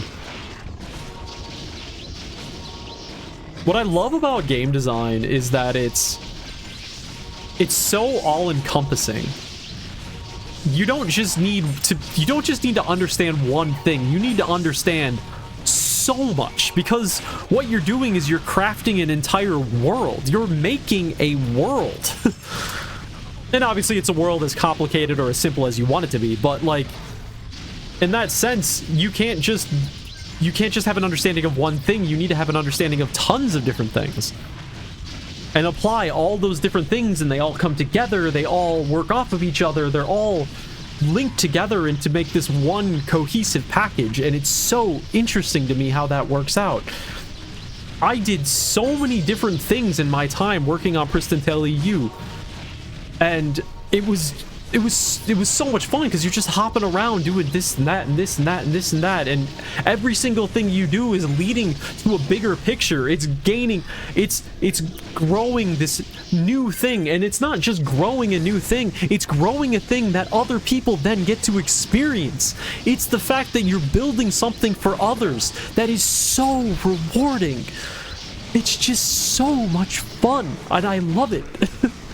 And I would love to do it all the time, but then the entire game industry collapsed, and good luck.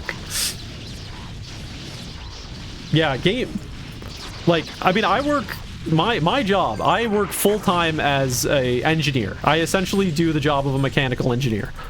Game development is like 10 times harder than the job I do. Like, it is way harder than the job I do. Game developers. All right, I'll hold up. There's an ad.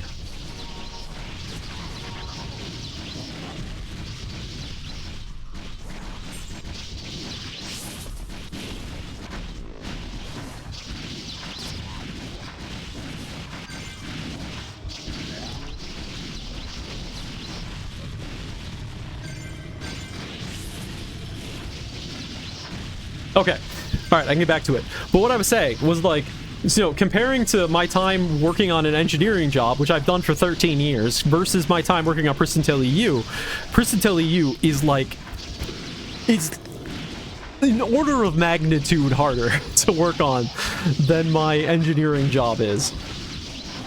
Like, way more thinking was required during my time on PTEU, and I just feel like game developers do not get nearly enough credit for that.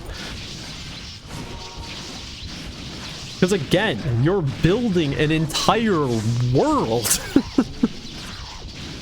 You are crafting the art. You are crafting the formulas behind the scenes that control how the world is working. The dynamics, just in the case of an MMO, you're crafting the social aspect of things too. You have to take into account not just the building of things, but the sociology of the entire process, making sure that everybody engages with your systems, but also engages with each other in the right way. And there's just so much to consider in everything you do. And it's just so much damn fun. The problem solving that you get from video game design is just on a next level. Especially an MMO. I could definitely understand that MMOs, like working on like a large MMO would probably be incredibly stressful. And you know, I did get to see the bright side of things in the fact that I wasn't actually paid for my work, so I didn't actually have true responsibilities, and that does twist things a little bit, I admit. But still, it was just great. Loved it. Loved every second of it.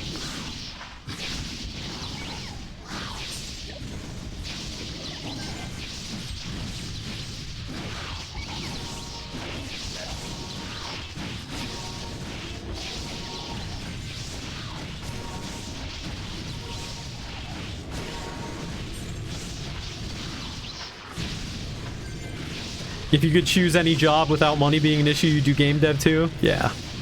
It's just... There's just... If I could go back in time... Oh, alright, quest is done. Are you done? Alright, let's get the hell out of here.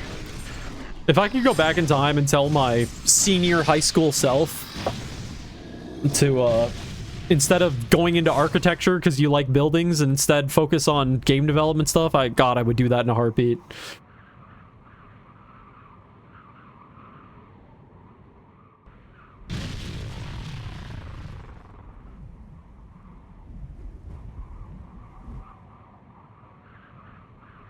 All right, Muscolata, we're heading to ice too if you're down for that party. 94, let's go!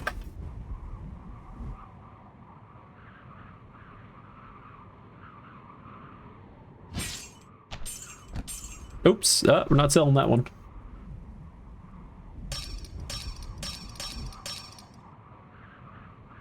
You want more mana pots, Rev? Because, here you go. 99 more mana pots.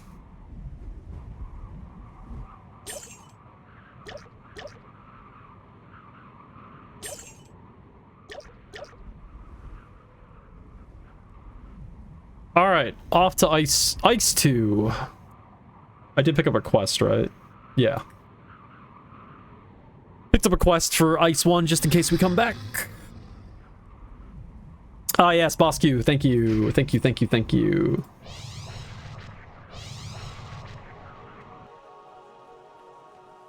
Oh, it's Rask. Okay. Gotcha. I know who you are.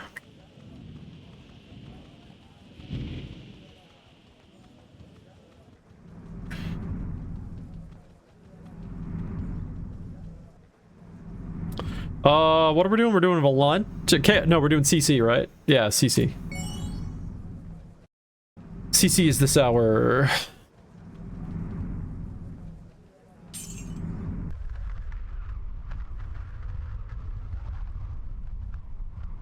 Here we go, Rask.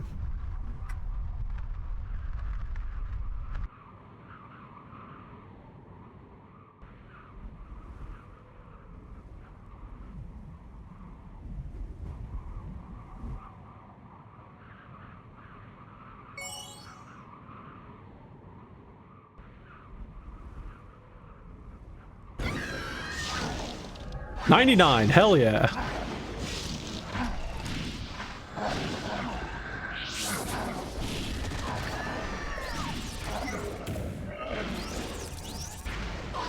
Alright, do we want to stick with this spawn, or we wanna do the double red? What we feeling, everybody? Since I think both of you are watching the stream.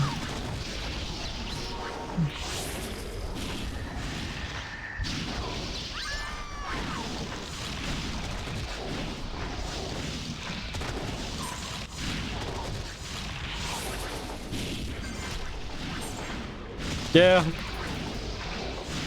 I'm kind of good with whatever, at this point. Yeah, boss is soon. Whatever, we can just stay here. I could go with a little bit of chaos, hellspawn, good old classic. Everybody in a big fight. There's something comforting about that approach.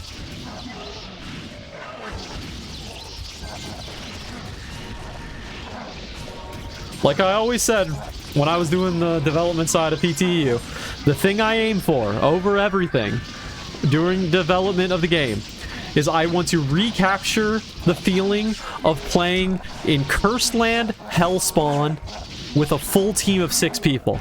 That to me is the most special situation that you ever had in Pristontale. And if every change you make to the game can still emphasize that aspect of the game, you're doing perfectly. And what we're doing right now emphasizes that aspect of the game, so let's fucking do it. Except maybe I should use buffs.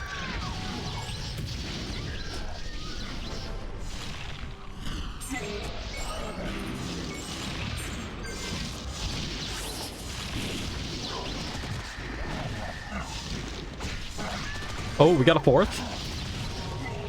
Oh, it's Saucer. Come on, join us. Let's get 4 on this one. Hell yeah, let's go.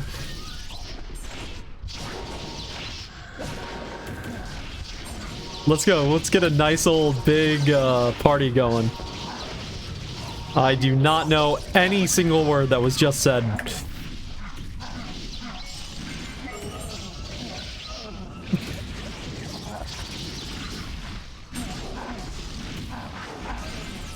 Nope, still lost. You know, you'd think after 5 years. You'd think after 5 years I'd pick up some very basic Portuguese, but yeah, maybe I should start working on that. They don't... I say they don't talk Portuguese. Okay, thank you, Rask. Very appreciated.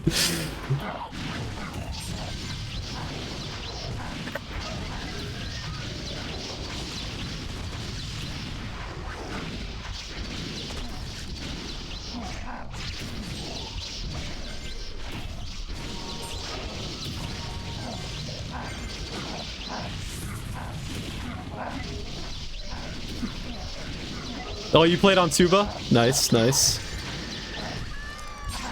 Oh, you were there, yes. To say goodbye to your ATA. Wait. Did Suba shut down or something?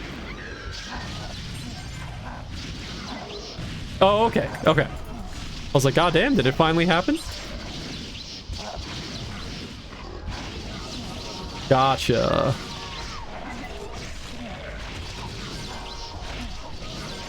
I mean, I'm...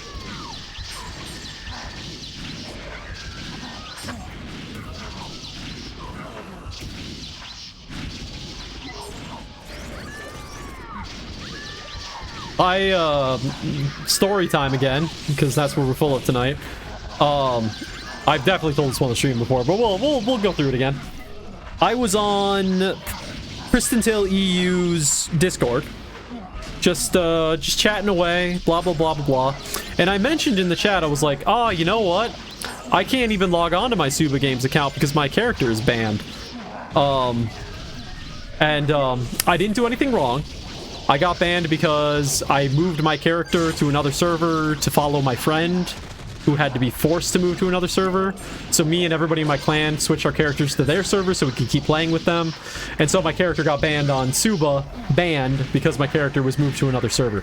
So anyway, so I was talking about that in the PTU Discord, and I get this DM. I'm like, who the hell's this? It turns out it was the GM at the time of EPT. He had read my message in the PTU Discord, because apparently he was in the PTU Discord, and he's like, hey, just wanted to let you know, I unbanned your account. Like, what?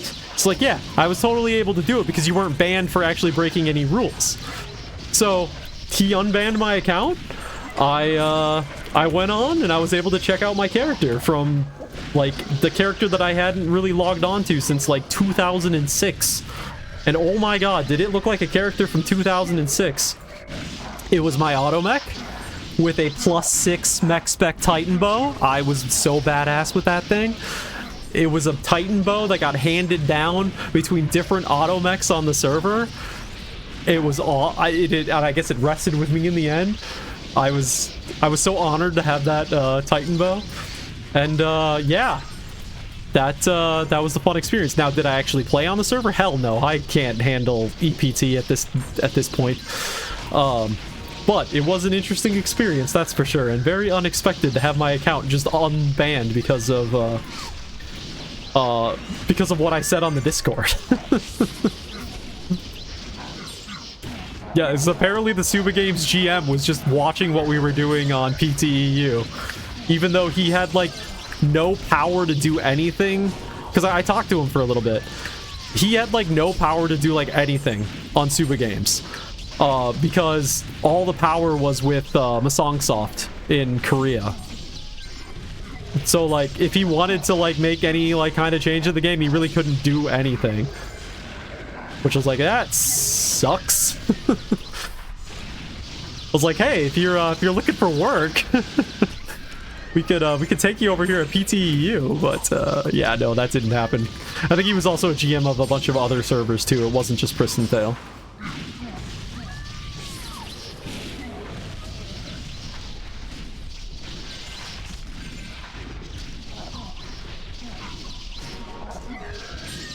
This saucer person's probably so confused why people just keep saying random things, not realizing that you're talking to the stream.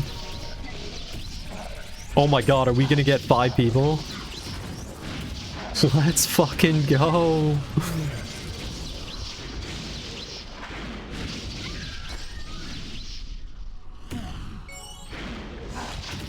All days? Gotcha. Nice, nice, nice. This is Rev, the guy I play with all days. Ever since we met each other in Forbidden Land.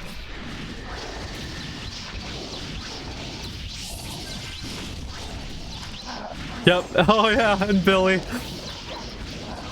Never forget. Never forget Billy. Oh, that was a funny night.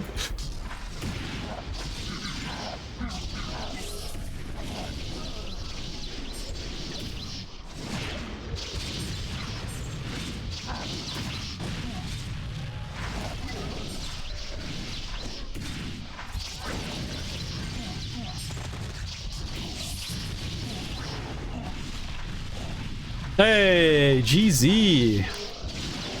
110x. Nice.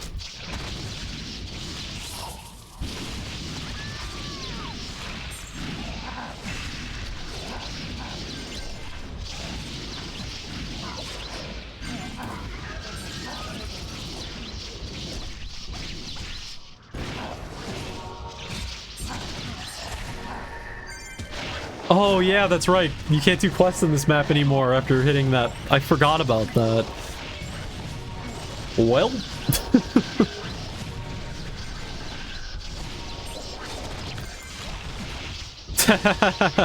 Not a fan of Ice 2, huh, Rask?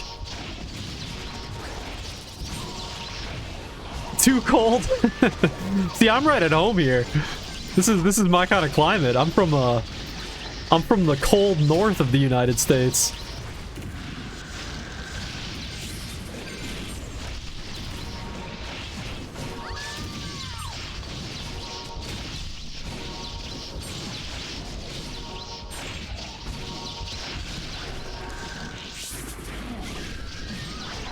I'm Portuguese woman, I'm called. Understandable.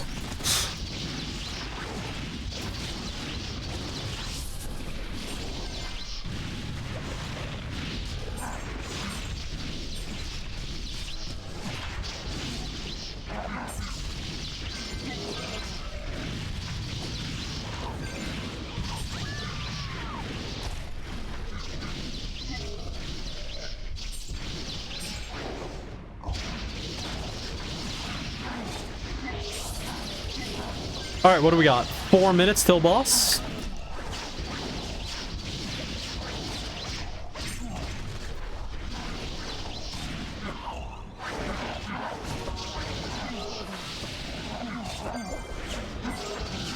What do we got? I was gonna go at like 3. So like 30 seconds I'm gonna go.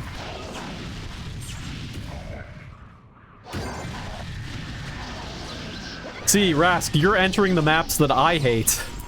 I can't stand LOC or LT. They are like my least favorite maps in the game. So I'm gonna live it up here at Ice 2 as long as possible. And ET. Oh god, don't remind me of ET.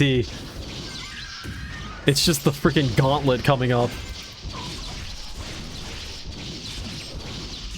Alright, boss.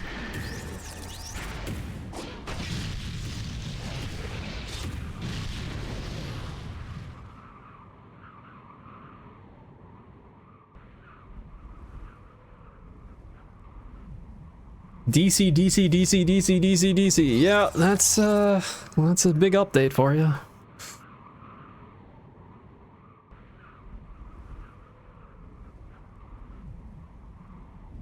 Does it just happen more often for like higher level people or something? Or maybe it's region based or something? I've had a crash. Or a couple crashes, but it hasn't been that bad. Not enough that I'm like freaking out in game chat about it. Region-based? Yeah, that was my guess. Some kind of connection-related issue.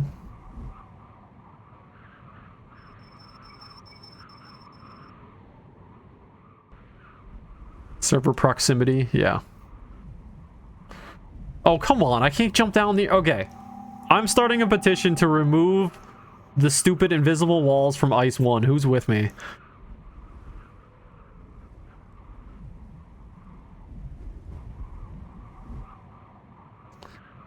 Let's end this shit.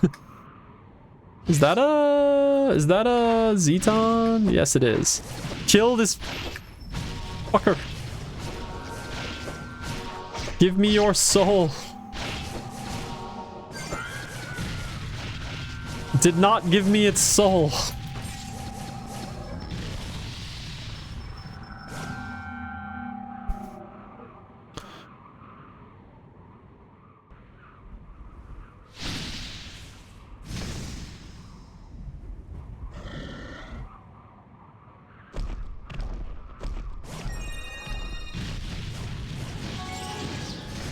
This song is way too chill for a boss fight, so we're gonna, let's see, what can I find real quick?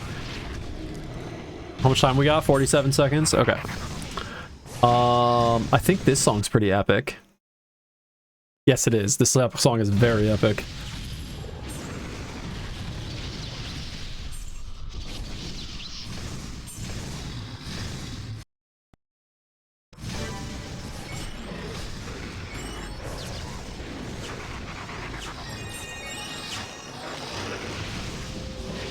I'd give some, like, epic speech or something leading into this fight, but... Wait, why did my camera not... Okay, well, whatever.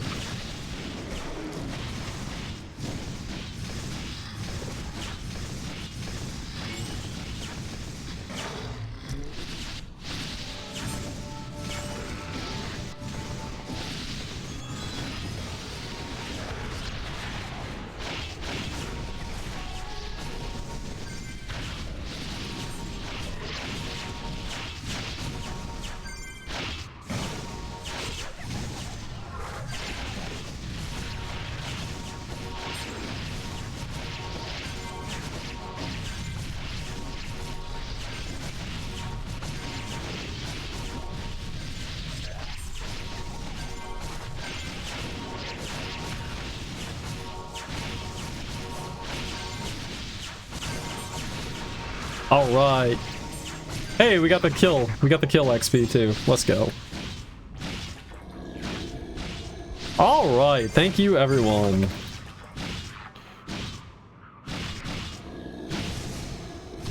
What did we get? Nothing. Okay, it was something, but it was just really shitty. Thanks for the party, Rags. Resk. It was nice to meet you in game.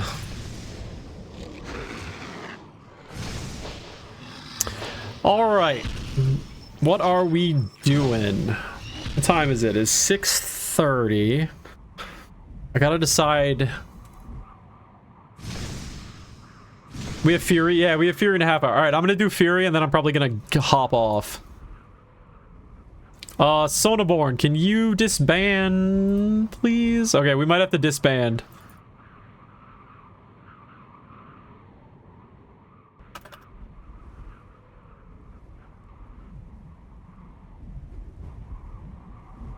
Nope, never mind, they disbanded. Sweet, thank you.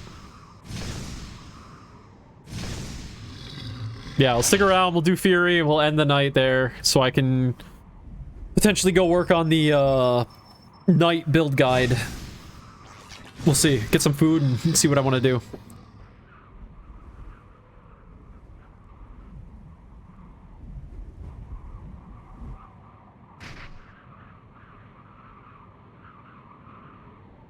Okay, I guess I can turn down the music now. That was a great song for that boss fight, though.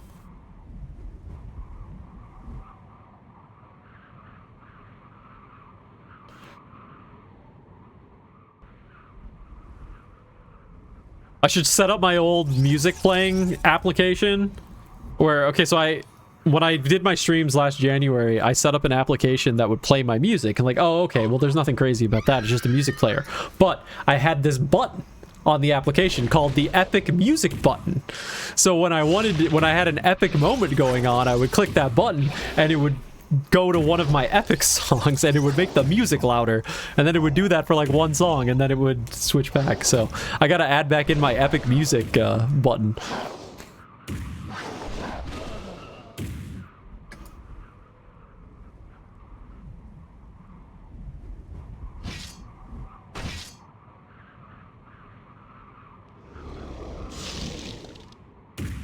Alright, well, we'll just set up here and then see if people come back. If we get people set back up again, then we can maybe switch it up, is what I'm thinking right now. Am I frozen already? Did I already go through the entire... I did. Damn it.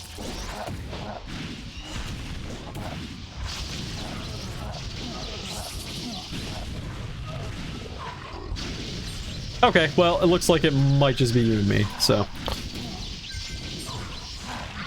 Alright, to the double red, let's go! Or do we want to do a double yellow? Do we want the headache, or do we just want to deal with... Why is that 12x taking a single yellow? Yeah, it's double yellow. Okay, let's do the one... Let's try the one over here. I don't think I've tried this one yet. Can you get up this way? Yes, you can. Oh, this spawn's gonna suck. Oh god, no. No, no, no, no, no, no, no. Not this spawn. Let's try, I guess, this the double yellow over here. There's way too much elevation. Elevation kills a spawn. Yeah, this is gonna suck too. Okay, these suck. Let's go north. Monsters will get stuck all the time.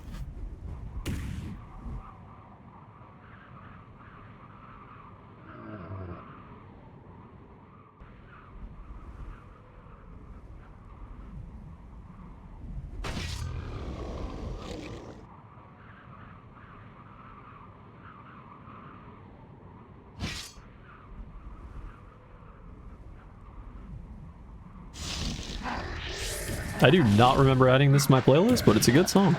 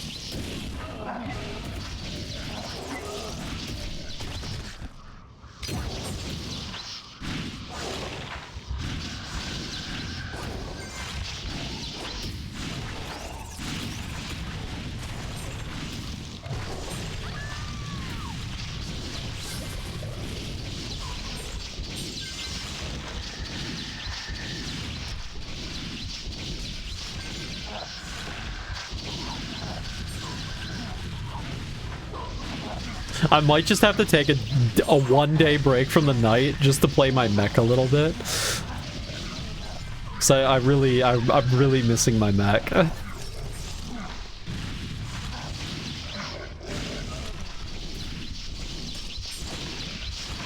But I can still play with you, Rev, because I'm like your level, so... Maybe that'll get us up the same level again or something. Then again, I can't guarantee that I'll be playing consistently. I don't know. I don't know what's gonna happen. I'm surprised we've stayed such relatively close levels for as long as we have, to be honest.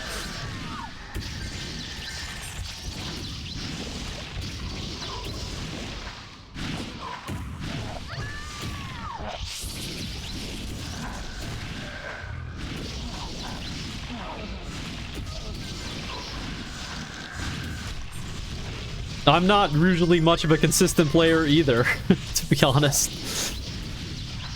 I'm not the kind of person that's like every single day logging on. It just so happens to be that lately I've kind of been doing a little bit of that. I'm very much a play if I'm feeling like it. I do not force it. If I reach the point where I'm like, oh, I gotta get in and get my dailies done, no, I don't do that.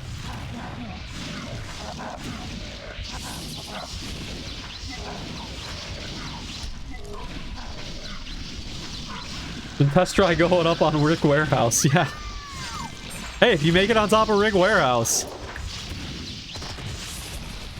I got the 1,000 coin bounty on top of Rick Warehouse. Oops. Turned off my UI.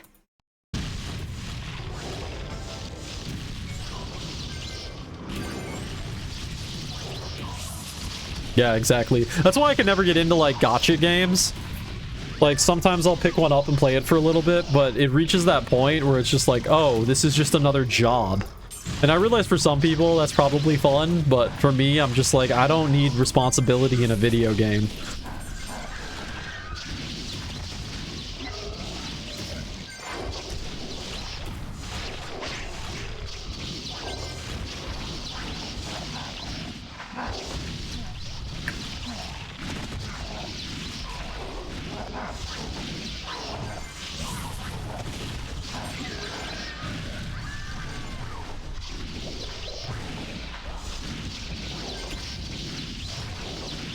Do I have a force? Nope. Do not have a force. What's my quest doing, by the way? Alright. Okay. Should be able to get this one done, at least.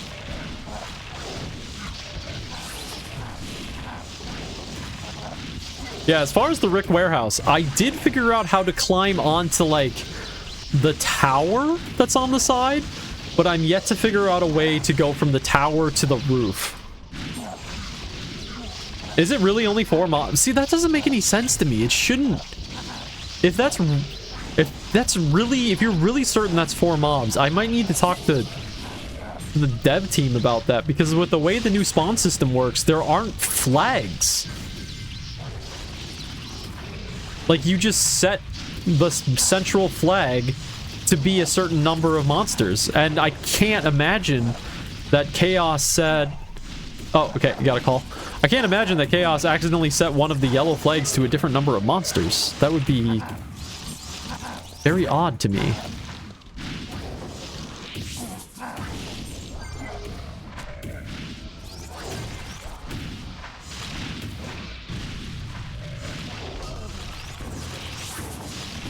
I wish I still had a GM character. I'd hop on real quick just to double check.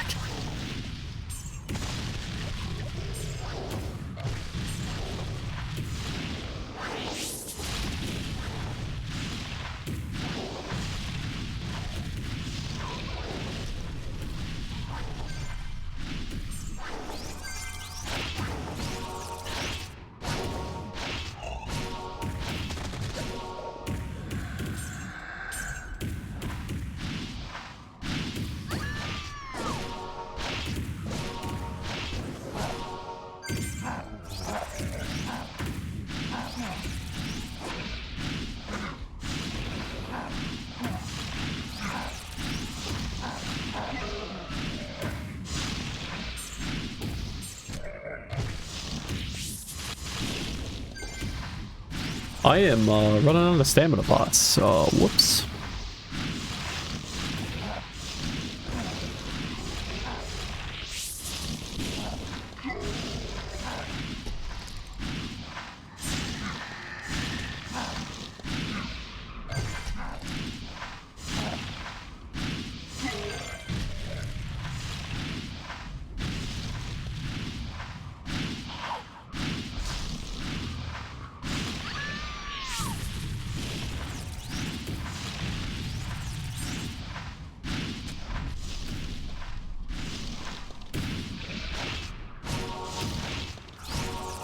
All good, Rev. No problem.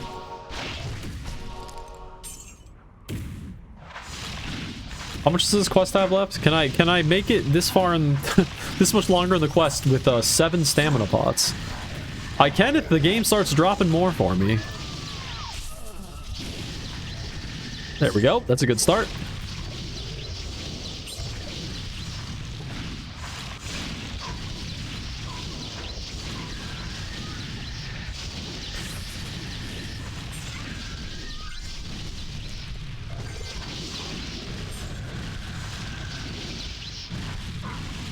Yeah, it looks like 4, huh? Yeah, I mean, I guess we can... I guess I can report it and see what they say. It's just really odd to me that it would be 4, because the way the whole new system works is... that shouldn't really be a problem anymore. It's kind of impossible to mess that up now. Unless it's just glitching out, which I guess could be the case.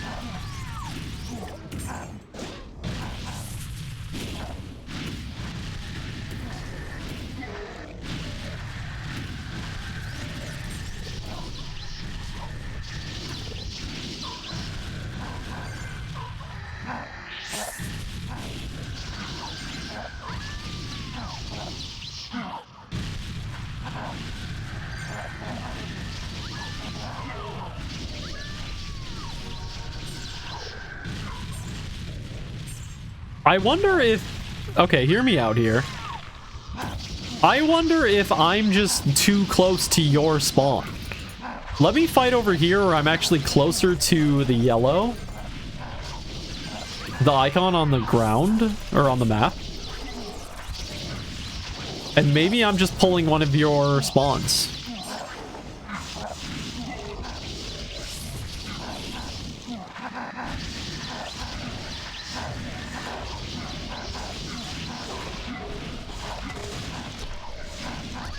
Because I was pretty close to your spawn.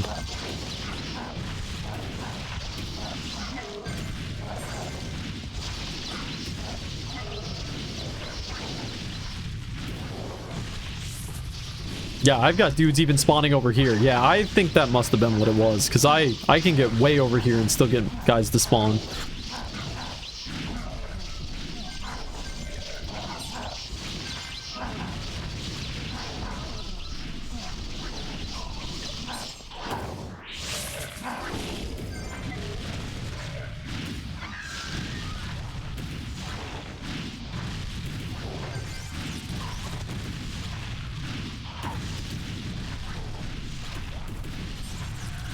Oh, I'm too far away from you now. I just realized I actually went too far. I was out of range. Alright, I just finished the quest. You have like 6 now? I've got 1, 2, 3, 4, 5, like 4 or something. 4 flags or 4 spawns right now.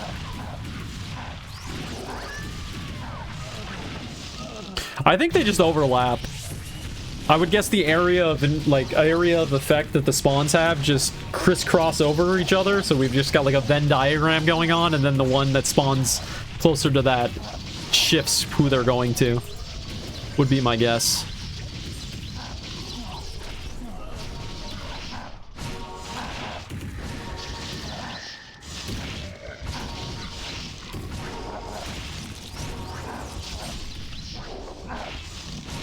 Anyway, my key was done, so I'm gonna go turn in.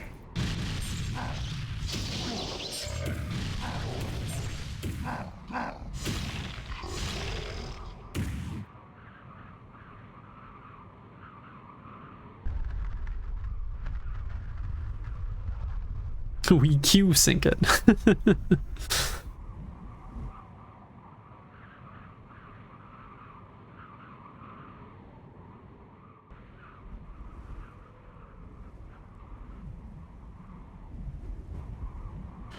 All right, 30% noise.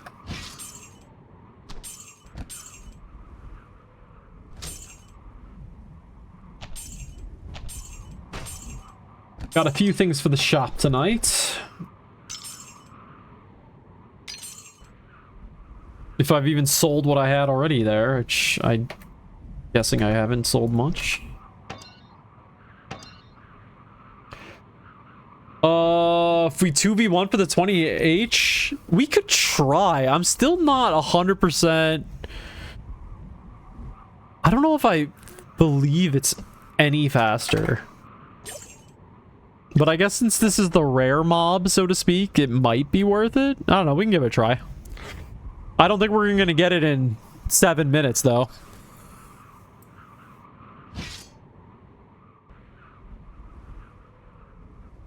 So do we share quest progress if we're outside of each other's range? Because if so, let's just both go on the hunt. I can't remember if you said that that works or not. I don't remember ever testing that. Probably not. Okay. All right. Well, where are we going? Set up here? Nope. Second, I have to cast my 5 buffs. Give me a moment, please. Thank you. Okay, I'm done casting my 5 buffs.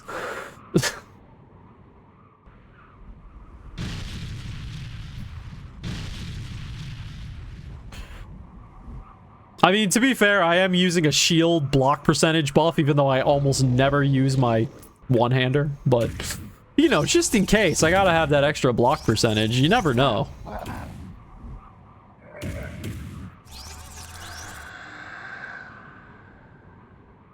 Oh, hey, 1 coin's at ET1 now, huh? Oh, damn, I've really fallen behind.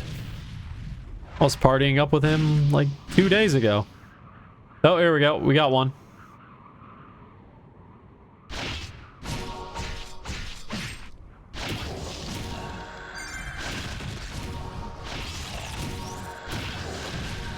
Alright, yeah, get out of the range. Wait, I'll hold up. Oh, you're out of range? Damn, the game is laggy.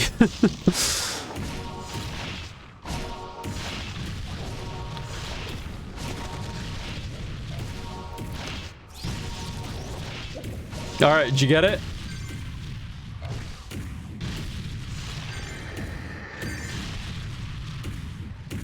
Nope. Alright, we're doing this together.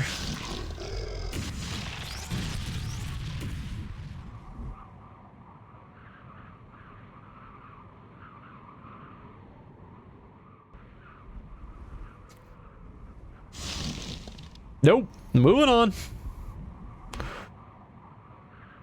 Let's see, can we climb up there? No, it doesn't look like it. Oh, that's somebody's there. Can we climb? Actually, yeah, this might be worth it. Can we get up? Ooh, is this climbable?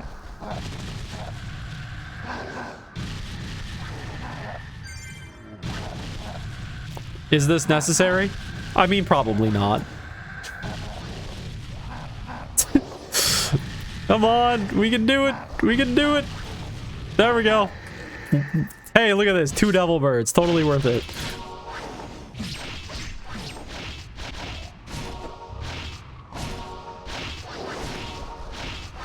Oh man, Halo. Fresh bird. Yes, exactly.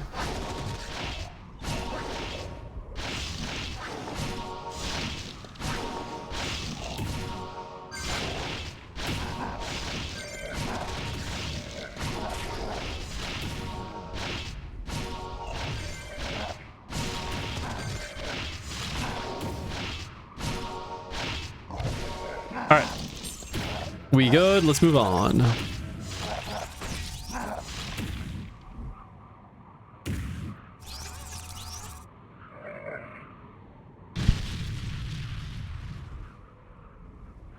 Nope. Well, this is where a yellow spawn got put? God, I hope I wasn't the one who did this.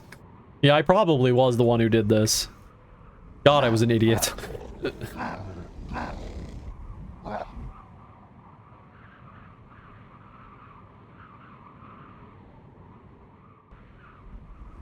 There we go.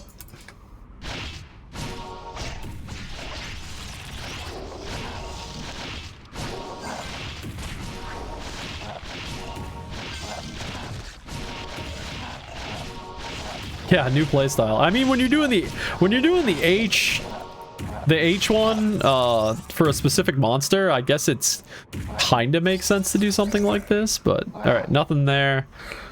I guess we're not going down to that spawn, so I guess we'll hover around the outside, get to the red one south side. It's cancer farming, hoppies, rabies, and decoys. Yeah. Yeah, it's definitely an interesting aspect of the game now. It's definitely something I would only do if I have it, like, as a side thing. And then I'm actually playing my main character on the main screen. That's the only way I'm gonna do it.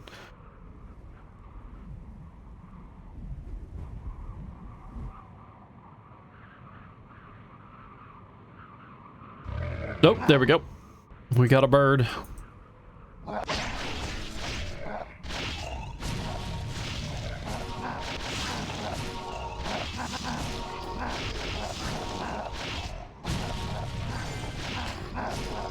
Since not shareable, don't create another character until I can do it. Yeah. Yeah, that's the other thing. If you're a person who plays lots of characters, the soul system is very painful. Which is why when I came back to the game, I was like, I'm playing a knight, and that is what I'm playing. I'm not even thinking about my other characters. I'm not going to worry myself about, oh, well, I should get, you know, souls and stuff for this character. Nope, I'm not even thinking about them existing. I mean, I'll use my priestess for farming souls and stuff, but I'm not even going to consider gearing them. Whee! We should do something with these, like, holes. I mean, yeah, this is pretty effective if you're doing the H quest.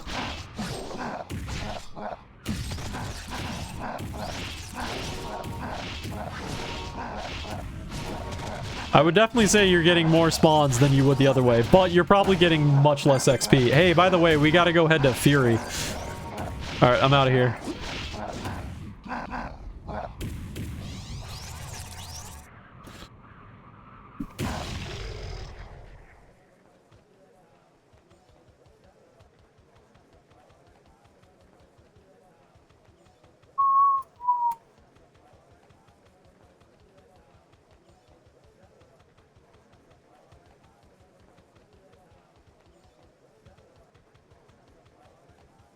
So I hit 95, so that means there must be... Oh, I need to pick up the wing for, this is... Now is not the time to do this, but... That's right, I need a wing now. What do I need for that wing? King Hoppy Hulk? Oh, I crashed, didn't I? Oh, no, I didn't. Okay.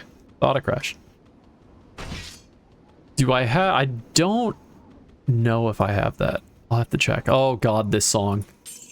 Oh, this song gets me. Oh, I probably should have picked up the next... Oh, whatever. We'll be fine. This song is way too slow, though, for a Fury fight. There we go.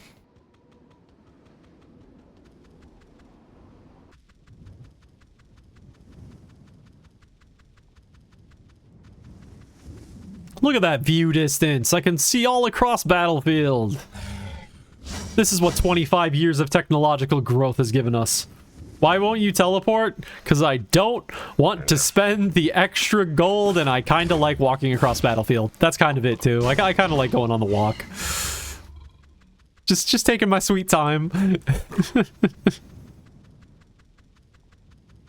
It's nostalgic. I liked the walk across Battlefield. Just hits me right here. Look at that, yahooing at the entrance. Want to talk about a slacker?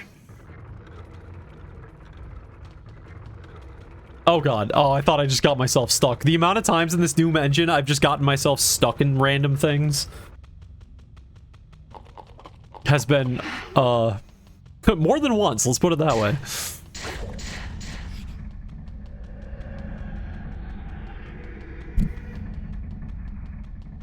Dude, the new Kirby Air Ride game is so good.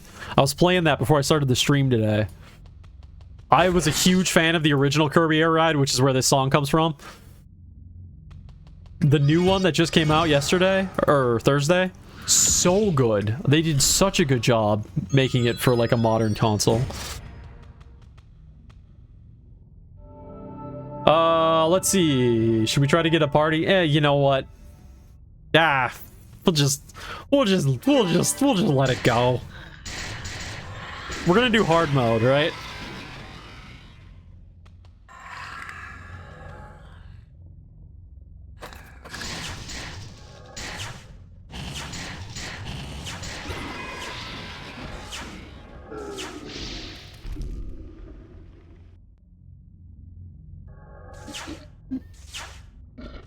And Nerf darts, hell yeah. Did they make Nerf claws? Actually, I should just...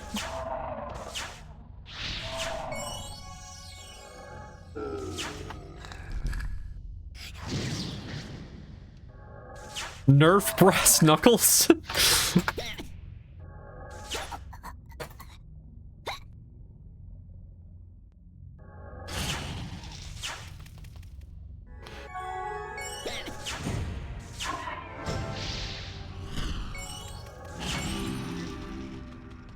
Alright, do we need more epic music? We have 24 seconds. I gotta go quick. What do I got? What do I got? What do I got? Come on, come on, come on, come on, come on. No, that's not epic enough. Unreal Tournament? I mean, this might work.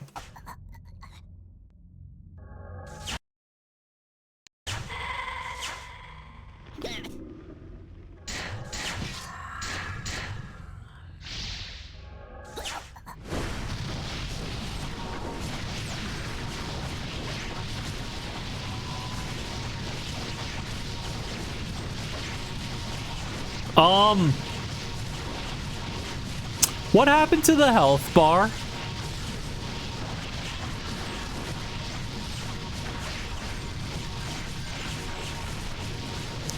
Did we underflow the health bar?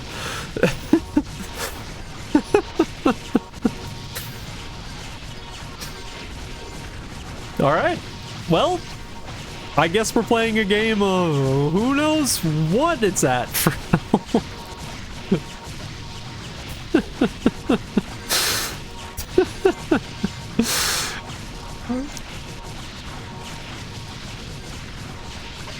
I guess we have so many people here that I gave it so much health that it overflowed the value that they were expecting or something that was driving the image size. Look at the bar is getting bigger on the left side.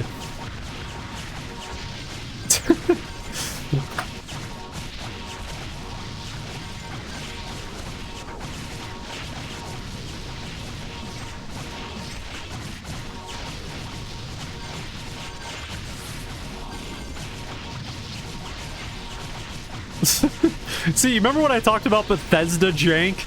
This is also good shit. Pristontale jank. If the game worked perfectly, it would be no fun. Ah, somebody got kicked. Wasn't attacking. At least I hope they were actually weren't attacking. Hopefully it wasn't a bug.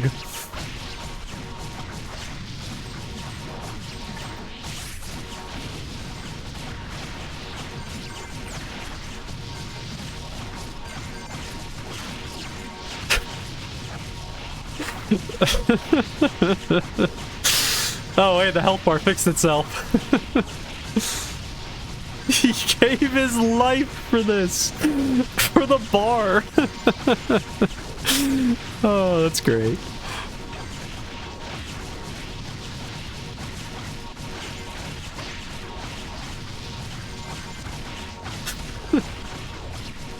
I was typing and got kicked. No!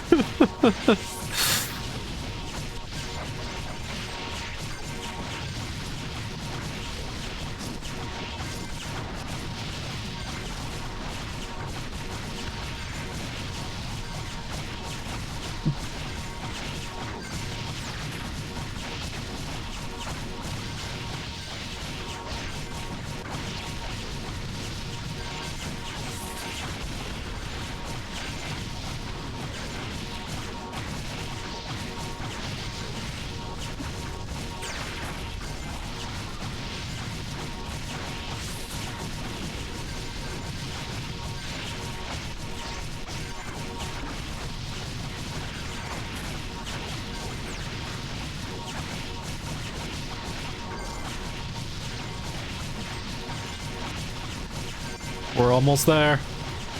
See, can I get the camera to look up at him? There we go. Epic, almost first-person view. For the kill. And dead. We done it. Look at that knight armor. So badass.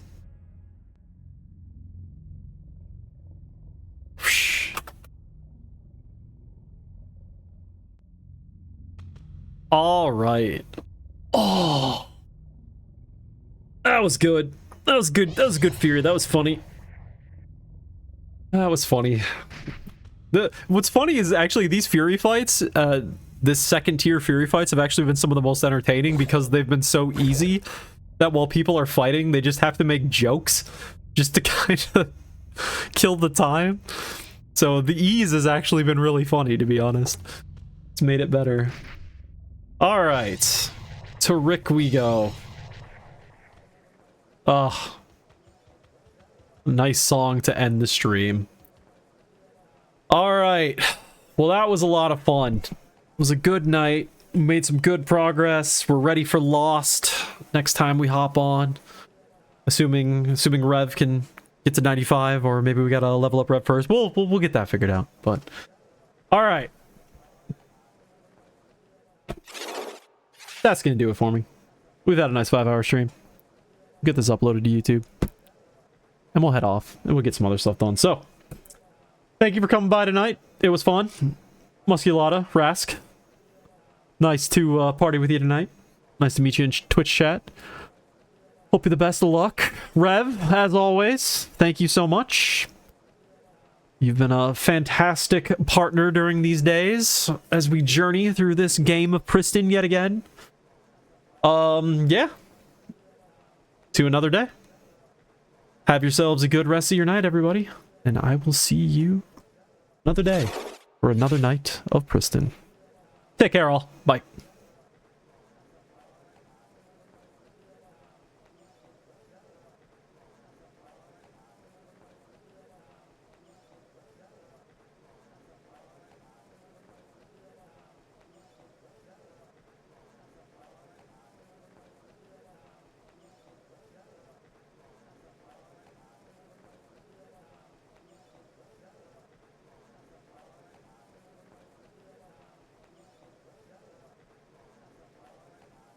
How can I end the stream with the song playing? I'm sorry, I just gotta keep the song playing out. I can't end this. I love this song.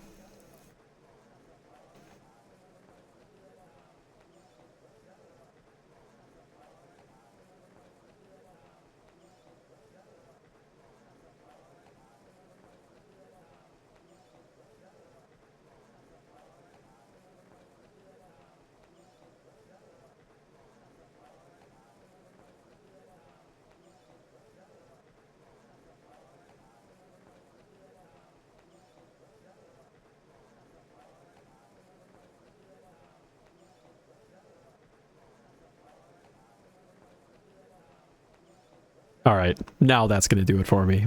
Take care, all. See ya.